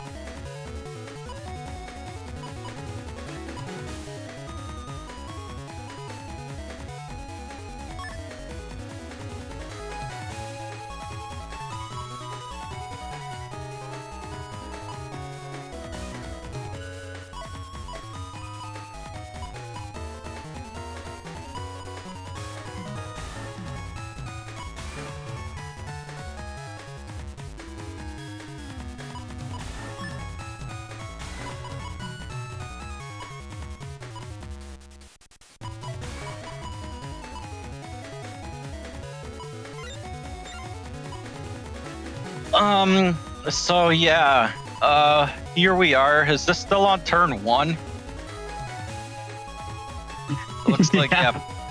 Playerzero's going for a Tengu Cross. I have no idea what chips he picked. I completely forgot and wasn't paying attention. He has chips loaded. Okay, he's got Tengu, so he either has Geddon or area grabs or both, right? And also Bug Fix and Life Ore and Meteor Knuckle, because it's playerzero. God, what I actually want to see is double panel grab. Then the person steps up and you put down like a rock cube or something, and you just backbeat them into the geyser panels over and over for a full slow gauge turn. That's what I want to see.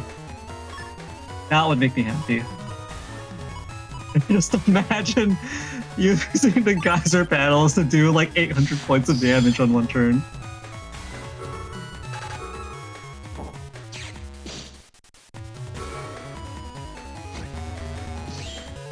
Alright, so here we go. Tengu against Slash, but playerzero denying him from being able to step forward for now with that Element Man.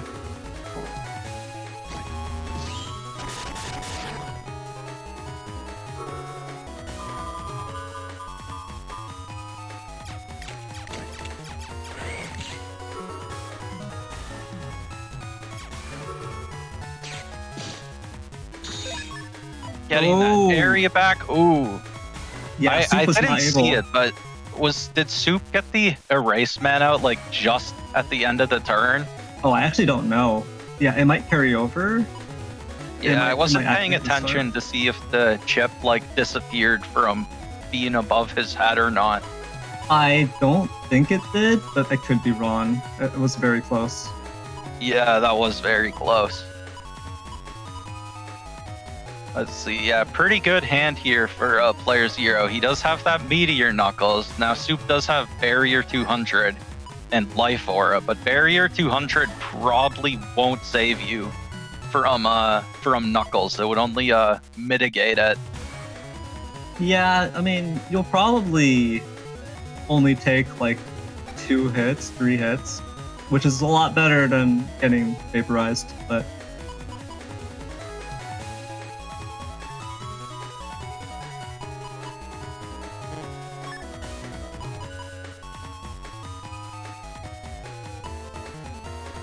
Okay, yeah, looks like player 0 is going for this beast out here, and it looks like Soup is ooh, this could be bad. Soup has like no defense for this Meteor Knuckle except the Life Aura.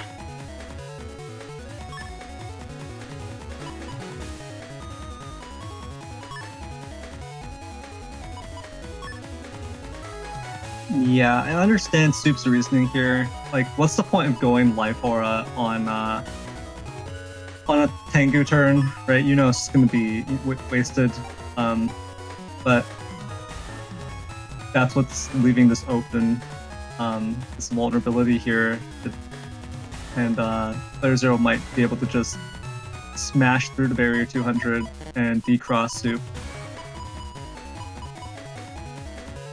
Yeah, oh wow, that was weird. The video froze for me for a few seconds, but it's fine now.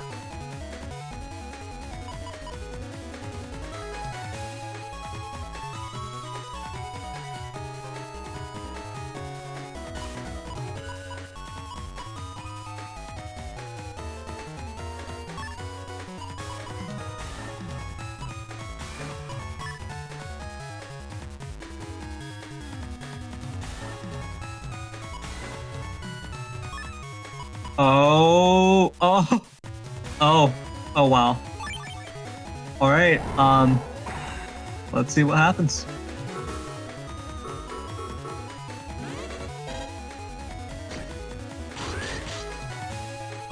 Oh, and yeah, player 0 getting the Tengu. If player 0 just... Oh, wait, no! Oh! Are you kidding me? Oh wow, it got... Oh wow. Wow, Soup. Was that like a 1 frame or something? Yeah, it was 1 framed. So the, was that an area grab? The area grab came out, and then Soup was able to... Even though the area grab didn't trigger yet, Soup was able to time freeze and get That's crazy. Dude, yeah, this is what I'm saying, man. Soup is like just as much of a cheater as PZ at this point. It's true. Yeah, that's true. That's very true. Yeah, this really is like, this is like which one could like out cheese the other one. It's actually crazy. Because yeah, that would have been the set. That would have been it, actually. That would have been 3-0 right there. And yet here we go. The game goes on. Like, yeah, this really is just which one can out cheese the other one. That's crazy.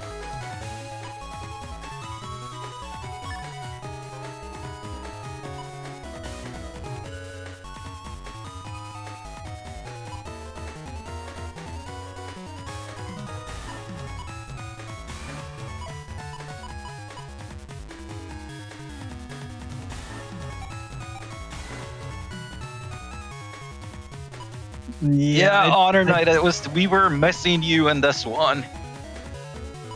I think I think the Dust Beast charge is going to be pretty effective here, but you're going to have to charge up some of that defense to use it. So yeah, the problem is actually it looks like Soup is locking in these magnums, so I think we might not be seeing this Dust Beast for very long. I'm not sure what trap playerzero has up, but that's also in imminent danger of just being broken.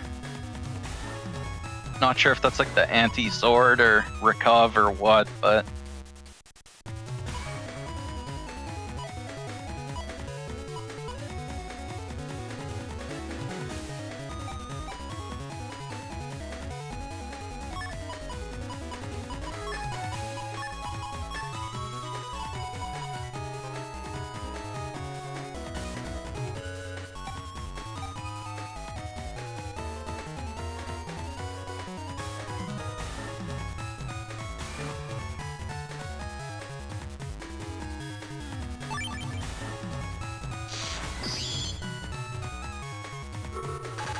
and yeah, oh yep. Well, I mean, yep, that's at least a decent trade for playerzero. At least getting all the 360 damage from the Spoutman SP for the Magnum. I would still say that's a better trade for Soup, but since he also destroyed the trap with that, but not the worst for playerzero. And let's see, Wow. I think he's gotten enough buster shots in that the Elect Pulse should. Yeah, the Elect Pulse at least breaks that barrier 200. Gets I think only one hit with that beast charge, and then does manage to pop bug fix before the end of this turn. So this is actually still a pretty close round. Both players only about a 100 HP difference. And yeah, playerzero in Beast Out, he actually does have this this perfect pulse rack turn. Although I do wonder, yeah, we have seen Soup's Life Aura and Barrier 200 now, so I guess it is pretty safe for playerzero to take both Windrax here. Although then he wouldn't have anything to deal with Soup's Race Cross. Alternatively, he could go for like Windrak Muramasa, but yeah, it looks like he's just taking all the A code chips here, which I do agree with this. Though I am surprised he's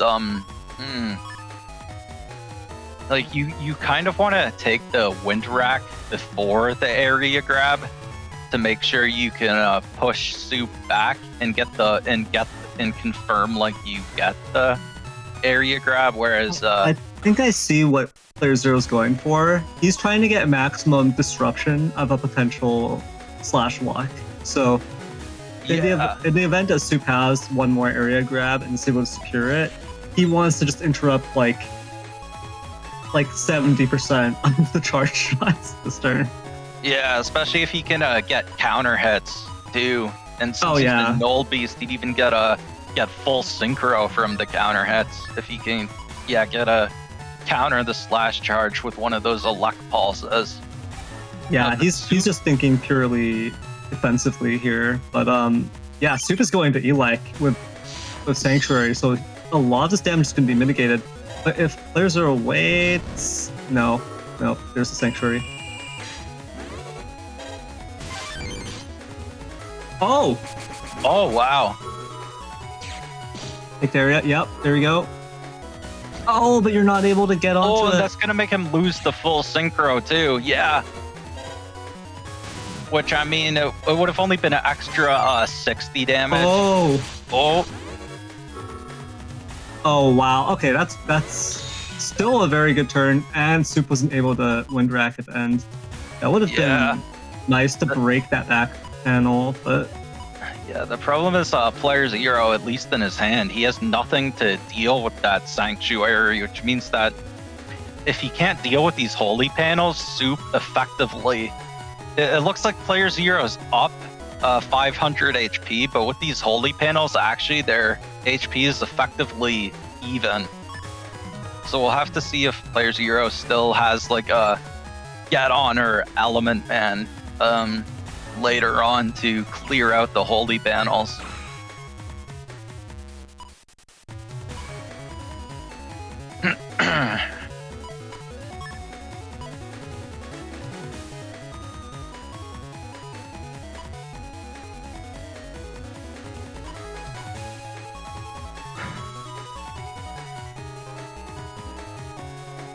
Yeah, I mean, I think this is the only thing you really can do. Anti-sword.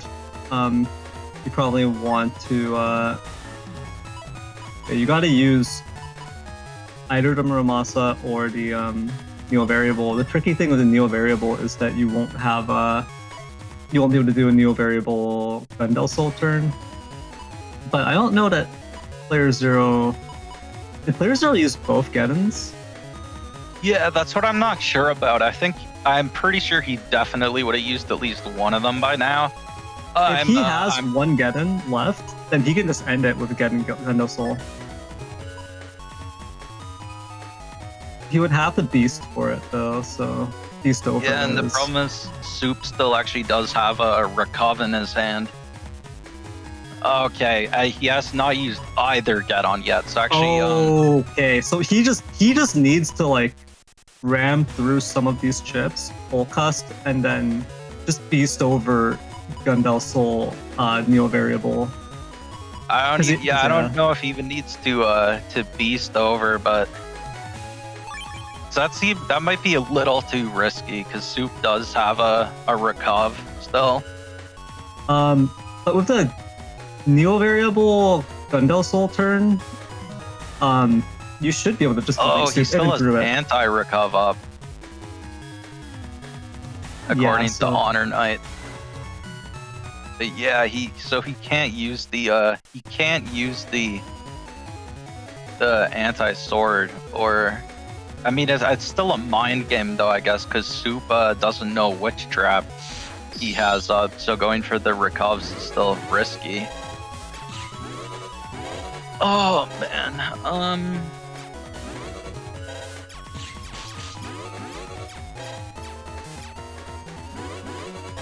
yeah, and this isn't working out for Player Zero here, trading with this Erase Beast on these holy panels. Oh no, and yeah, Soup was very patient with that Magnum, and now there's no mind game about what trap Player Zero might have up. Okay, now we do see both Geddons, so you could go for something like Erase Man Geddon and go for the Windrack D-Cross, and then into like the Neo variable. Yeah, you could go for oh, but I guess the problem is Soup, has this plus area. So the thing about that's why I was saying you needed the Geddon East over, but now that the anti-recovery is down, it becomes a bit questionable because Neo variable is 220. Gundel Soul is 480, right? So it's 700, and Soup would have 118 HP left. Yeah, the thing about Beast over Neo variable is it's actually a pure RNG. It's like, I'm not sure exactly what it is. I don't know if it's a 25% chance for each, but it will just randomly go for one of the commands, or sometimes it just does the baby sword. Oh yeah, but I'm saying it doesn't matter. If you hit with the bare minimum, it's just a 220 hit after the Geddon, and then and then the Beast over immediately goes into Gundel Soul. There's enough time, I think, for the Falzar Feathers to actually just finish them off. Yeah, the other problem though is Soup does have this anti-damage in hand, which wouldn't stop the Gundel Soul, but it would block the Neo variable. Yeah, either way, it's a huge gamble, but if you don't do that, then it's just going to be really iffy here. Yeah, I think just going for like the Geddon. I mean, yeah, you do have two Geddons, right? You should use one just to break the holy panels, I guess, but they can get really bad either way, being locked on the same row. Yeah, because Soup with that Recov, it would be 800 HP against about 650, which means Soup would have a like advantage if it came down to them just being like get on locked and trading shots.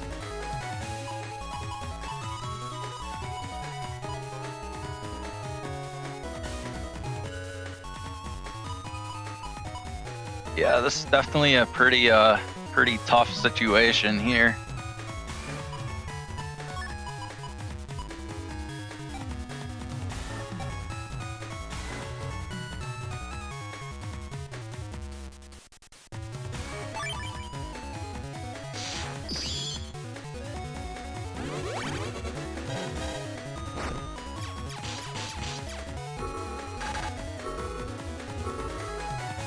Oh, okay, that's huge.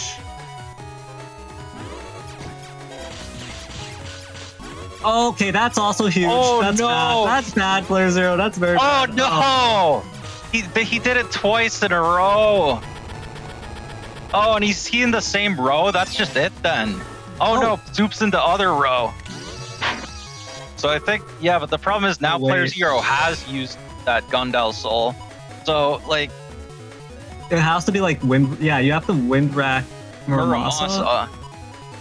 And that's all you can do. And then problem is if Soup just locks that defense in first.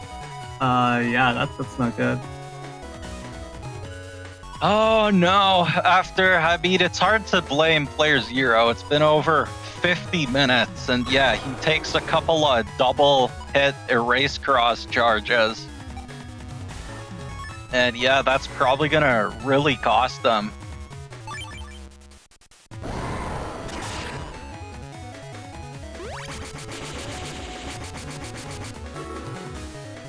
Okay. We burn it. Nope. Yeah, it gets stuffed. And yeah, that's... Oh wow, it just uses it. Alright, yeah, rest in peace. Yeah, I mean, Honor Knight, the Beast over AI is still a mystery to all of us. It didn't, like, yeah.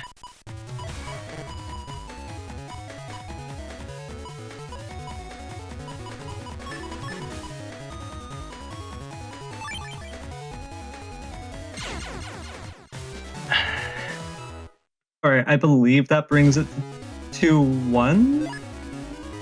Yeah, so this is still a game point for playerzero here. He just needs to win this one round to destroy the sun and mercifully put us all out of our misery.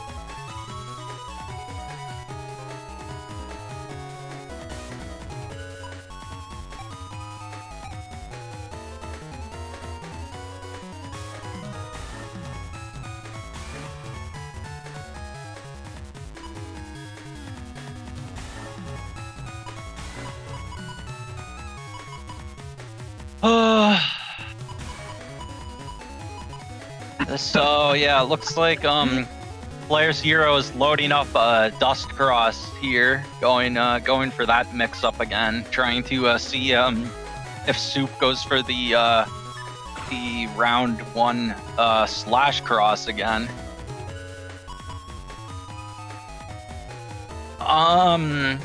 Oh, and it looks like this might actually work out for playerzero. Yeah, he's got this life aura. Oh, but Soup goes out of slash back to just the base man, and actually going for this magnum here, which would then create a whoever uses like if playerzero uses the life aura first, then Soup would get the magnum decross, which would be pretty huge. The thing is, now that's the thing. Balzar should be able to get a big advantage here because they have no pressure to press any buttons. Because they can just wait. That's why I really like that's the advantage Machine Gun has over Magnum, right? Because it does pressure you to use your defense. Yeah, definitely. The way it interacts is very different in terms of how it pressures the defense out of your opponent and how it can like just catch them without them being able to react, basically. Yeah, that is. Go ahead. But yeah, the playerzero in theory can just sit on life aura, just throw the the dust punches out over and over, break every panel, corner Soup, and then just punch him down into oblivion while holding onto Life Aura. So the pressure should be on Soup to use the Magnum first, actually, because it's a losing situation otherwise. But wait, we somehow overlooked the fact that Soup actually has Erase and Magnum. Yeah, so if he lines up depends if he can line up the Erase Man. Yeah, okay, that completely changes it. Yeah, if Soup can line it up, then yeah, is he gonna just like mash it out immediately? Let's see. Oh no, and yeah, he gets it. Imagine if all that and he whiffs the Magnum. But yeah, so now this is a really bad situation for player zero, because I don't think, he didn't get a bug fix either. Actually, neither player got it. They are once again, their good luck is canceling out against each other. To be honest, I think the correct play here for player zero was to actually hold on to those chips and use them at the end. So you would actually element Elec from that position at the very end, and then area grab and step up. And that would actually put your opponent into a really janky position in terms of avoiding Tengu, a Tengu lock, because now the back panels are broken at the end of turn. You can Tengu backbeat them into the middle where they're stuck now. But that option isn't there anymore because the element Elec, or it was element Fire instead, just for damage, 100 damage. But I think Elec would have actually set up a way higher pressure situation. Yeah, definitely. But I mean, when you've been played for almost an hour, definitely that's when the fatigue can start to set in, and it's definitely just like who's still more sharp mentally. And yeah, so this is a pretty rough spot for player zero now without Dust. Looks like he's considering Tomahawk, even though Soup is in Heat Cross. Maybe going for assuming that Soup might switch out of Heat and go for Slash. And this is actually, Soup has nothing to deal with player zero's Life Aura actually this turn, but Soup has their own Life Aura. And unless player zero goes Tengu, which it doesn't look like he's gonna do, he has nothing for Soup or this turn either. So it's looking like all this thinking in Cust, and it's just gonna be one of these turns where both players have Life Aura and can't do anything about it. I think player zero is a coward. I think he just needs to go Tengu. But yeah, here we go. Yeah, I mean that's Yeah. Yep, there it is. Oh boy. Yeah, I mean that's what player zero usually does too. He does usually like to just go Tengu, but obviously with how often Soup likes to go Slash, going Tengu could be punished. So going for Tomahawk was kind of safer, but yeah, we'll see if either player gets anything to deal with Life Aura this turn. If player zero doesn't get a Wind Rack, then I'm assuming he'll just go for Tengu. And actually, all Soup has is this Proto Man SP, but that actually won't work right now, I think, because we can't see it, but I think that panel in front of player zero is still a hole. Oh, does Proto SP not Slash from the side? No, he always just tries to go right in front of you because he's an idiot.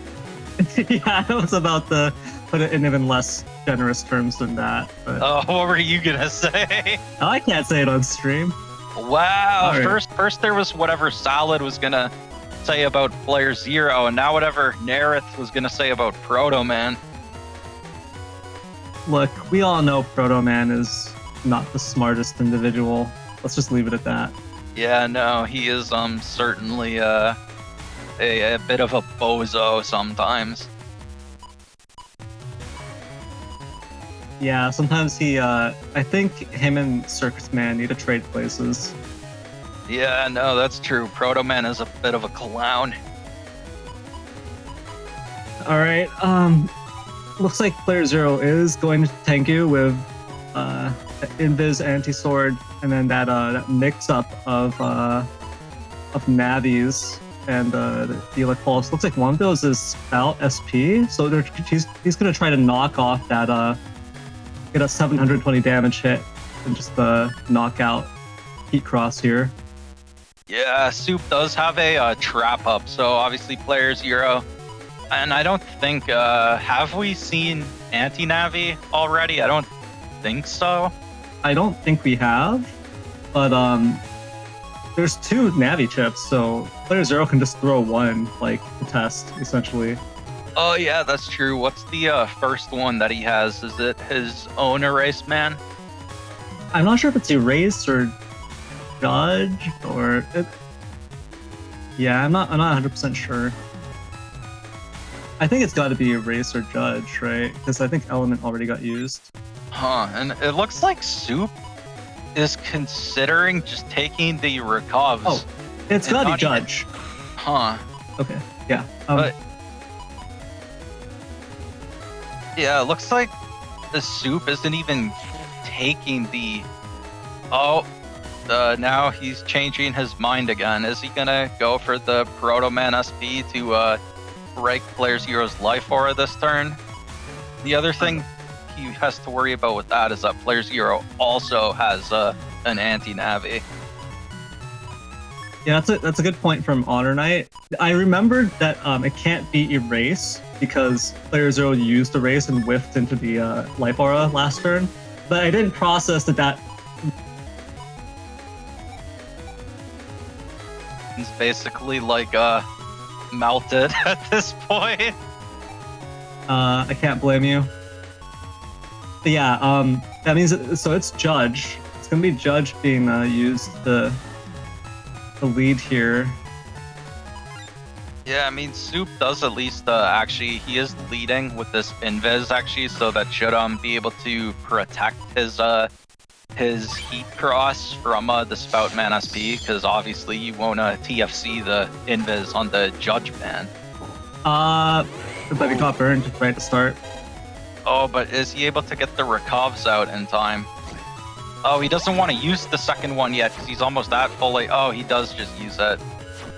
I'm surprised player 0's not going for a... Okay, now he's going for Buster Procs. Can he actually get one? No.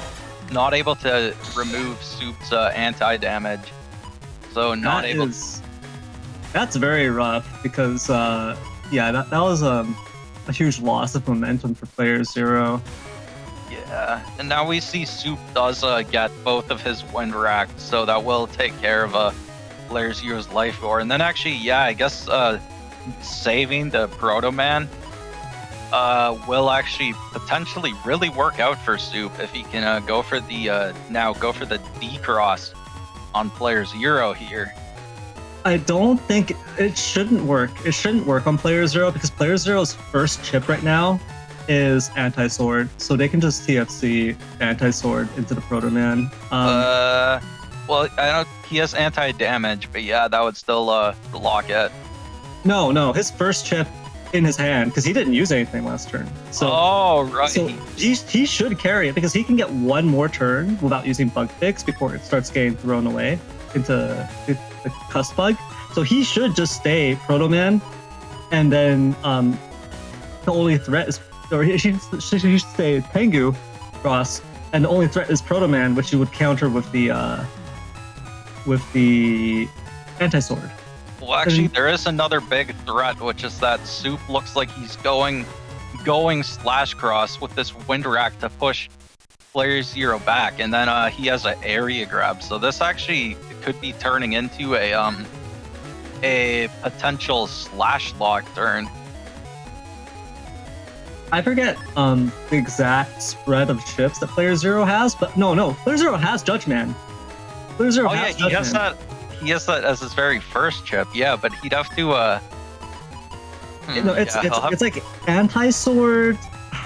Is that like anti-sword area grab or something? It's anti-sword, but Judge Man is in there, and so is Spout SP. Yeah, so this is fine for player 0.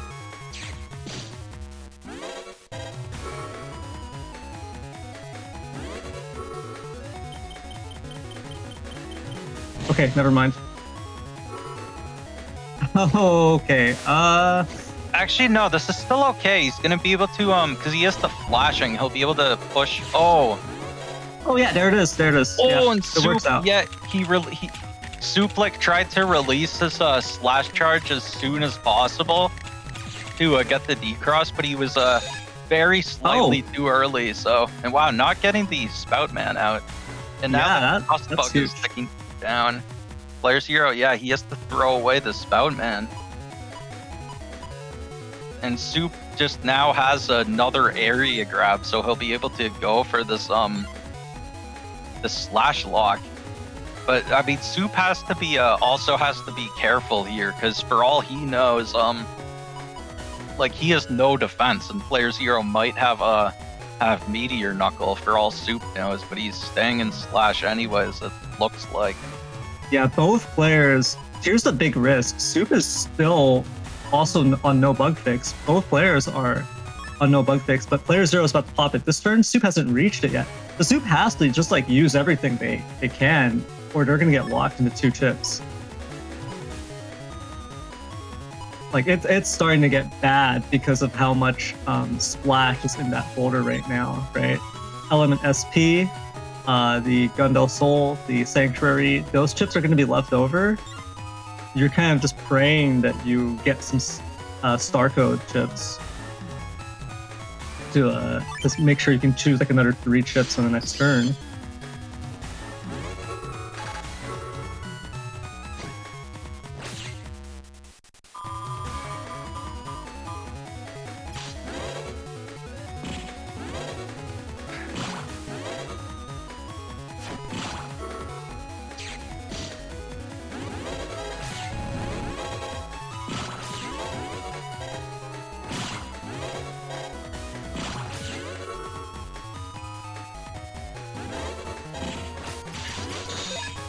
Oh God! Yeah, that's such a sucker punch. I hate you, playerzero.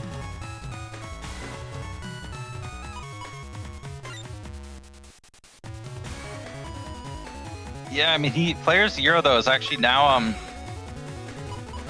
down to barely any HP left. This is actually looking pretty rough, but he does have this Muramasa. As much, I mean, when you're at +1 area and the opponent has such little HP, this is the one time where you actually could consider just going for a non-beast out Q force. You could just go for the Gundel force here without even beasting out if you're Soup. Or you could just go for the Gundel force. You could just beast and Gundel force straight up right here. But I mean, the issue is, I think playerzero might have enough defense. It's pretty iffy here. Sanctuary.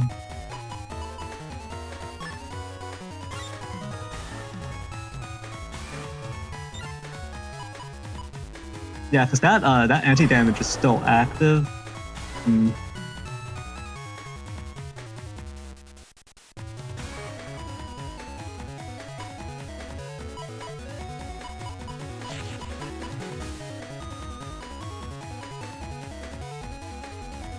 Wait, did Soup use Elite Cross yet? I don't think they did.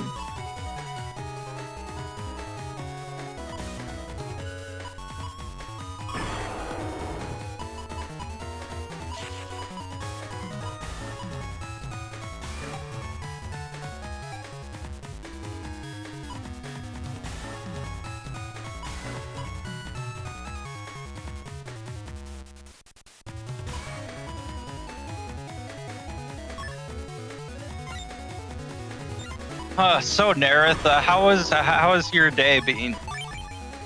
Lawn. Yeah, long day. I mean, I guess at least you're on that Pacific time. So, playerzero does get the Muramasa, but only on the holy panels. And ooh, yeah, I'm not. Oh, but invis. Yeah, this will last through the rest of this turn, I think.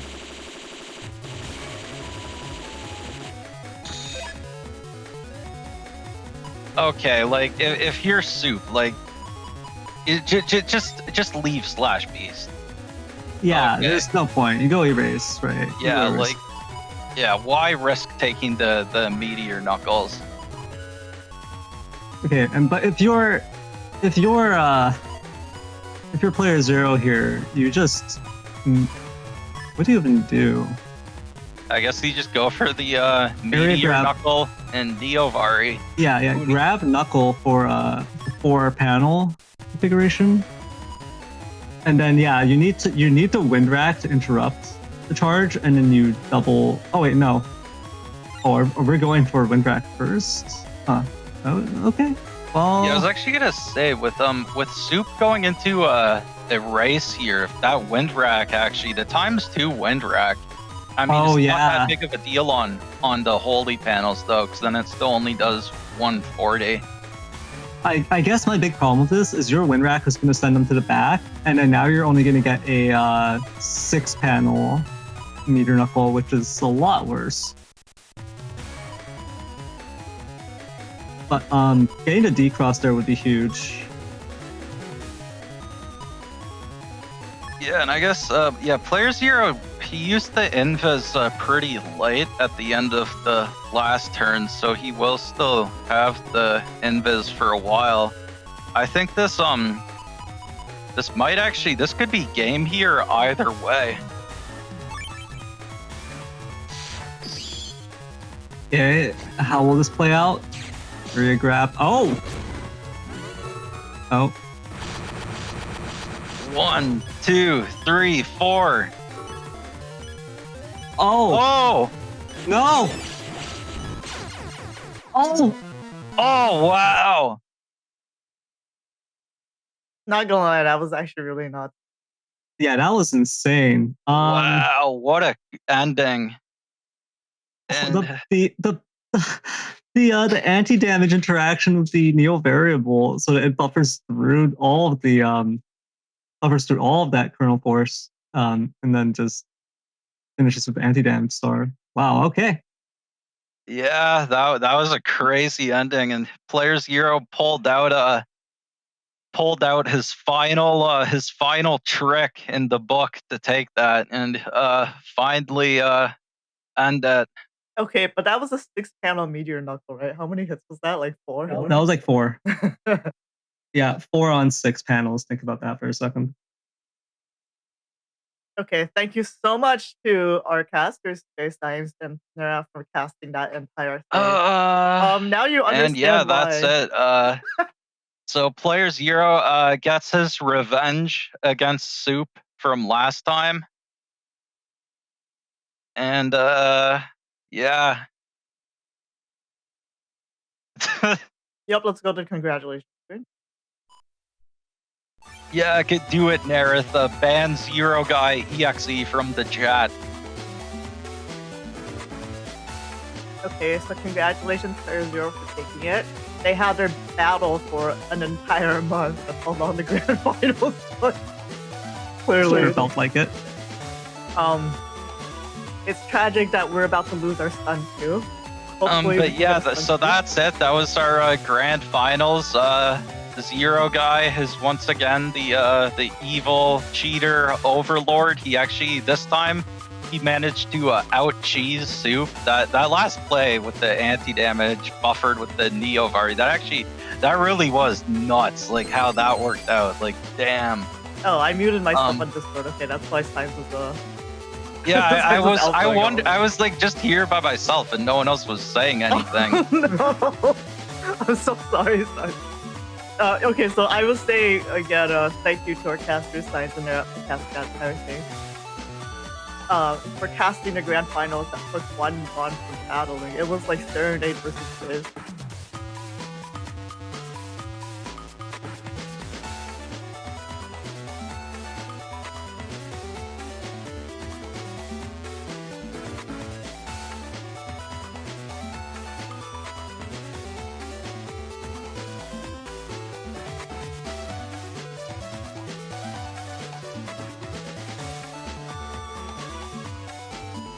Okay, so once again, congratulations to playerzero.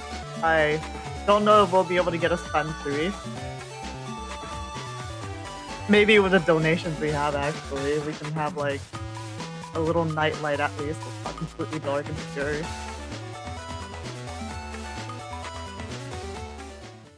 And with that, I want to go to the credits as well. Thank you again to Symes and Neryth for casting, I think, over 5 hours today.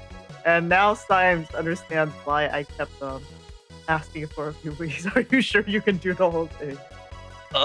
It was really awkward because I couldn't like spoil the bracket reset, but like, no, we've actually had longer streams because we try to do like 15 matches or something. But like, I think in all those super long streams we had more than just 2 casters.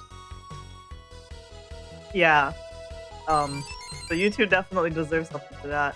Thank you so much to Entitas/Evercurse for $30. Let's see if there's a message chat.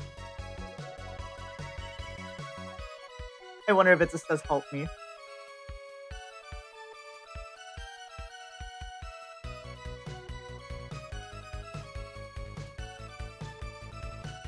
GG, well played, PZ, says Entitas. And Dorman says, congratulations to Player Cheater for winning yet again. Still true. Okay, so as you saw the announcement probably a few days ago, we are going to be having Freaky Friday, and that's unfortunately starting on short notice tomorrow. However, if you're not familiar with Freaky Friday, you don't need to submit a setup. You're actually choosing one of 2 setups that you get that was previously played in a new mood standard cycle. So if you want to play starting tomorrow, please sign up today. I will post the form within the next hour. So yeah, all you need to do is sign up to have your name and Discord information, and you're ready to go. Yeah, Rocku was asking what about the next format. Unfortunately, I did not figure out a good video idea to announce Freaky Friday. I'll have one next time for all the formats.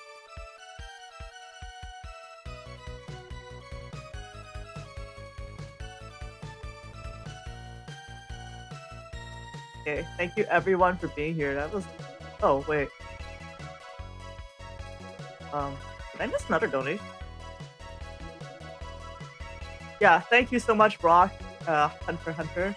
Congrats, PZ, and excited for another year of N1GP. You guys are really awesome. Thank you so much for the support. Yes, Entitas is asking. Yes, it's the version, the folder, and the Navi customizer. So you just get a save basically, and you see both setups, and then you can decide which one, and you can save that.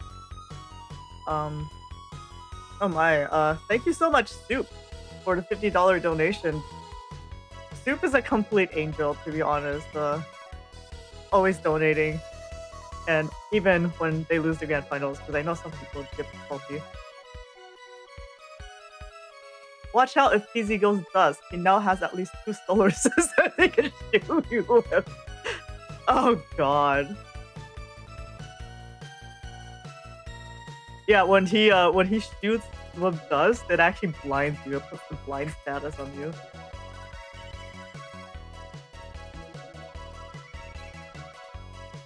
Right, so for Freaky Friday, the plan is for me to do a live stream on the N1GP channel tomorrow for everyone that signed up, so I'm going to be rolling the numbers corresponding to the setup that everyone is going to get, and then you choose from there.